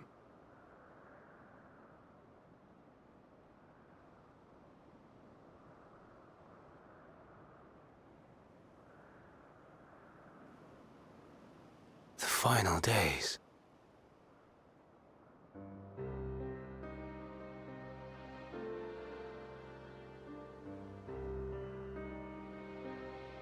The phenomena observed during these star-encompassing calamities is likely the product of a dynamis reaction. And none is more versed in the applications of this energy than you, Hermes. I must stress that we do not believe you would desire such destruction. We come not to lodge accusations, but to beg your wisdom. And so, distressing though the exercise may be, I ask that you share with us your opinion on the matter, on the assumption that our visitor's tale is true. Even you, Vana.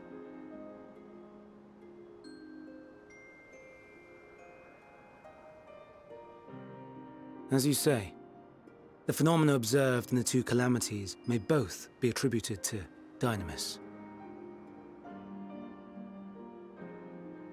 Of note is the difference in its effect. In the first final days, it warped creation magics. In the second, it warped the people themselves. The key variable, I suspect, is the etheric density of the men of each age. As you know, ether, in essence, negates dynamis. Harboring high concentrations of ether, we ancients cannot readily manipulate dynamis, nor be manipulated by it. Therefore, rather than ourselves, the calamity affected our magics. In contrast, having been sundered, the people of the future are composed of but a fraction of our ether. Thus are they susceptible to the influence of dynamis and its transformative potential. But that would explain only the mechanism, not the cause. Though perhaps...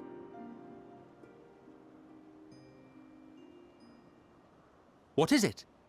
Even should it be a hypothesis, we would hear it.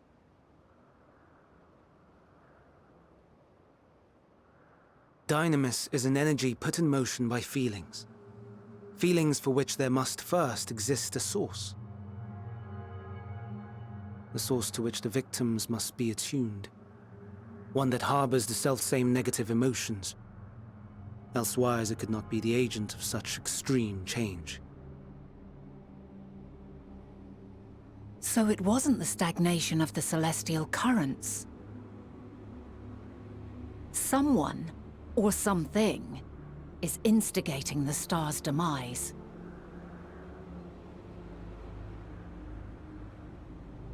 So, we've a villain on our hands after all. Any idea who or what it could be? The celestial currents comprise the outermost layer of the star's ether, encasing it like a protective sphere. According to your tale, it was where the currents were weakest that the phenomena first manifested. If the inciting factor came from without Aetheris, then its effects would first be seen in those locations.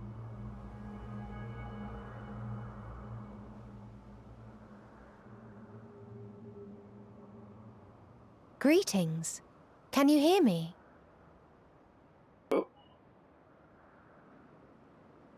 Do not be alarmed. I mean you no harm. I wish only to hear your words, share your feelings, know your thoughts. What the fuck is May we happening? please be friends? This is fucking creepy. Meteon. What is it? Executing scheduled task, suspending individual self and connecting to shared consciousness. Connection established. Commencing status report.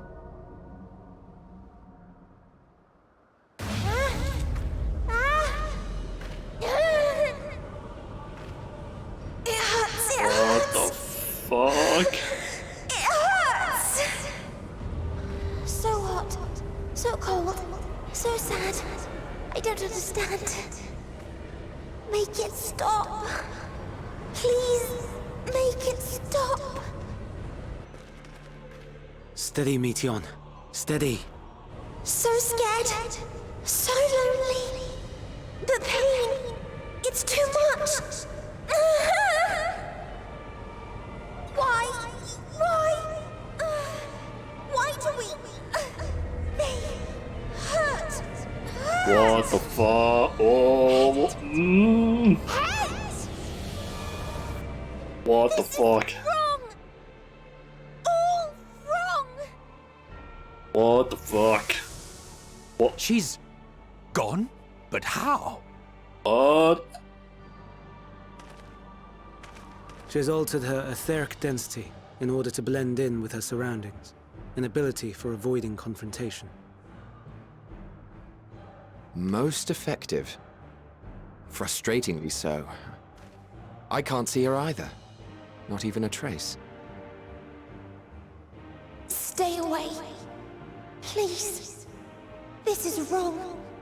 My mistake. So please. Are you all right?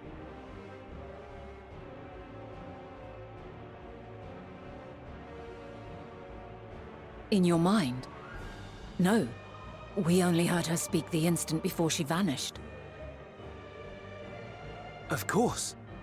When communicating without words, Meteon also employs Dynamis. That will explain why you were able to hear her, when we could not. Then you are our best chance of finding her. Follow her voice and try to track her down. Hindered though we may be, let us split up and search as well.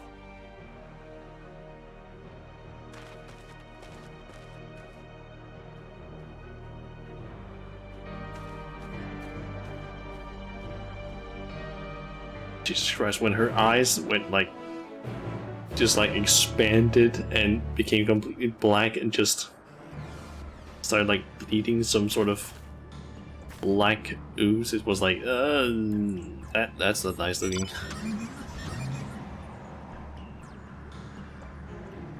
Suspicious disturbance.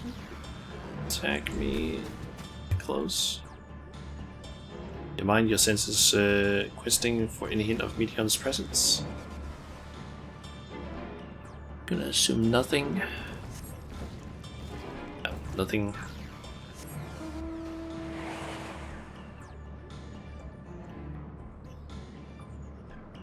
Let's see. Is there any up this way? There's one there, but that's probably not it.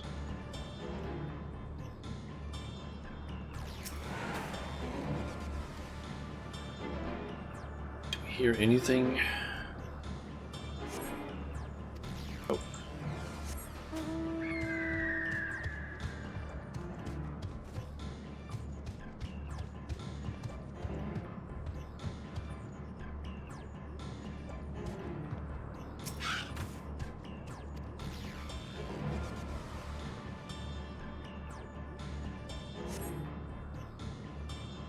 Seeps into my mind, our voices reporting.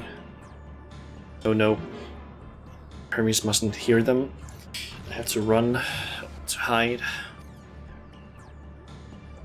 Medion's anguished voice grows distant. The source seems to be fleeing down the slope.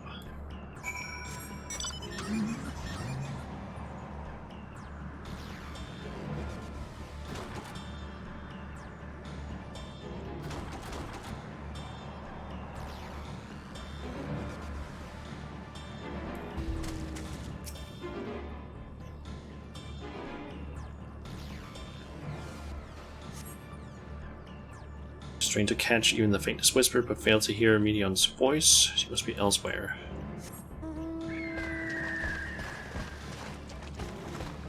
Over by this rock.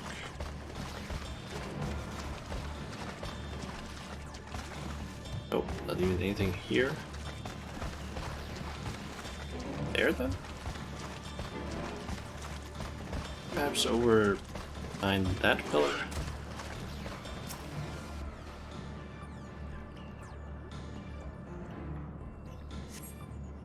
Oh, it was actually here.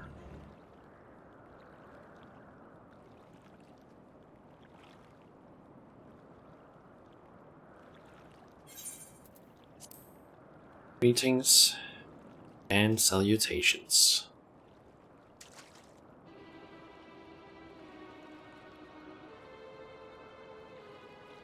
Commencing report.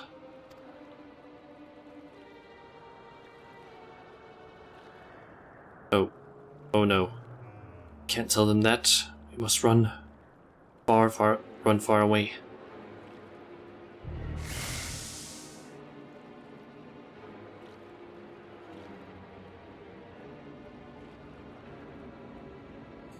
Please, don't follow me. Dion's anguished voice fades as you sense her climbing up, or climbing to the top of the ridge.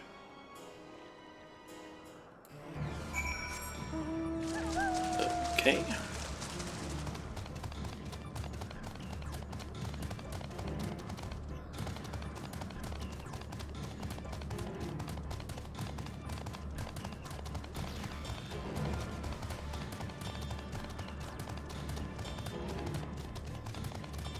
I actually kind of got to mention the things that I was trying to make, or trying to finish up basically Monday after my stream. I was basically, I think I mentioned there that I was going to, after the stream, try and get the last of the time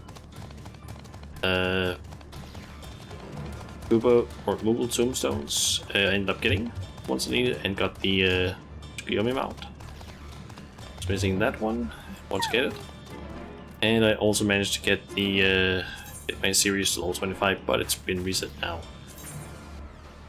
And we now have some new rewards as well. We have an emote, 2 frames for the portrait stuff, 2 minions, and a mount, which is apparently a dragon of some sort. And I'm gonna try and make sure that I actually slowly progress with my series this time, instead of trying to, like, in the last month or so, just be like, oh yeah, time to get like 20 levels or some shit like that. That was not fun. This is something you should, like, do slowly. Okay, hear her. Gonna assume that maybe there's Emmett. It's probably not gonna be there. I'm gonna assume possibly over by this tree.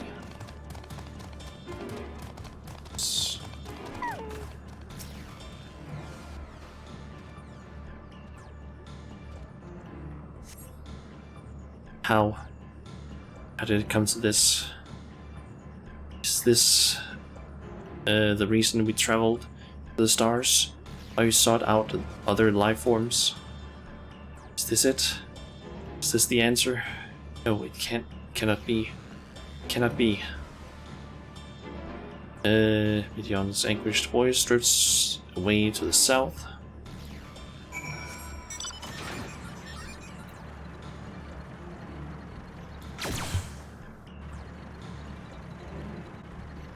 I actually found out something the other day, or a few weeks ago actually, when I was basically like watching Chun Chun do the MSQ.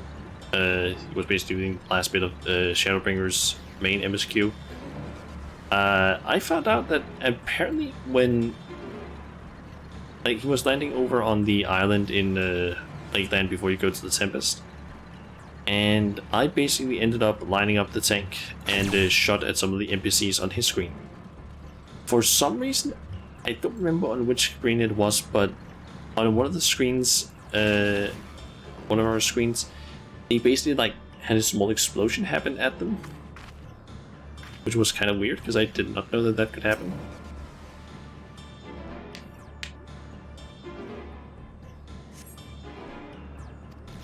Is there anything?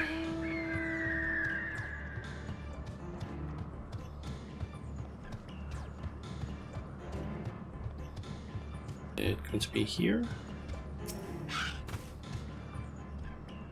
Seems like an ideal place for it to be.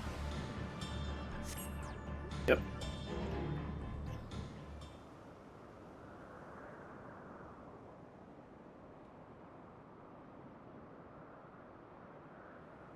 Compiling report for this. Compiling report for dissemination. That's what it is. To Hermes and all people of Etheris.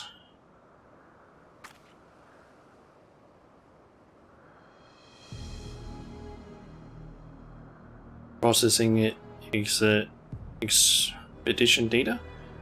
Preparing profiles on intelligent civilizations. Formulating answers to the question. Analyze and report. No, Shanna, you mustn't listen.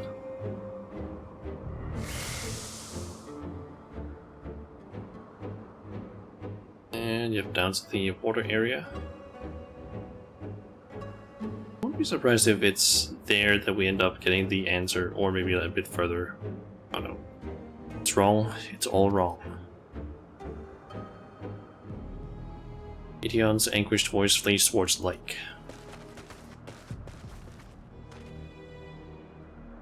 Any sign of Meteon? Panicked and confused, which will make it all the more difficult to predict her movements. Hermes, what do you make of this situation? With the Theia are linked to a single mind, a shared consciousness which connects them all across any distance. Suspect something has happened which disrupts its usual harmony. How might we access this shared consciousness of theirs? As much as you would approach any sentient being directly. In the Matthias case, that means speaking to any incarnation within physical reach.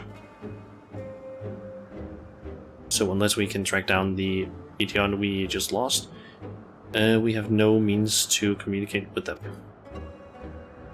If knowing what befell her sisters, no way to provide directions or guidance.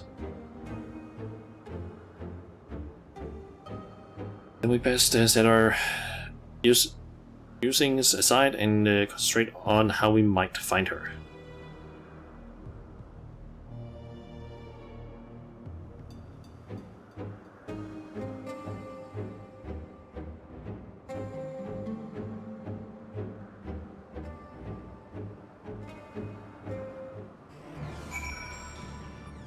Okay.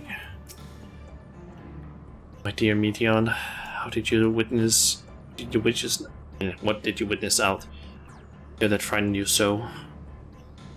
What do you seek to keep it from us? How terrible could it possibly be?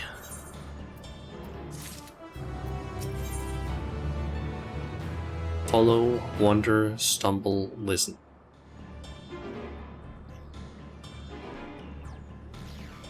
I think that's part of the tricks for answer, if I'm not mistaken. I think there's a part where, or two parts at least, in the song from like Answers, where I think to begin with it is the people of Eosia basically saying something, and then Hydaelyn sort of slightly more quietly replies, and then after a bit later it's the opposite. Those words I'm pretty sure are said during that part. What could this mean? Correct me if I'm wrong, but Meteons renders herself invisible by matching their identity to that of her surroundings, does she not? So, could we not then disrupt her concealment with a serviette of ether? Watch how Emmett Selch solidified your presence when we first met you. Don't be absurd. I can hardly channel ether to a recipient whose whereabouts are hidden from me. Which is why we must all work together. Jenna will continue the search in the same manner as before, this time with you in tow. Once she ascertains Meteon's likely location, you proceed to reveal our wayward familiar with a swift, ethereal downpour. Clever, and thankfully, she has made herself easier to capture by fleeing towards Lethe. Assuming she is made visible, it should prove no greater feat, or no great feat to herd her into a corner. We have our plan. Shana and Emmett Selch will be our tracker and trapper, respectively, while we other predict and obstruct Meteon's avenues of escape. Emmett Selch and I will keep an eye on each other's ether to help coordinate our efforts. Let's be about it.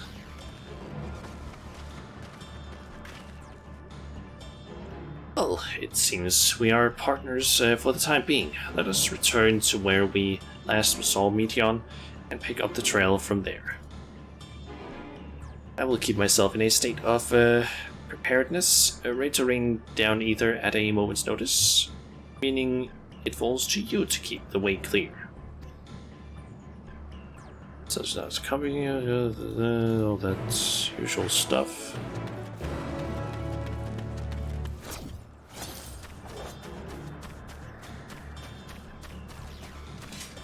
I want to bring it towards Emmett.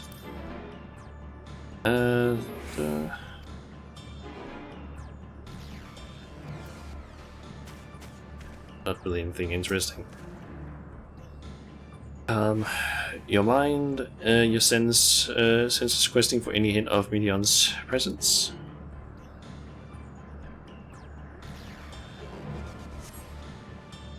Why can't I fly? Are my functions being restricted? Hide, yes. Just have to hide then, where no one can find me. Meteon's anguished voice heads towards the water's edge, but into the lake. As if this isn't tiresome enough. Well, at least that open expanse should make her easier to find. We won't lose her this time. Station location.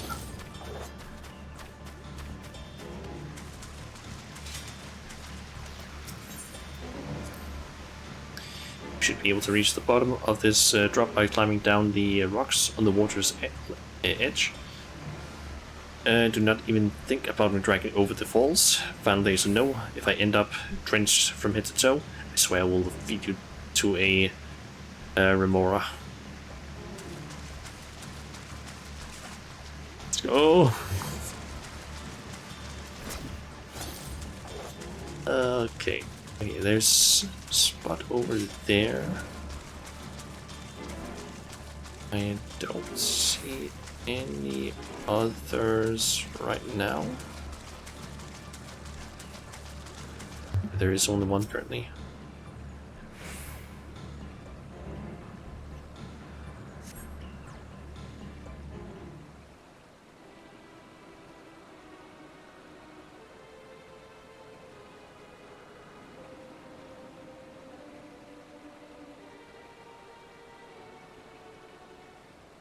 Not here.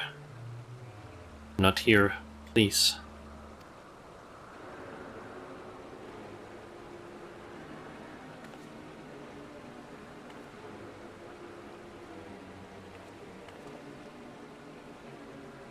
By that rock, is she? Very well.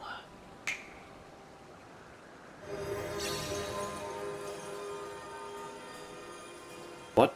Why can't I hide?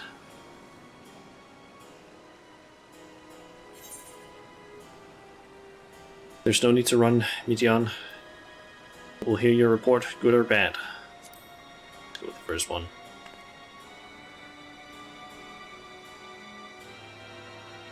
Shanna? What are you saying? Everything is so faint.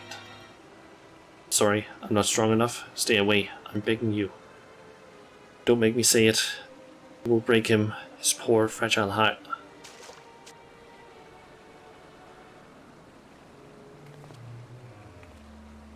We have a chance. As the others are in position, two of us can herd her into their midst.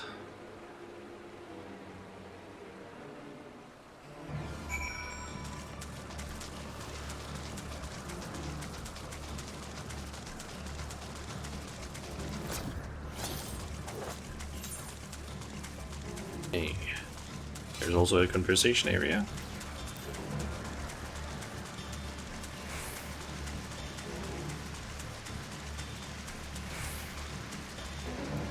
That seemed like I need to climb. Ah, yeah, I need to do that anyway. To climb up the rocks and such.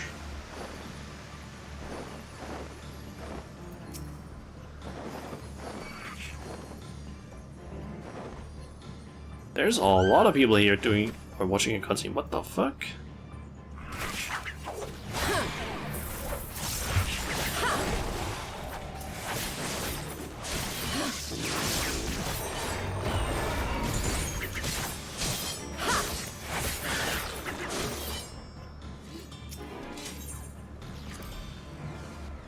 Is this news? Neos non-use? It seems to have been left to the mercy of the elements. By the way, it bears no trace of Midian's essence. We move on. That sends us down to that location. Oh.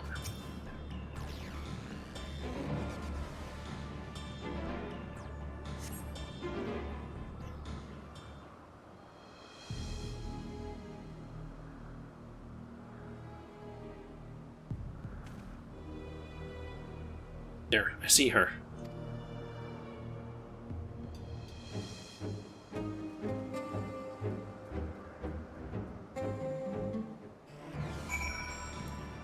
Okay. To the next area while accompanied by Emmett Selch.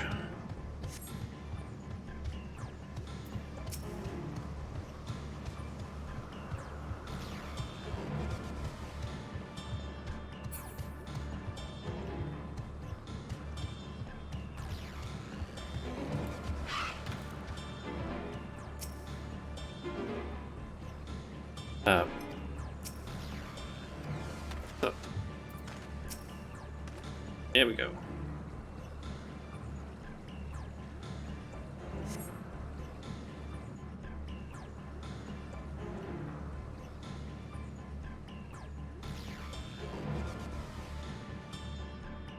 That might be a voice cutscene.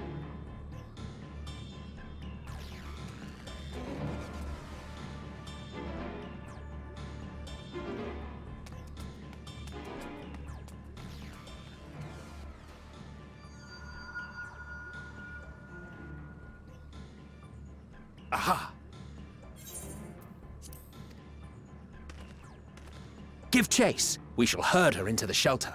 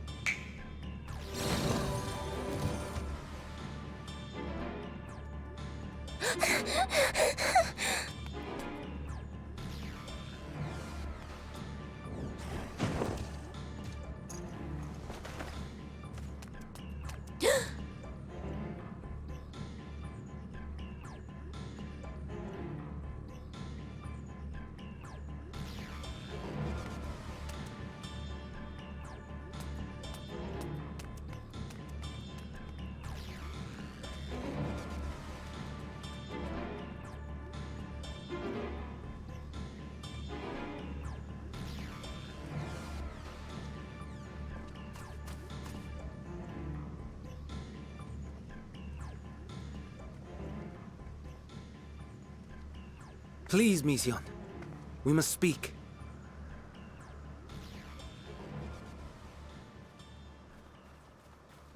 going to learn is probably going to be something quite interesting.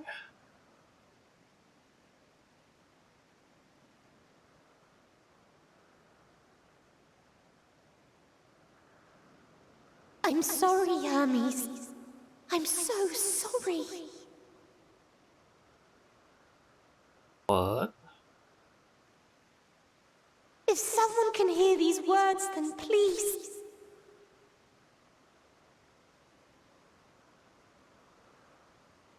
Please protect them. Protect them all.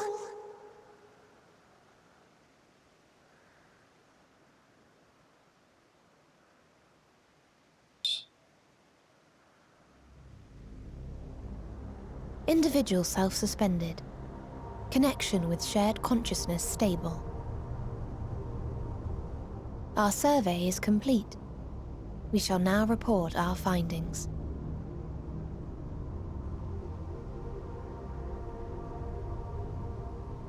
It's gotten a different All shade units here. safely arrived at their respective destinations. Seeking answers to Hermes' question, we attempted to make contact with the intelligent denizens of each star. The entire, like, as soon as her, like, as it switched over to the shared consciousness, everything just suddenly, like, got a slightly different shade or color, like a filler turned on. It's all a lot more dark and cold Results in a are way. as follows, in order of numerical code. Enna. Traces of civilization found. Structures believed to have served as domiciles. No extant life forms detected. Dio. Ruined remnants of buildings scattered across star, surface of which is encased in ice. Presence of life could not be verified. Tria. Evidence of large population centers, akin to cities recovered. No extant life forms found, only their lingering essence. Tessera. Edifices surmised to be abandoned residences found. No extant life forms detected. Deadly plague or extreme environmental degradation likely to have led to mass extinction. They are all dead. Octo.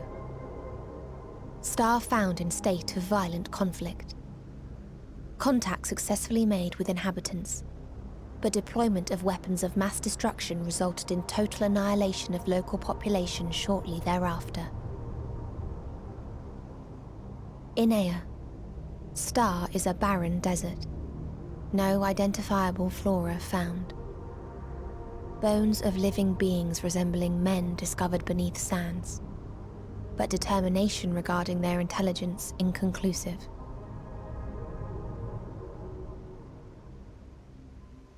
Remind me, Hermes, what exactly was the question you entrusted to Meteion? I tasked her with asking what others live for. What gives their lives meaning. Did you consider what may happen if the premise of the question is flawed? To be able to answer it, one must be living and desire to continue doing so. But if Meteion finds no living beings in the course of her journey, or none who desire to live, what then? What answers would she derive from their silence?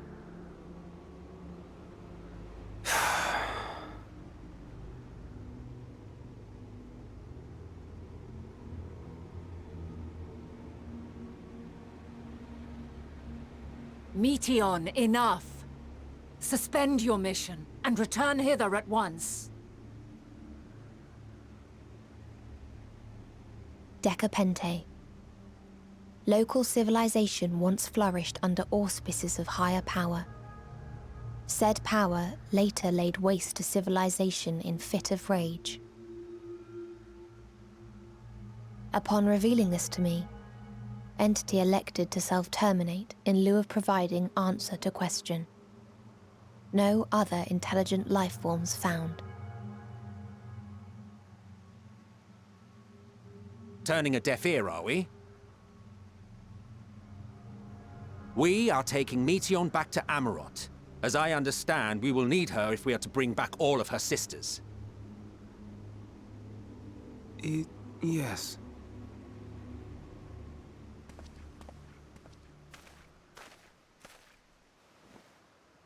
Meteion.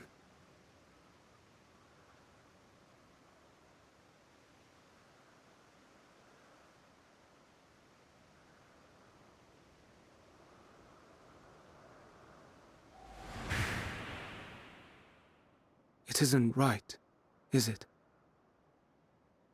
It isn't right to turn away from the answer. Even if the answer is pain.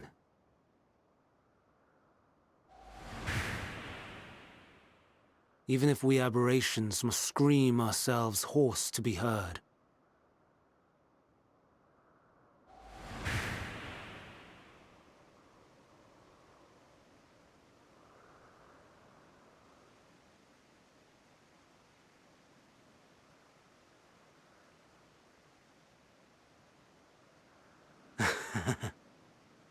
Aye.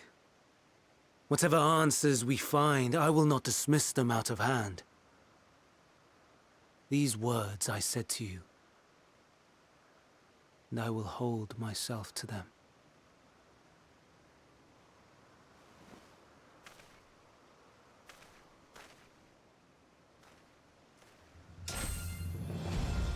What?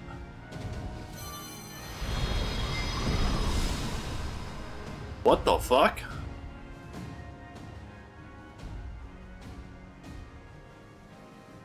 What is the meaning of this? You cannot take Meteion, not until she has finished her report. All else must wait.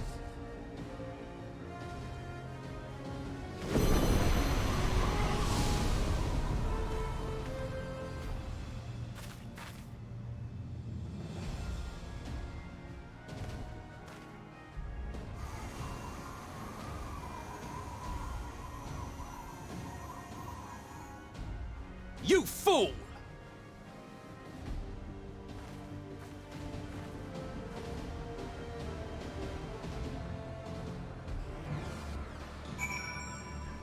Okay.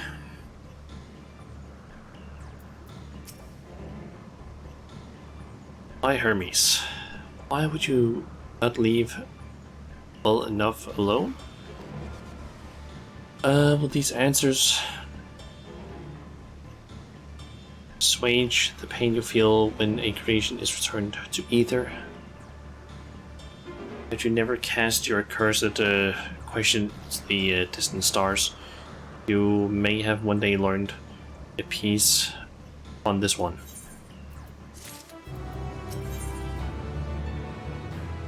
Aging the messenger. Hermes has said for Kitsis, considering the expensive dimensions of the place. Even we may have a difficult time reading or locating his ether. All I can say is that he entered from the rooftop and likely arrived at the uppermost point of the facility. Do we pursue him? Or maybe I read that incorrectly. Or should we pursue him? No matter what Hermes might be thinking, Meteion is a potential threat that needs to be brought under our control. The communications duty to safeguard the star takes precedence over any personal stake in the matter. Inat? Shana? It is clear we stand on a precipice, but we have yet to determine beyond a shadow of a doubt. Meteion's the hand which tips us over the edge. Nevertheless, if we are to learn the truth of the final days, we must give chase. And even if neither Hermes or Media is ultimately responsible, cannot leave them to suffer this torment alone. Read on all accounts. To Kisses Boris, we go.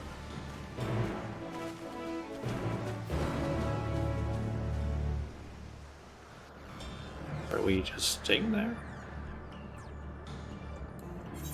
Yep. Also, are we gonna unlock a dungeon, perhaps? It kinda seems like the ideal situation to unlock one.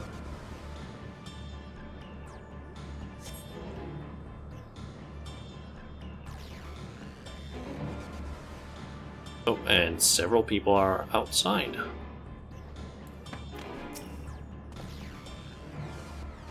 I mislike the look of this. Judging from the crowd, something is afoot. So not out of the ordinary. Does anyone know what caused it?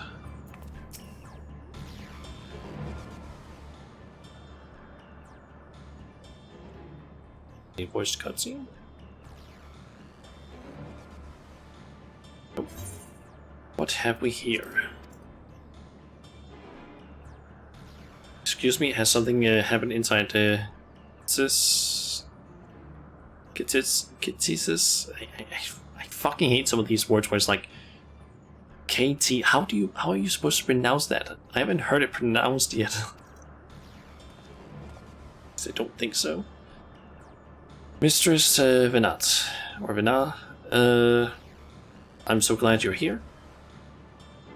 No one knows what prompted it, but the alarm was sounded and Kitsis put into a state of alert. Procedure dictated that we evacuate immediately, and we have yet to investigate further.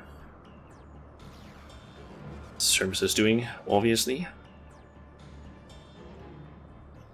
And what does this state of alert entail exactly? A field of dampening magic is draped over the entire facility, usually in response to escaped entities and the like. Kisses scholars, observers are unaffected, but everything and anyone else is weakened to a fraction of their usual capabilities. Then consider us forewarned. We do, however, have urgent business with Chief Hermes and must enter the premises regardless.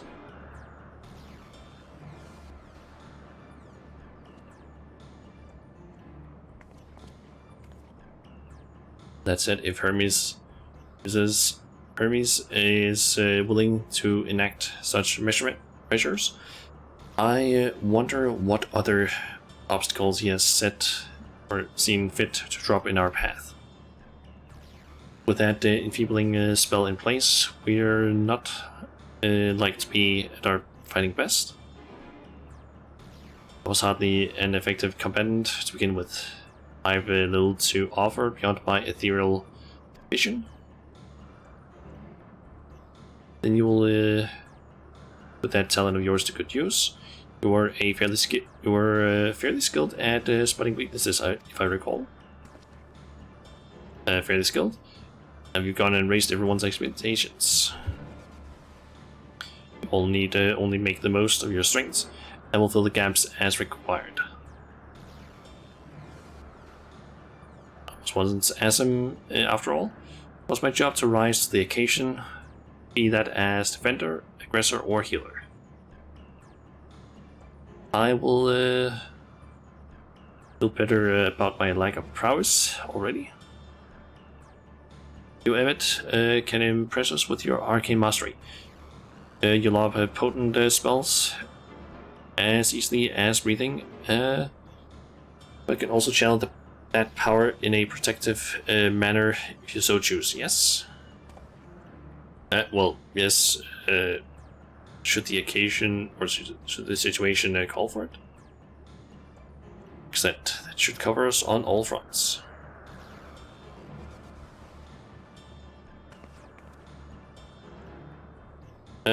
Your tale led us here, Shana. It's only right that you lead us now, no matter what lies ahead. We will win through to Hermes and Meteon. And then we will face the future together.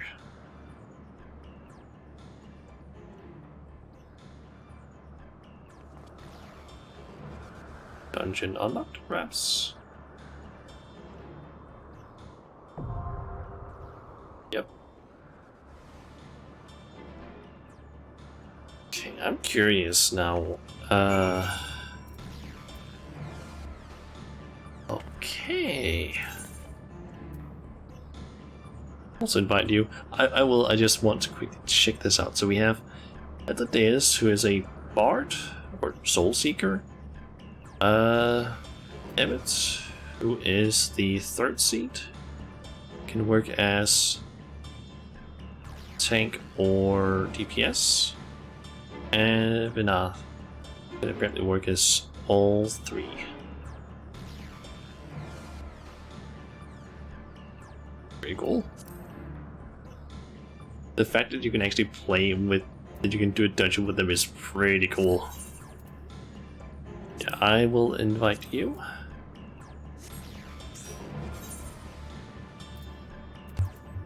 And isn't you ready? Okay. Just queue us up.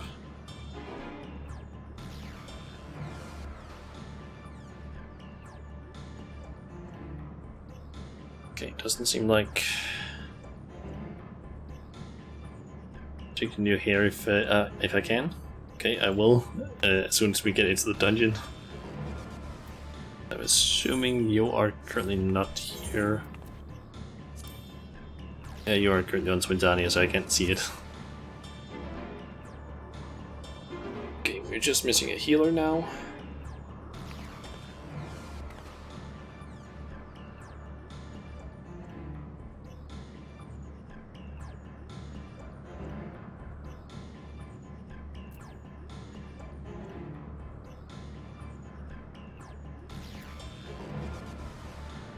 Can I see it on your plate? Maybe? I mean, if you have updated your plate since last, because they did reset it. I can see it kind of. Not that clear, the entire hairstyle. Oh my god, books.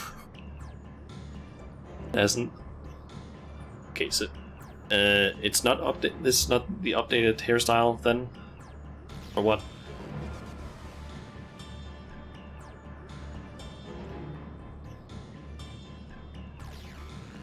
Because they did do as the old one. Okay, I'm assuming that might be because you have done something regarding the like adventure plate, because it did change some stuff with the like portraits, I believe, like how they were linked, since it basically came out of beta. Only where I find that, is it sign? Oh. Profile.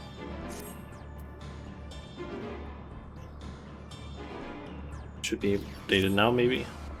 Check.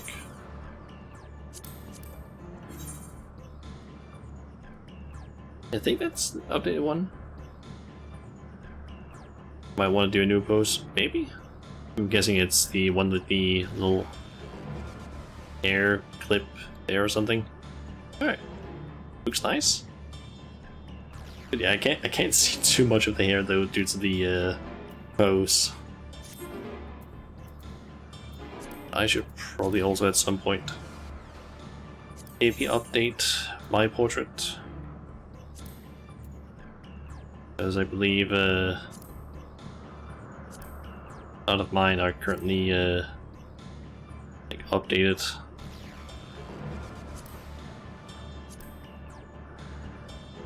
They're just all the same one. I can see it actually changes the pin. You can basically, like, I guess instead of how it was before, you just like I don't know, make one of these, then edit, do the thing you want to do, and then it just automatically changes, I'm guessing. Then you can choose whether or not it will be used as the instant portrait as well. It's pretty nice. Because if I remember before, it basically just was like, oh yeah, you make a picture and then you need to, like, you would have then like several different pictures and would have to like go in and be like, okay, yeah, I want to change it over to this one, but now you don't need to do that, it seems.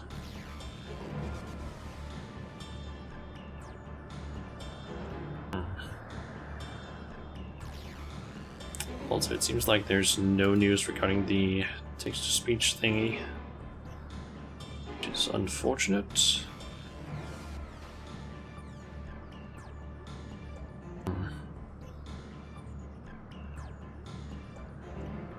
Just gonna look over on Discord a little bit while we wait, because we're still just missing one healer. That's all we need.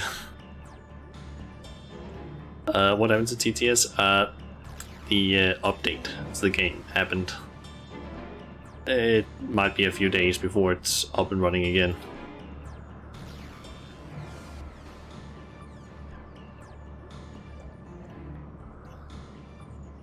Also, it seems like my FC's Discord has gotten a Island Sanctuary channel now, with a lot of posts in it, it seems. I don't really want to look too much into that though, since I don't want to get spoiled on like any of the content, or don't want to know too much about the content yet, apart from the stuff that they showed during the live letter.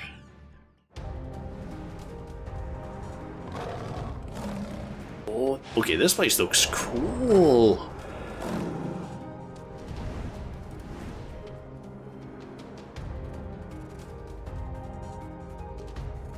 This is fucking cool looking.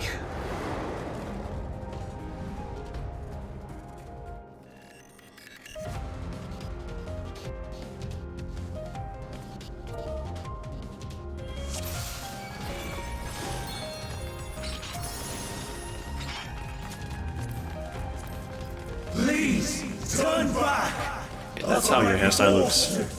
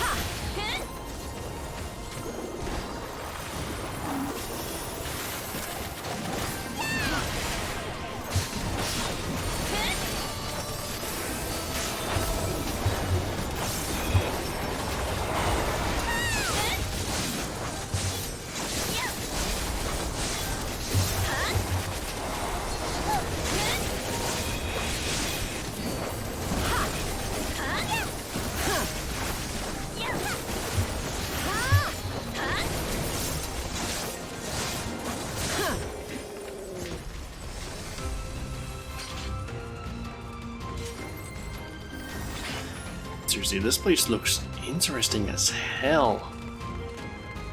Just the fact that you like switch between different environments and everything.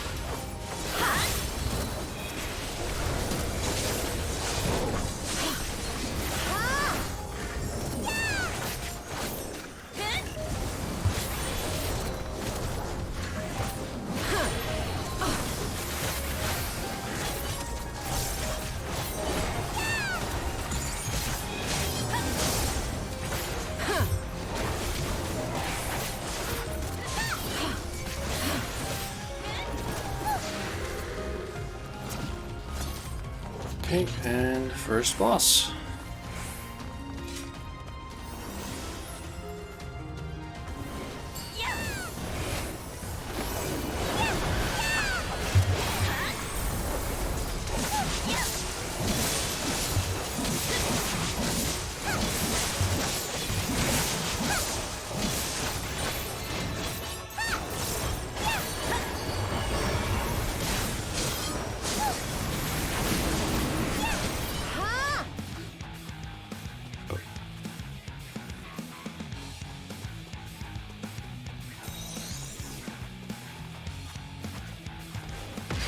See the footprints in the snow as one needs to be looking out for. That's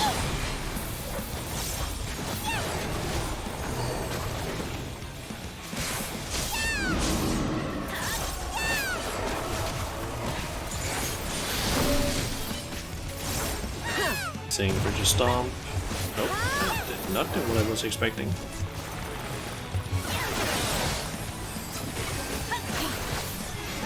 I was expecting that to maybe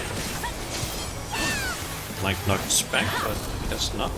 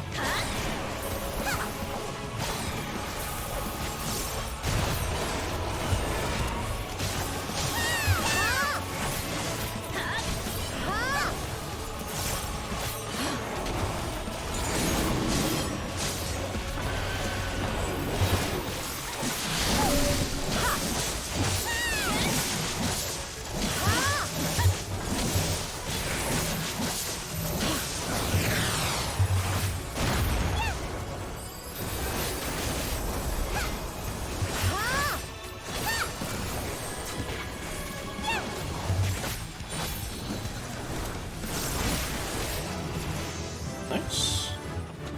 And also level 88.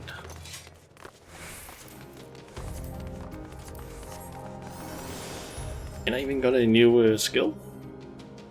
Or skill I think was actually a plentiful harvest and enhanced arcane circle. That one and that's upgraded apparently. I'm warning you. A bunch of things that I don't understand quite.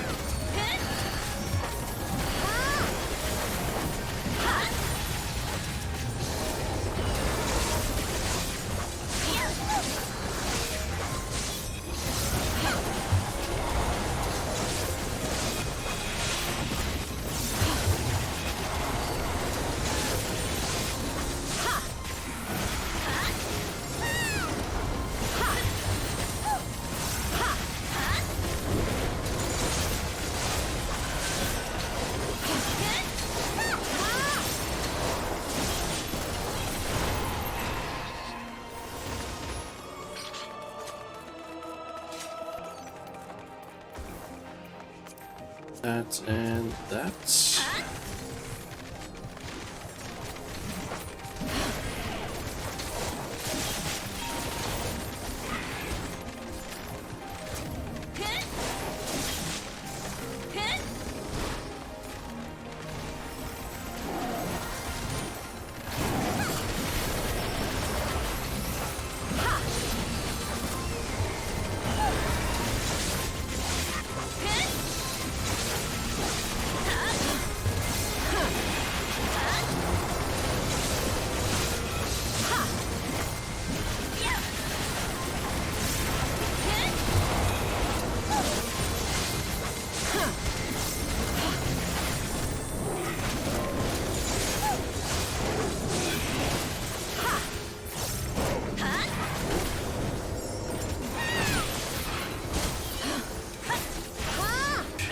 Still don't fully know how this one works. It's one immortal sacrifice. And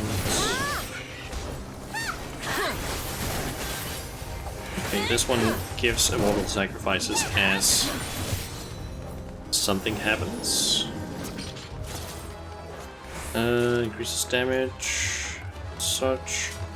Circle sacrifice itself and nearby party members. Additional effect grants Bloodsworn Circle to self.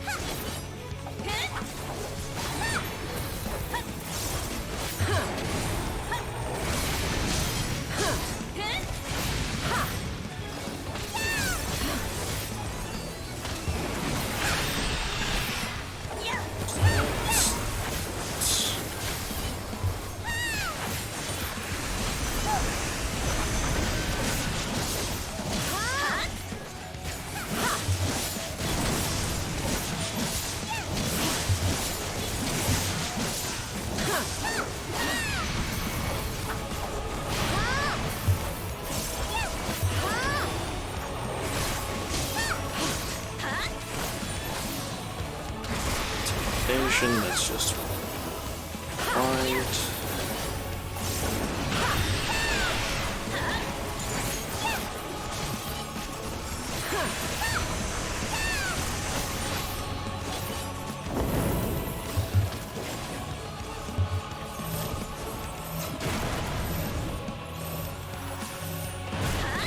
Oh. Forgot about the one there. Seems like center and to the left. Or to the right, I mean.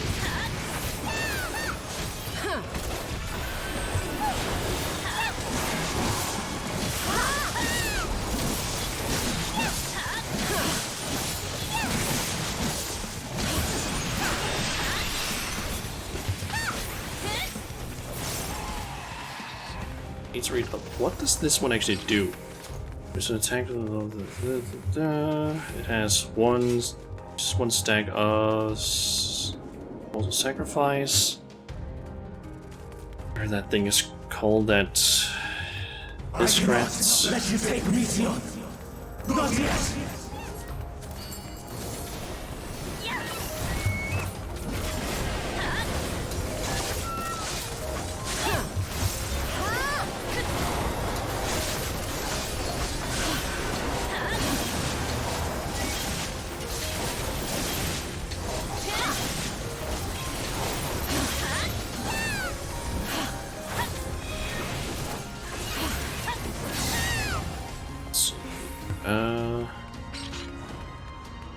Frequency increased by up to 800 and stacks of mortal sacrifice exceed minimum costs.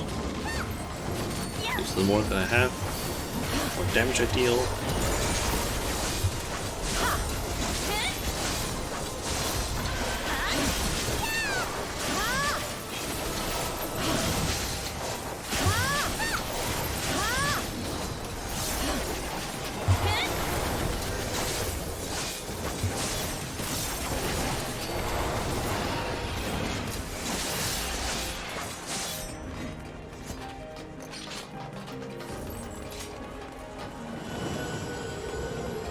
Oh, that's actually something I can use.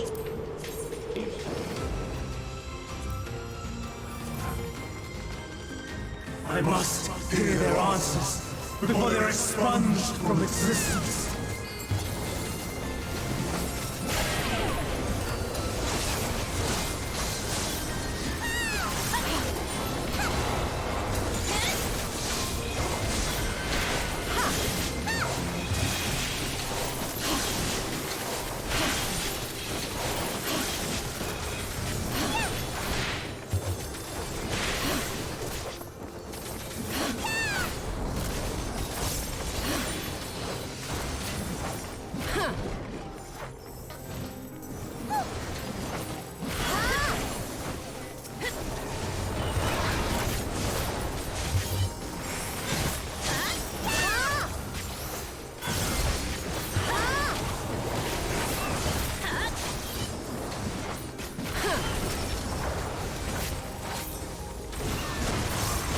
Increases shroud gauge by 50. The executed while under the effect of.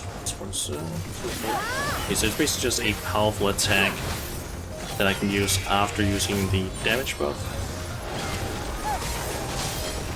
Only after that. Depending on how many stacks that I get, I can basically get a lot of damage with that. And I also end up getting enough to basically do enough shroud gauge to do Enshroud again.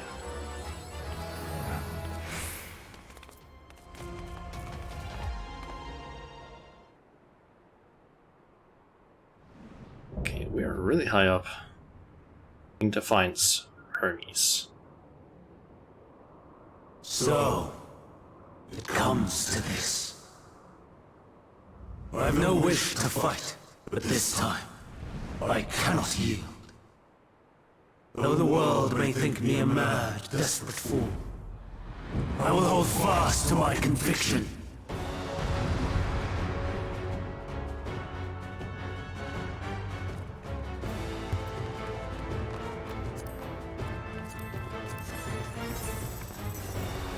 I will have the time and tranquility I require. Lust and gale, gather to me!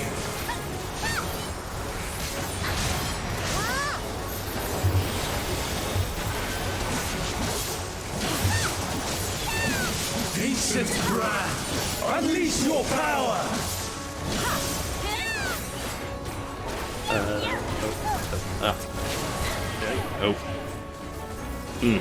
Dancing winds, pierce my foes! That kinda makes sense.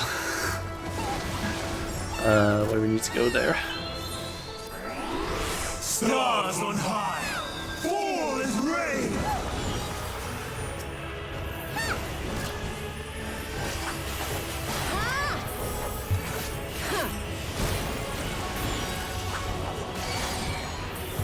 I'm guessing possibly stand up. That one's not glowing. It's probably safe. Ah. Messed that one up.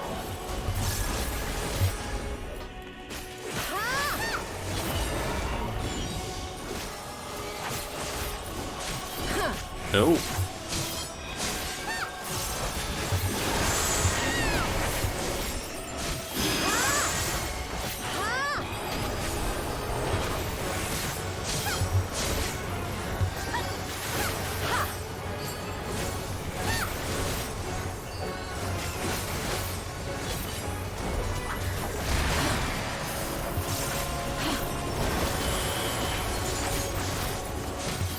Streams of ether! Surge as one!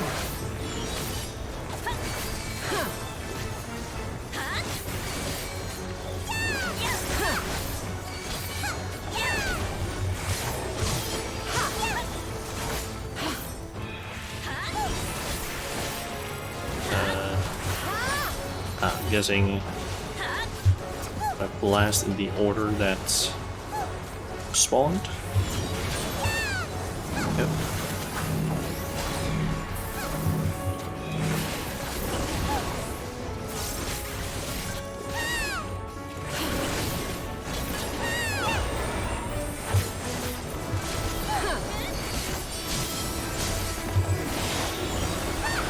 Dancing winds, pierce my foes!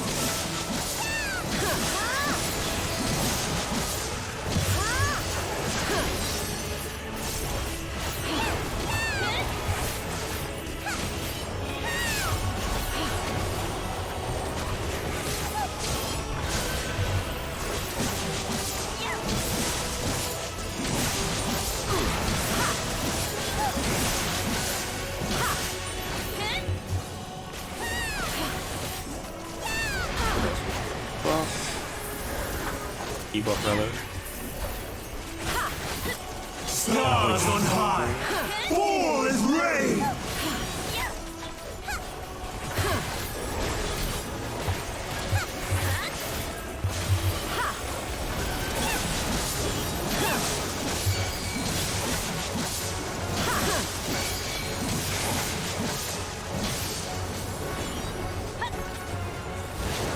hide here, and then here, I'm guessing. Yep.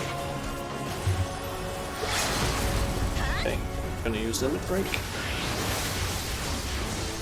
Even when transformed, but I am not finished yet.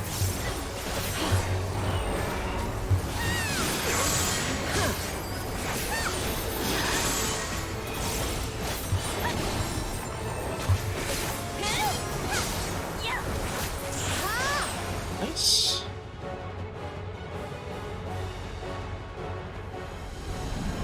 No! My power!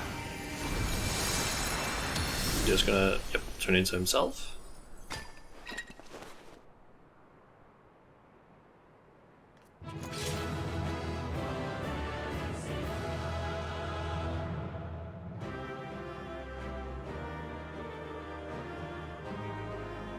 We are really high up, actually, or at least in a location that looks like it's very high up.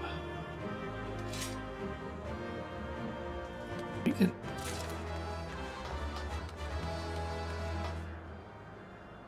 I am pretty sure that is the like horizon or curvature of the Earth or something like that. Also got that one. Apparently also use.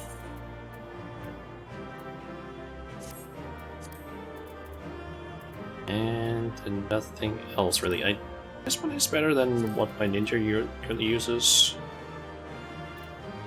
And my work, maybe use that in a few levels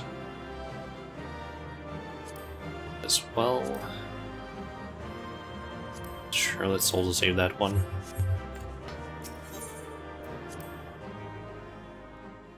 Okay, so we are very high, yep.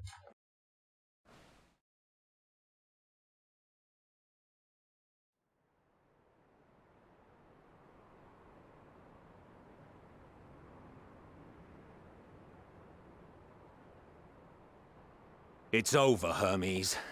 In the name of the Convocation, I hereby take Meteion into custody. And setting aside the matter of your nomination, you will come with us too. We require your knowledge to assess and resolve the situation.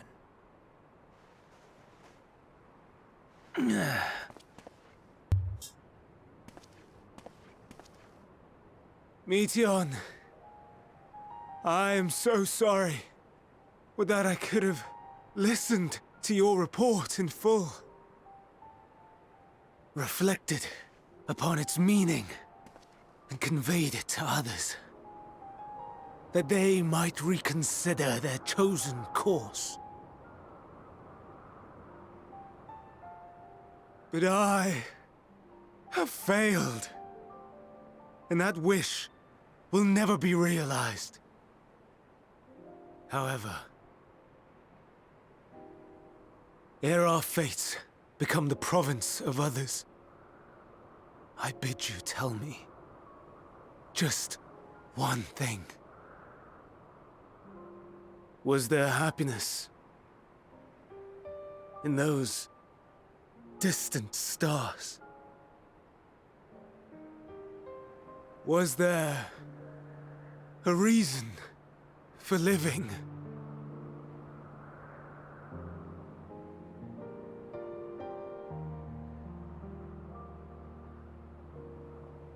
We conducted our search as per your instructions. We scoured historical records, communed with the spirits of the deceased, heard the final testaments of the dying, welcomed their shadowed hearts into our own. One race had striven to create a world bereft of animosity. They renounced relationships to avoid interpersonal strife, and in so doing brought about societal collapse. One race had renounced war and devoted itself to the enrichment of its people. They were conquered. Though they destroyed the enemy in reprisal, they could not regain their former glory. One race had concluded that finite time was the root of all woes. Aspiring to shatter its shackles, they went in search of infinity. They discovered nothing is infinite, and that neither time or death can be cheated. Disillusioned, they gave up on the future and themselves. One race had discarded all things that gave rise to sorrow, hoping to have only joy. They found joy lost its savor in the absence of sorrow, and lost their will to live. Though worlds apart, these peoples shared a belief. The belief that they had tried their best. That they had tried to fulfill their potential with every step and success. In the course of which, they learned the truth. What is happening? That they would never be free of fear and sorrow, anger and despair, of loneliness, so long as they yet lived. Okay. Even now their souls cry out for oblivion. And to this song of anguish, I lend my voice. We lend our voice. Oh, beloved mankind, shimmering jewels of beautiful Etheris, rejoice, for we will free you from the cruel yoke of existence. There is no need to struggle in vain, for in nihility awaits salvation. You will know peace and serenity, and it will be beautiful. We will make our nest at the edge of the universe, and there in the dark of dead worlds hoard sorrow and suffering. There we will sing, our chorus ever louder and ever clearer, that our song may reach even this ether-shrouded star. Such is the answer we have found in the stars. Such is the gift we now offer to Etheris. Very unpopular. Irriterende. But also shit. Who are you to decide our fate? To decree we live or die?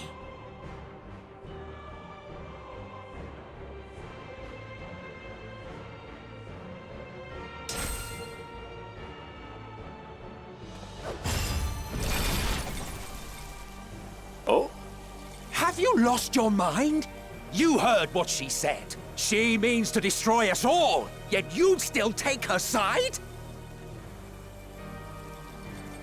In the name of the star, we have discarded those creations that we deemed flawed.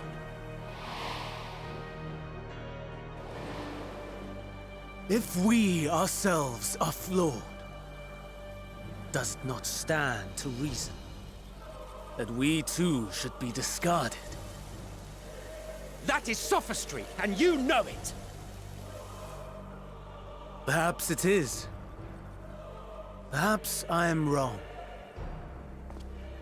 But who is to say that you are right?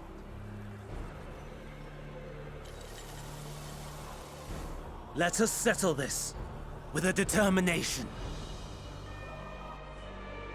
In my authority as Chief Overseer of Elpis, I will make a judgment on man's fitness to exist.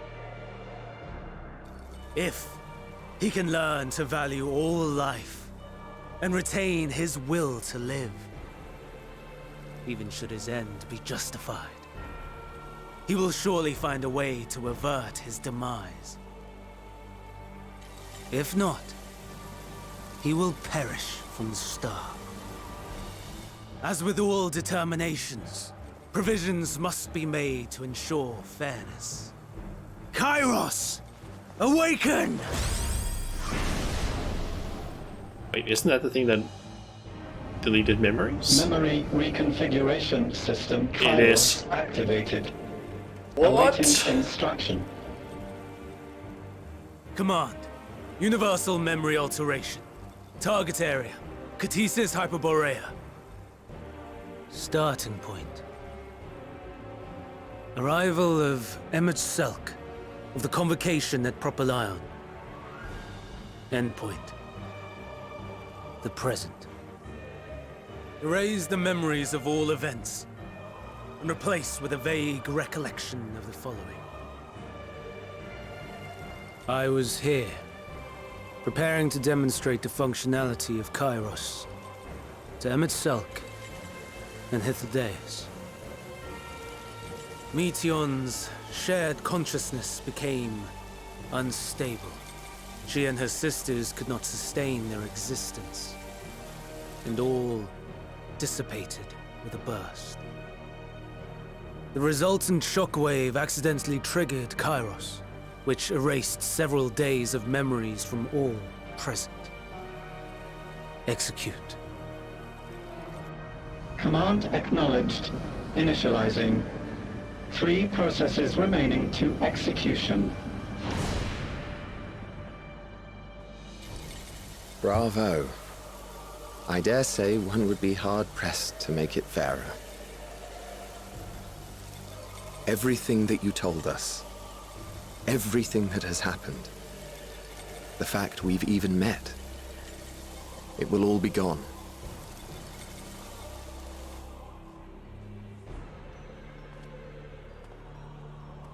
Go, Meteon. To the edge of the universe, where none can reach you. Hermes, won't you come with me? If you were to shed your flesh, I should be able to carry you.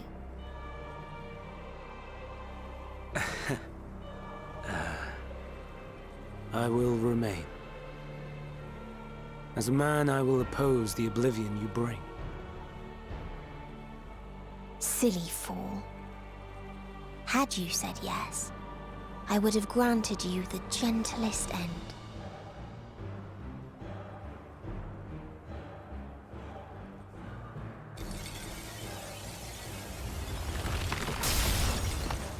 This ends here!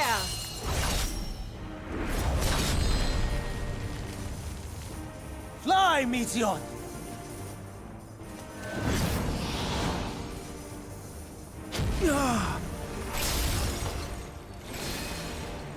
That is far enough, Hermes!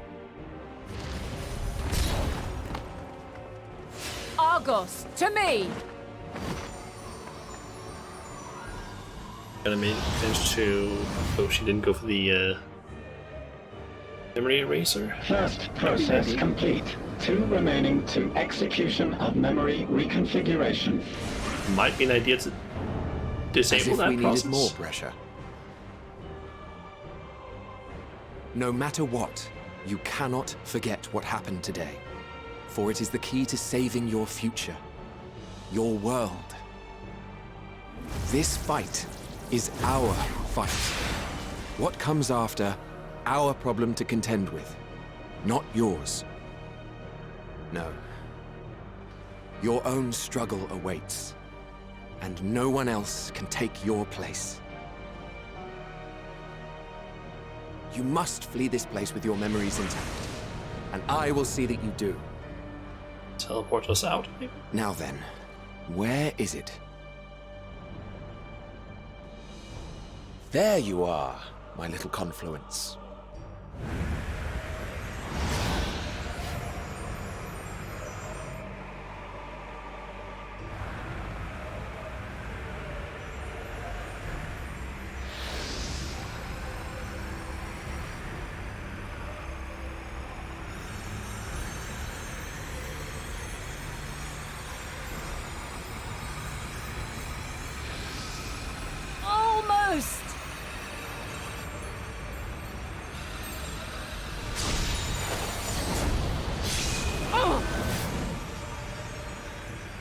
Okay. Very well, then. You may elude us this day, but not forever. Okay.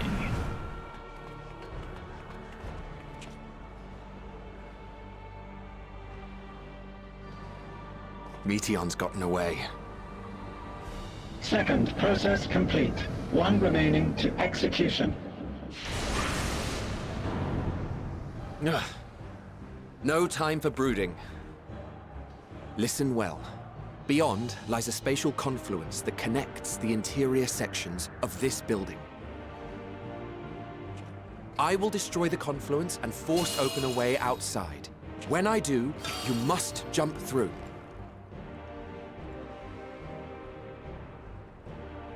Okay. I cannot tell you how sorry I am. But neither can I let you escape!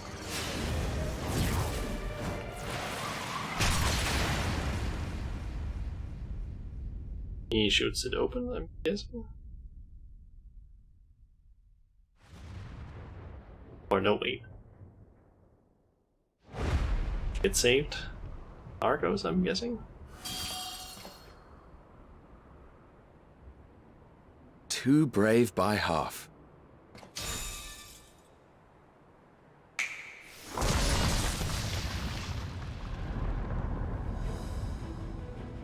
Exemplary work, as always, Emmett Selk.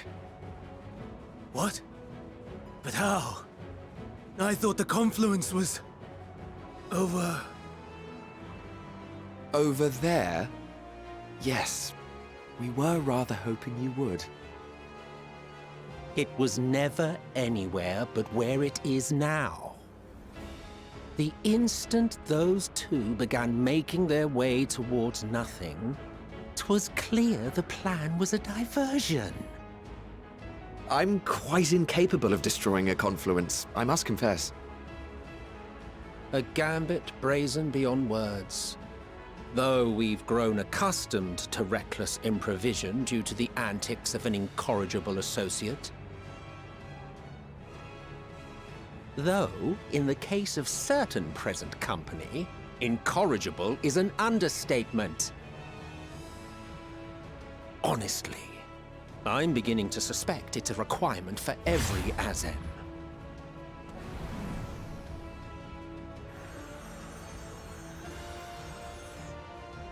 There's no time! Quickly! Even now, I do not believe your tale. I would not suffer us to walk such a wretched path. Still, if it must be said, do not squander it. The legacy I leave you.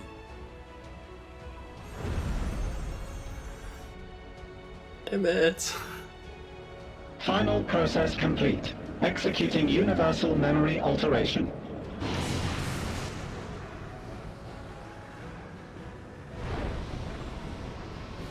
Go, Argos! Oh. She also leaves.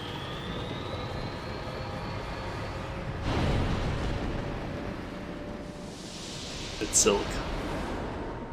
Eminem Silk saving the day, yep. Good job, Emmett.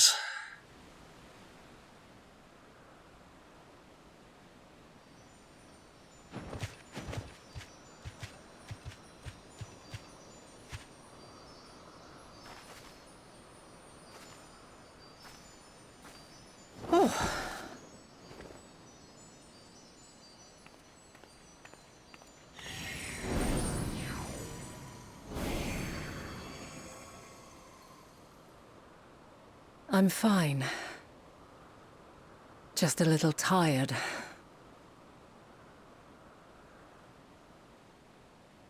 Oh, the auto pressing. Can it be true? Are we the only ones left who see beauty in the world? In life? Are the stars above no more than husks of fallen civilizations?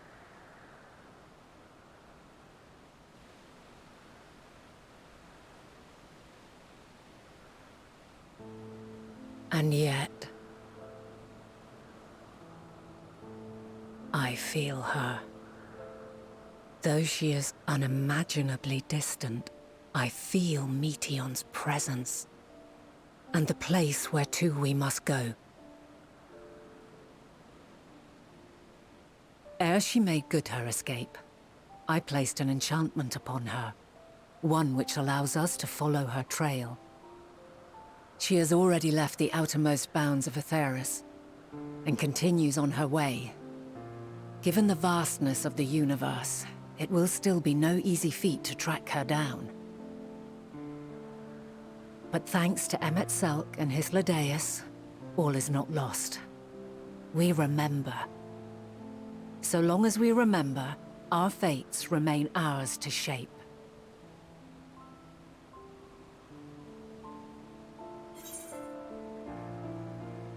What became of the others, I wonder? So, what now? What became of the others, I wonder?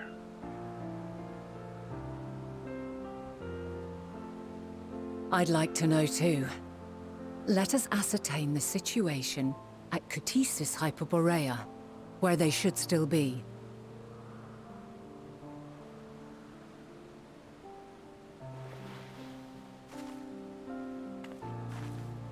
Given the likely state of their memories, however, it would be imprudent for us to approach them directly.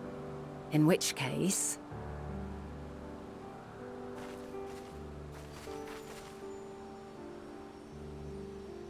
I am sorry, my friend. I've asked much of you this day. But may I trouble you one last time?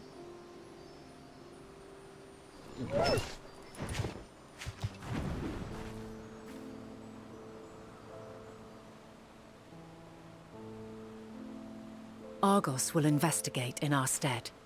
We will share in his consciousness and see and hear as if we were with him. Now, close your eyes and open your mind.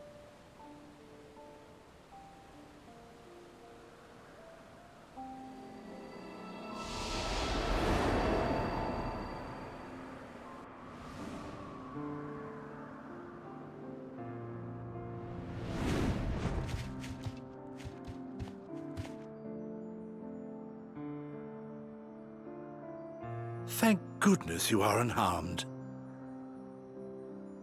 Unharmed? There is a gaping hole in my memories. I can scarcely remember arriving here in Elpis. Forgive me. I was preparing to demonstrate the functionality of Kairos to our guests. But Meteion, her shared consciousness became unstable. And she... So, that's what prompted the state of alert. And when you went to investigate, you were caught in Kairos's accidental operation. So it would seem. It's all a blur to me. Such an unfortunate accident. Oh, and what of Venar and your other companion? You went inside together, as I recall. We did?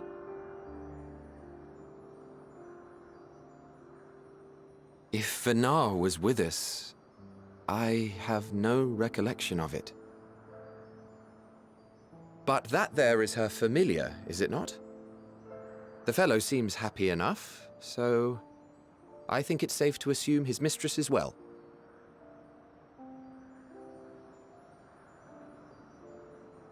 I haven't the slightest notion who this other companion might be, however.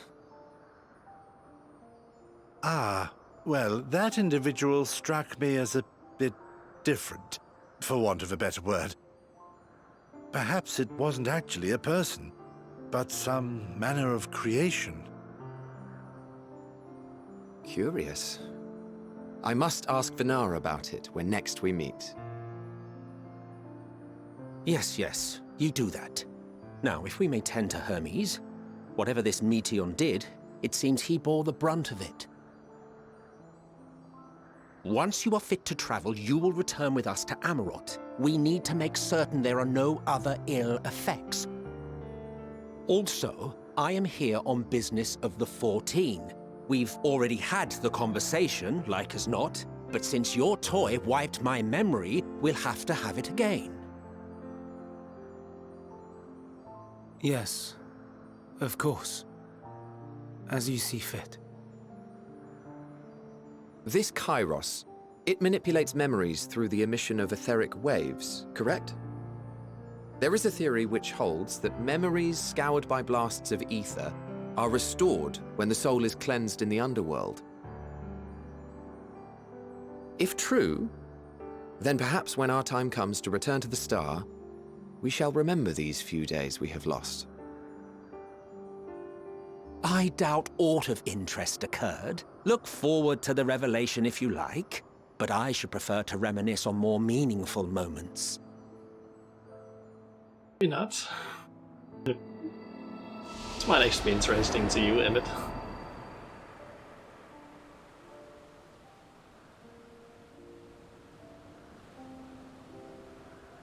Let us rest. If only for a while. After all, you and I... Oh, we still have a long, long way to go.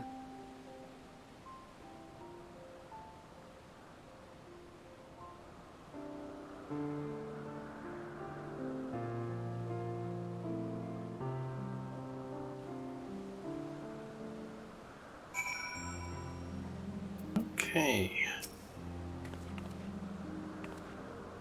Are you feeling at all recovered? I understand that your exertions were more than real physical, but resting one's body, if only for a moment, is never without merit. As for Hermes, I think it's unlikely he will create more like he is, or whatever they're called, poured much of himself into Meteion. Now that she and her sisters are gone, dissipated in his mind, the grief must be unbearable. He will blame himself, he will believe that, and he never acknowledged his satisfaction in the world. Then the Media would never been born to suffer and die. He offered to join the 14 will be a welcome distraction. One day hence, he will face the advent of the final days in the role of Van Daniel.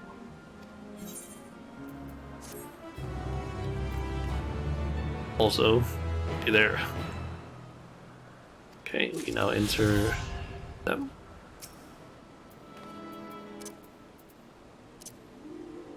Hello. Okay. How much live, die, and know? I'm pretty sure that's also part of the answers. Lyrics.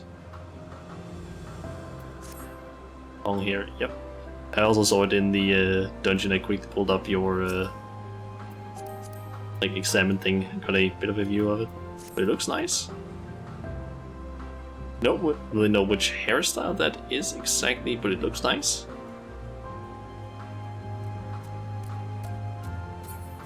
I'm kind of curious about something. How are we about to see? Actually, I can just check that in another way. That's quest number or level 87. I look at the Endwalker MSQ and see how many quests we have of the last bit here. This is the last one. Okay. Thinking we'll complete this quest, and that'll probably be where I end the stream for today. Because then we just have the level 88 to 89 quests, and then also, of course, the level 9 quests. shall not listen to me. Our duty now is not to denounce Hermes for his misguided determination, or to convince Emet-Selch and Hylodeus that they have been deceived. No, we must instead ensure that the experiences Hermes sought to expunge are preserved. Remains in our memories alone will be our weapon against the final days. We must fight this battle in your age and I in mine. Come, let us walk together once more. We'll see you to the doors of Propion. Something like that.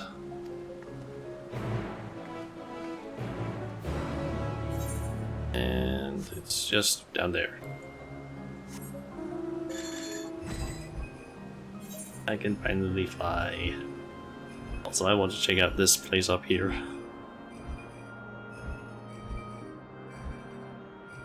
Yes, this place.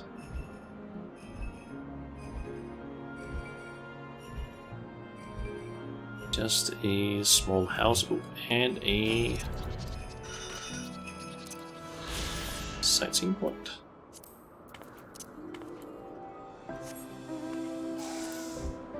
Can I enter the house? Yep.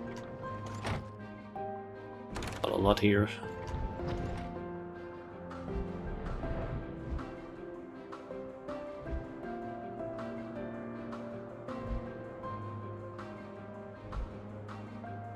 Okay, so if I am not mistaken, I have 26 quests left of the MSQ. And I think I can probably finish that up on Friday and Saturday, I would assume. Because there's 20 quests left in the 80 to 90, and then 6 quests left at level 90. There's of course all of the patch stuff, but yeah, for now I mainly just want to try and finish up the main MSQ at least. Your time in this age is drawing to an end. Upon speaking to several cutscenes will play in sequence. It's recommended that you set a time sufficient time. Yep, all that. Okay.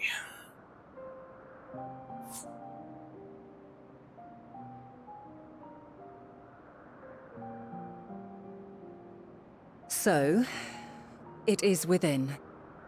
The portal that brought you hither, and will take you home.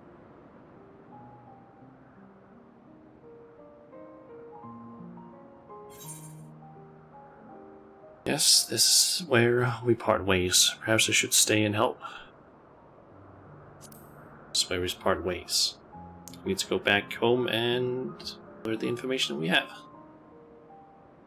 May you and yours emerge triumphant. Make use of the knowledge you have gained, that your days in Elpis and our friend's sacrifice be not in vain. With Meteion free to pursue her designs, 'tis only a matter of time until the final days are upon us. We must be ready. From fortifying our defenses to securing our escape, there is much to be done.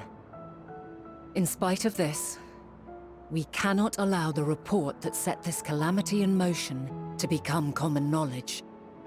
Were the masses to learn the fates of the other stars, I fear the situation would spiral out of our control. I must carefully consider who can be trusted and bring them into the fold.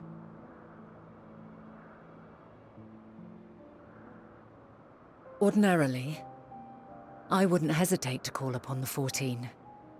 However, it was the desire for a fair determination that drove Hermes to attempt to erase our memories.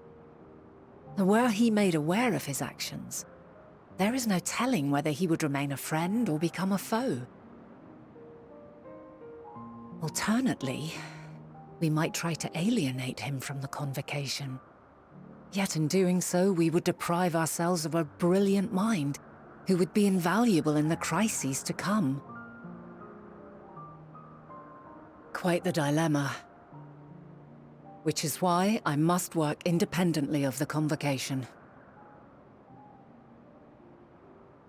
Regardless of how we proceed, if we are to permanently avert the final days, we must be equal to Hermes' challenge.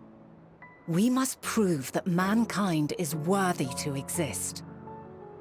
And this hinges, I think, on how we confront the all-consuming despair that accompanies a senseless and seemingly inevitable end.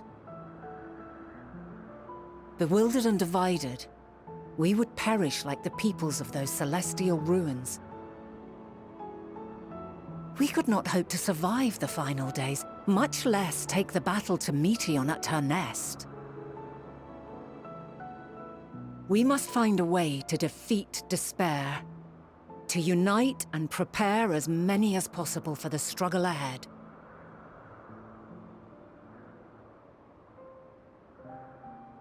Heavy will weigh the burden of guiding this legion of souls. Yet I have faith in mankind's potential. As long as he believes in himself, there is naught he cannot achieve. So I will not give up on him. On us.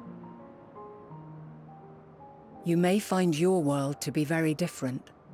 Or perhaps the erasure of our friends' memories has sown the seeds of a conjunction between us.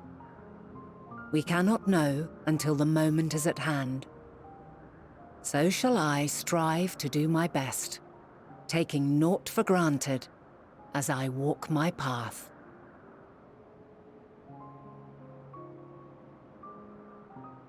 And I pray you walk with me to the end. As you move forward, so too will I, as will all, resolved to fight for the morrow. And when mankind has found the strength to stand against despair, we shall silence the song of oblivion. She who sings it will learn our journey is far from over. This I promise.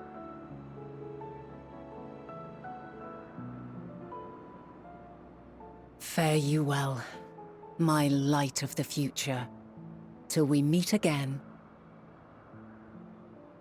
So I'm kind of curious. Can any of the things that we've done actually have affected our future? I'm unsure of that.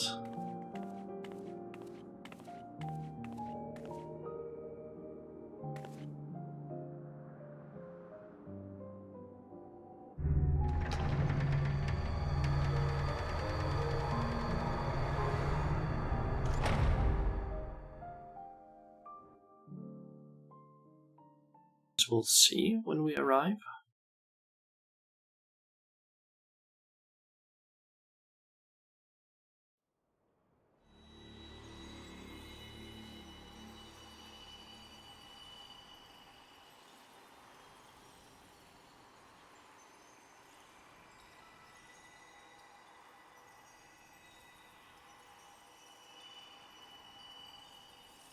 From this day forth, I shall strive to bring honor to the seat of Vandani.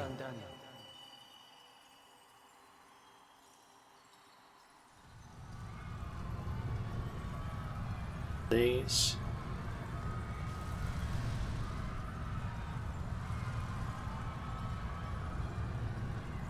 Depends on how you think of it, but looking at it logically, our perspective, the answer is no, as we assume that time is linear. Yeah. It also kind of depends on what kind of time travel it is. Is Emerald?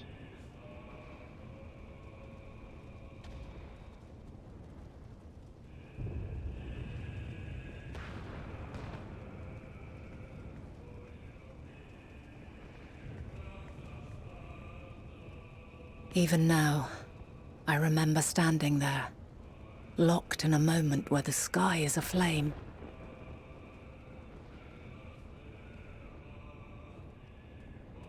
Where stars fall as tears, and screams darken the seas. where resignation rots the trees.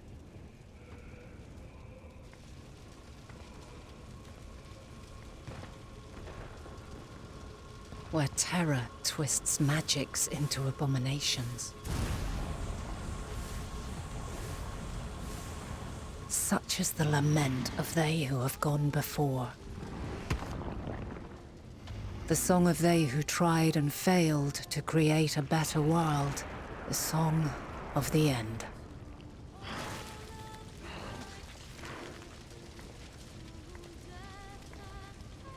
And Answer is playing in the background. That which hides at the edge of the universe is no longer Hope's creation.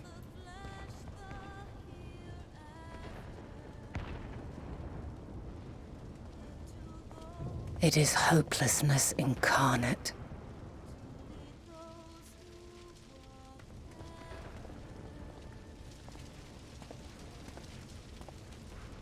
That day, mankind saw half of its number sacrificed to bring forth Zodiark.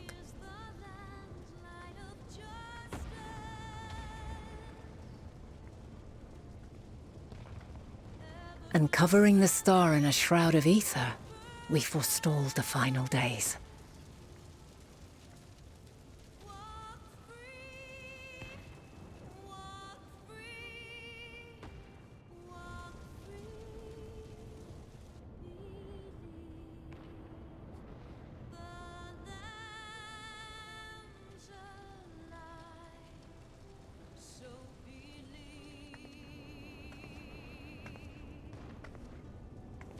Yet the cries echoed still.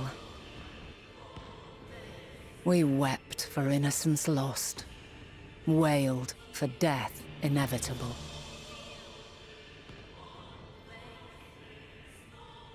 A reality too terrible to bear.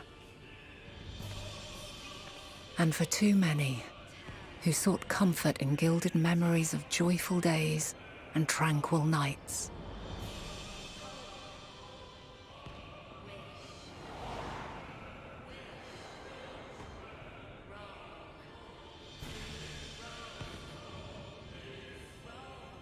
This is all wrong! Why must we suffer so? It needn't be like this. No. There must be a way to restore things to the way they were. To reclaim the perfect paradise we once had. No, my friends. Suffering exists, and we cannot pretend otherwise. No civilization, however great, could eliminate it. If we would live, we must accept it as our constant companion.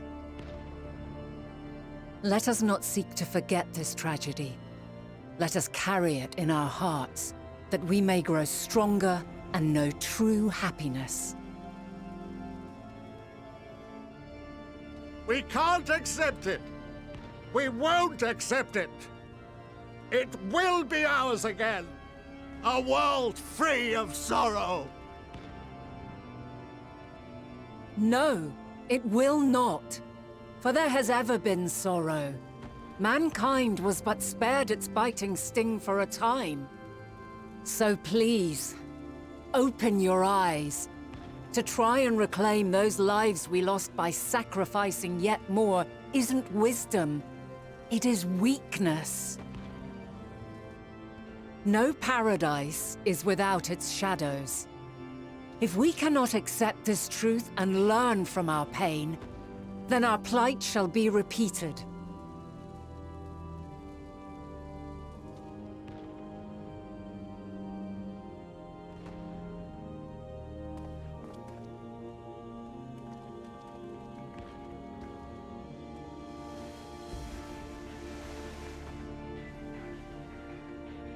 O mighty Zodiark!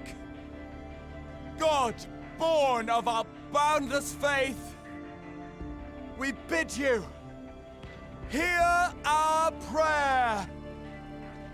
Accept this offering of lives, and deliver unto us the lives we once had. Deliver unto us the days of old.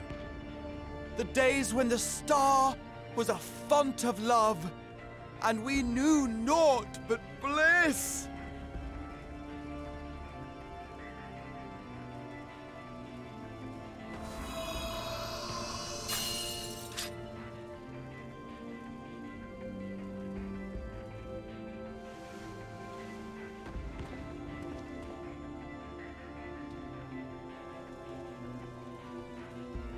You would destroy it? Our beautiful world?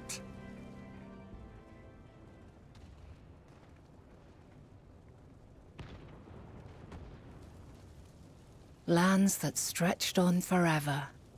Skies one could drown in. The heartbeat of nature, silent yet strong. And amidst it all, a people. Beacons of light and life. Laughter that warmed my heart like naught else before. They are my meaning and my purpose. My love. In spite of, or perhaps because of this, I choose to believe in mankind's potential. In his ability to find a way forward. So let there be no way back. From that temptation, I sunder us. No more shall man have wings to bear him to paradise. Henceforth, he shall walk. Oh.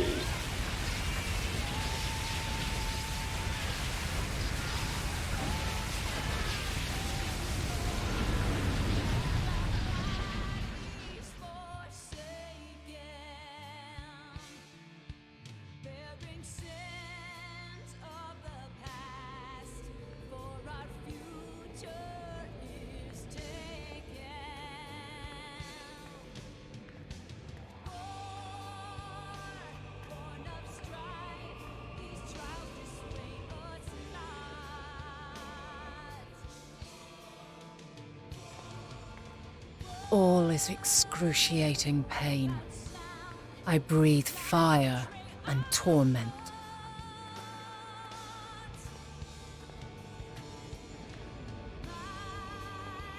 I birth a world of suffering, to mire and plague.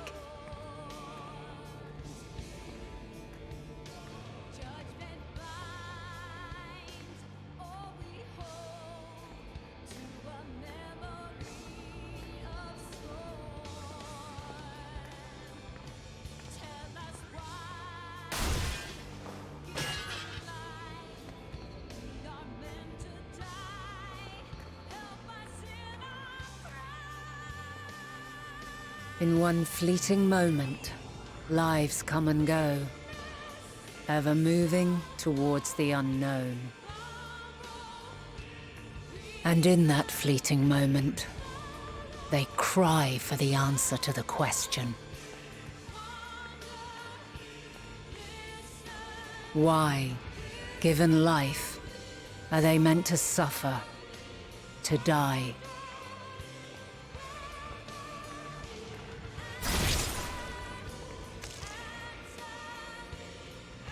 As fragmented, imperfect beings, yours is a never-ending quest.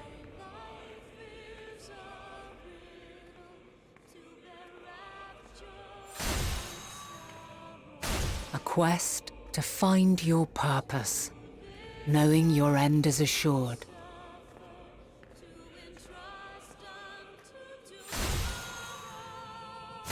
To find the strength to continue when all strength has left you.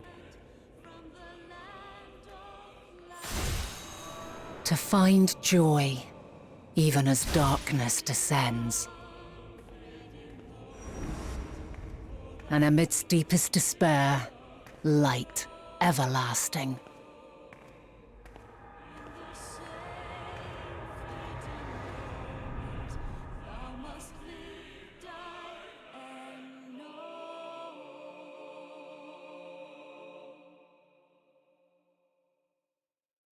I wish I had turned up the music before starting this, because that was answers playing throughout that.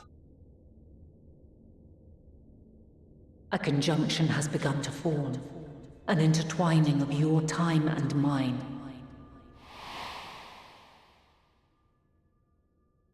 When you truly understand what is at stake, and your journey has prepared you to surmount the insurmountable, then shall I honor the promise made in another time, another age.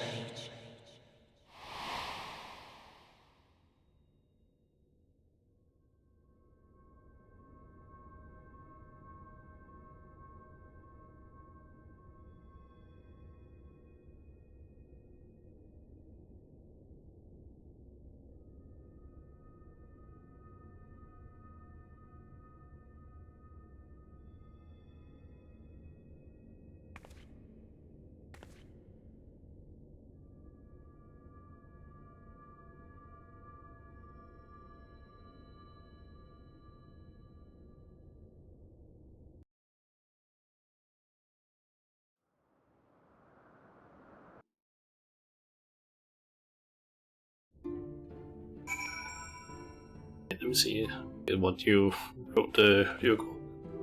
Well, if time is linear, then things that happened in the past for you have already happened, so you can't actually go back and change things because you already tried and failed. If time is not linear, you go back in time to change things, creates new separate timelines, one where you fail and one where you don't fail. Yeah, that was kind of what I said regarding like how, at least I think I said that depending on sort of like time travel it is, different things would basically happen, since I think there's basically several different ways that you can do time travel. There's like the like contained loop, which is kind of what, for example, Harry Potter works on, where with like the time turner, it basically ends up being a loop on its own, because you basically travel back in time, and then you basically do something that results in you basically then being you basically do things that already happened in your normal timeline. Yeah, and you basically just end up back where your self travel back in time, essentially, at least in that context, and then you just continue on from where they left off. So I gotta hydrate. Redeem. How about this? After I finish up the stream, which I will hear in just a little bit, I'll go ahead and take that drink, because I'm about to end the stream here in like a little bit, so I don't feel like going up and just grabbing something to drink right now. But yeah. Time travel is just confusing in a lot of ways, in different, like, what do I call it, in, like, depending on what the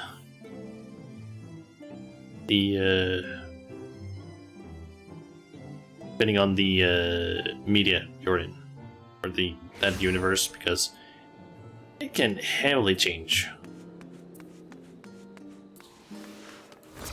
Some of them, it's like, oh yeah, it's a contained loop, nothing changes. There's the ones where it's like, oh yeah, it's split timelines, which is, for example, what Dragon Ball does. Just need to make that out. Yeah, for example, Dragon Ball, when it's the entire thing with Trunks, that's like a Trunks that goes back in time, but ends up creating a different timeline, and there's other ones where it's like you don't change the timeline, but you do change history. It depends on how basically is seen. Shana, impeccable timing as always. Heard you were off in the first as part of our efforts to investigate the final days.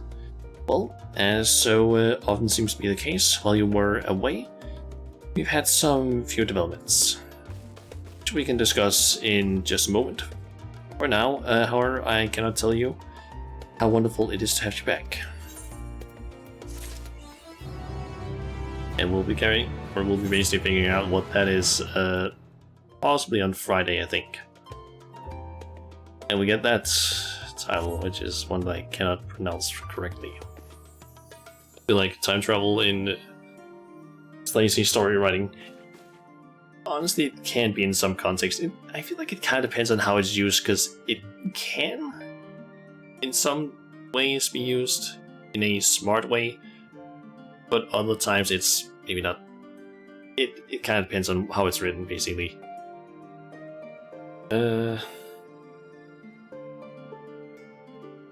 Can be in many ways. It's in way to easily bring back fan favorites. Yeah, like I feel like in this context it makes sense, because like it actually kind of works, because we basically go back in time in order to figure out some information and figure out that, oh, we were actually, I guess, part of that whole thing that happened. Because we were told by Elidibus that he apparently saw us, I think. I think the best time travel anime would be Steins Gate Season 1, but Season 2 kind of mucked it up. I haven't seen Steins Gate, but I do know some info about it. Although it is kind of limited.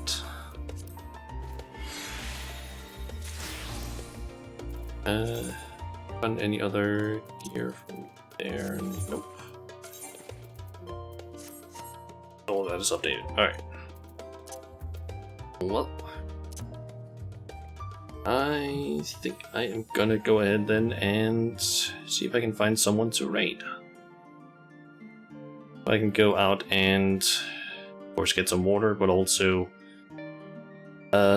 make myself some dinner, and I also need to do some things regarding school, because I need to order a PC, and I can get some of the books that I need, and I need to buy the fucking Adobe bundle, or whatever the fuck it's called. Basically the thing that has all the Adobe products. I need to buy that thing, which I don't want to do.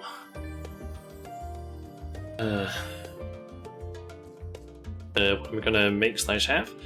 I am thinking of basically making some, like a simple dish that I sometimes make. Basically just cook some pasta, then pour in a, what's that, 1/4 of a liter of, I don't know, cream? I think that's what it's called, piskefløde in Danish. I think it's called just cream. Basically pour that in, and then I basically take some salmon that you would usually like put on bread and eat. Basically just cut that into small pieces, throw that in, and then just mix that around, and then that's it. Cream or something like that. Yeah, that sounds about right. Don't like Adobe either. Yeah, I'm just kind of like, the fact that, like, specifically the fact that we need to buy the bundle. Thankfully, we do get a deal on the bundle, but it does end up still costing like a bit. Don't exactly remember how much, but I can guess quickly to go and check the website if I can find that goddamn information, because honestly this website that they have is so annoying. Like, trying to find the information that I need feels like a bit of a pain in the ass. I need to go like through several links in order to get to where I need to be. Alright, so apparently the normal price, according to this website, it's apparently 1,815 normally. But we are apparently gonna be getting the subscription for 750 for a year.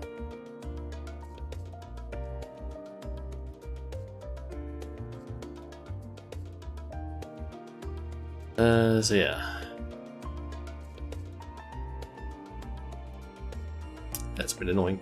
Also, they're also like, oh yeah, you need to also buy a domain, which is like, Okay. And apparently they say that that's gonna cost like 400 for the first year and then 200 the years after. So I'm kind of like,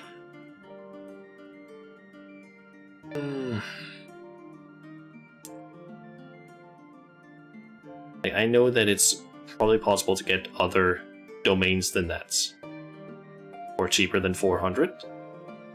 So I'm thinking of maybe getting that in like somewhere else instead. Possible. Because I feel like 400 seems a bit expensive, considering that I think I got one for like the first year, maybe 100, 200 or something. Yeah. That's a bit annoying.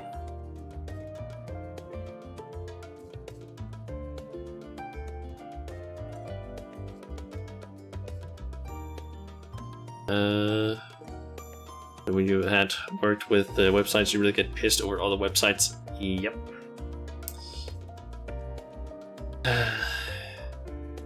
Like, after I've basically learned stuff about web design and so on, yeah, it gets so obvious when you find like websites where it's like, why did you design it this way? Why is it so fucking complicated? Check out one.com or simply.com.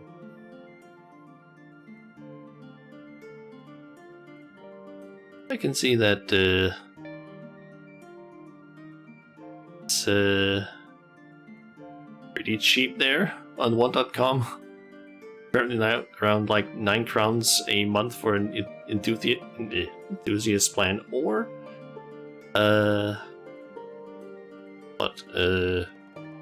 129 per month, which is cheaper than what they're listing. But that's probably, I'm assuming it's probably because they're like, oh yeah, we have this site that we want it to be done on, and it needs to be like a Danish URL or something, which I'm like, why the fuck does that?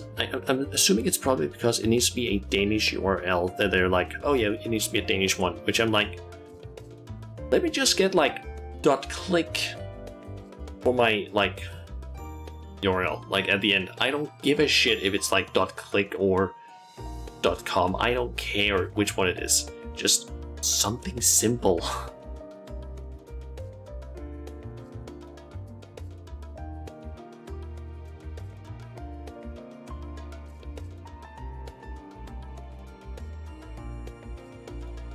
Or .dk. Probably not. It's probably gonna be something else that's gonna be called for school. I don't know, maybe my like actual name or something like that. I don't know. Like, I did have a website. I've had 2 domains so far actually. One that was .eu and one that was and then one that was .click, which I used to host my old portfolio website on. But because I didn't know too much, like, I think it was due to several things. The fact that I didn't have too much knowledge when it came to basically actually making a website and hosting it somewhere, and then also like dealing with terminal navigation and fixing things there. That might have been a problem. But also the fact that I was trying to basically run a Node.js, I believe, server that was supposed to run a website that basically used EJS as the framework, if you even want to call it that, and then also run a React server at the same time to run the main website. I think that might have crossed some wires and me not setting things up correctly that kind of made it a bit fucky. So it had a tendency to either just load really slowly or just straight up crash because it didn't want to work. Still have your family's website. What about getting the fab.org? That would actually be kind of funny. This is cheeky, yeah.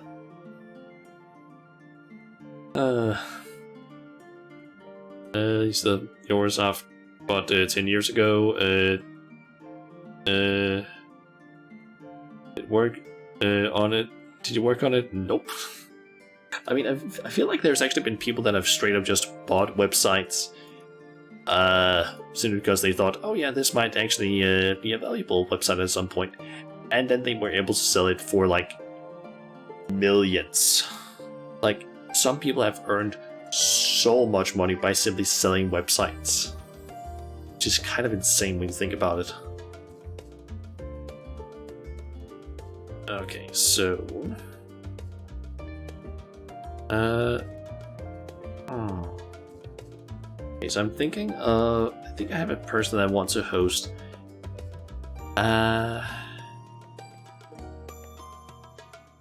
But the problem is just that I don't think I'm following that person, maybe? Yeah, I'm not really sure.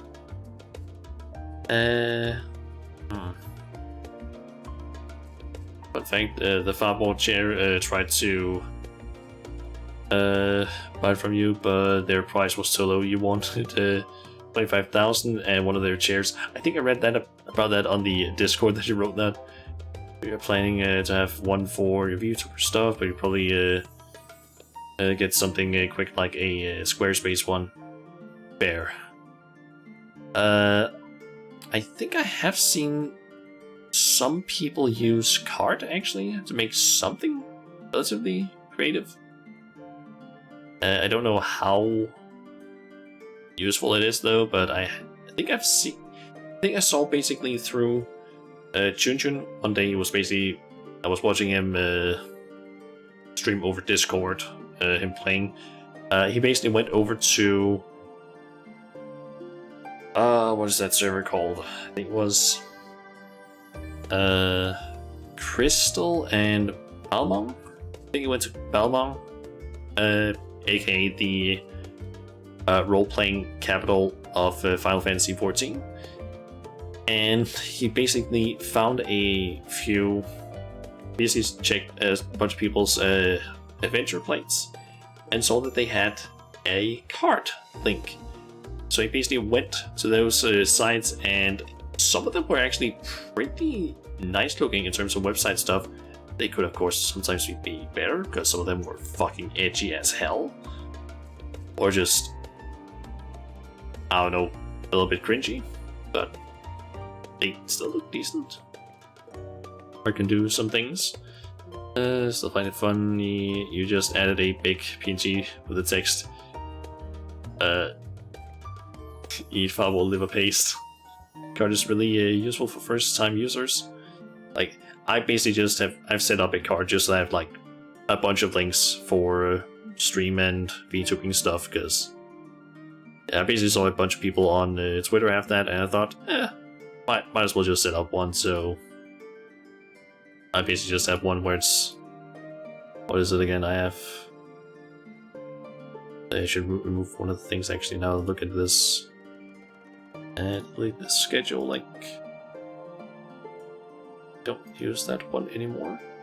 But yeah, basically I have like just links to Twitch, Twitter, Discord, Drone. You don't really have anything on after all. My game tracker on what is that website called again? Notion, the SO, and then my B2B page, which I basically don't use. I just like, whenever I stream, I just go there and are like, okay, and make it appear to them online on their site. I might get some views. You have a card, but you want to have something to hold your lore stuff. I think that might be possible. I think it's possible to at least have like several pages on your card. Or maybe you can... Like, I don't really know how to do it, but I'm pretty sure you can maybe have like multiple sites on card, or maybe you need to maybe you need to have, like, subscription or something.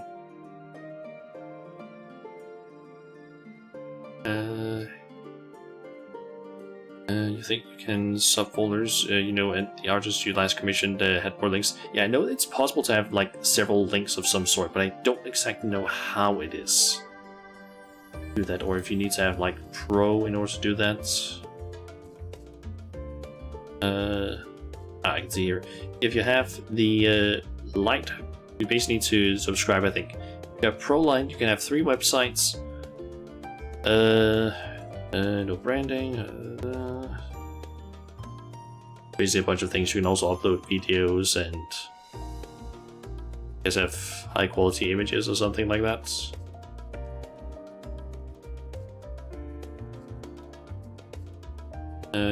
Yeah, but you want to make something a little more interactive, like a comic book reader style. Just link to a drive. Could also do that. Let's see here. Someone just started streaming actually that I can go ahead and raid, I think. I believe they have been streaming for that long. Oh, they just started. Okay, we have someone we can raid. Do you need JavaScript to do things for you, like loading scrolling text and voice clips? Just ready for it. Do the raid. JavaScript, you're scared. I mean, JavaScript isn't that scary. I mean, it's a bit dumb in certain aspects compared to other programming languages, from what I understand. Because apparently, yeah, there are certain things about JavaScript that is a little bit dumb. But it's simple enough, I would say.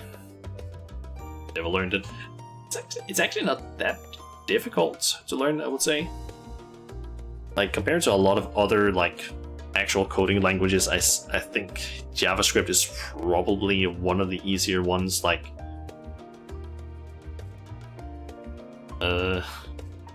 JavaScript would be like 0.2 plus 0.1 is equal to 3, and that's false. Yeah, I mean, it kind of depends on how you basically structure it, because it's dumb in that way, where it's like, it might see those things as like, oh yeah, those are strings, one-sided strings, for some reason, if you don't, like, specify it in some way or another. Because yeah, JavaScript is dumb in some aspects, but once you learn to get around those, like, absolutely idiotic things, it actually gets somewhat okay.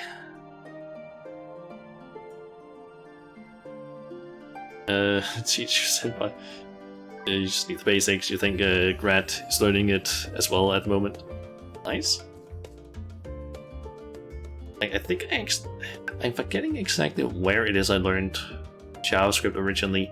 I think, okay, so basically back in when was that? I think it was 2012. It was 2012. I basically went to school where I ended up quitting after the first year, because basically the math was really weirdly taught and I couldn't follow that, and some of the other classes were also weird. But I learned a few things at least regarding coding. Very limited. I think I learned a little bit of Python. And then when I went to the next school, which I actually completed, I ended up learning. I basically took a class that I could pick myself, and basically learned how to actually do sort of coding there. And then I went to an actual proper school or proper classes, and actually learned all the stuff that I know now. When you add the math together, it's 0.3. JavaScript sees 0.3 and thinks, ah yes, 1/3, but in decimal, so 0.2 plus 0.1 must be 0.33 recurring, repeating. I would love to discuss this with you too. Right now, food, drink, bear. Yeah, I also need to go out and get that stuff. It's almost been 7 hours now I've been streaming, Jesus. But yeah. So next stream is most likely gonna be on Friday. Mostly and probably at the usual time, so at around 5 in the evening, Danish time. Something like that. And yeah, probably also a stream on Saturday. It will probably be one at probably 1 o'clock, maybe 12. I don't really know yet. Basically, my FC has an event in the evening, which is a 80s and 90s pop culture costume contest thing. I still haven't come up with a costume yet, so I need to figure that out. So yeah, I probably need to do that tonight and tomorrow possibly. But yeah, hopefully we'll be able to beat or complete the main part of Endwalker's MSQ Saturday, I'm hoping, but yeah. Anyway, we are gonna go ahead and raid Mei. So yeah, I hope everyone had a good time here. So yeah, guess until next time, everyone, I'll see ya.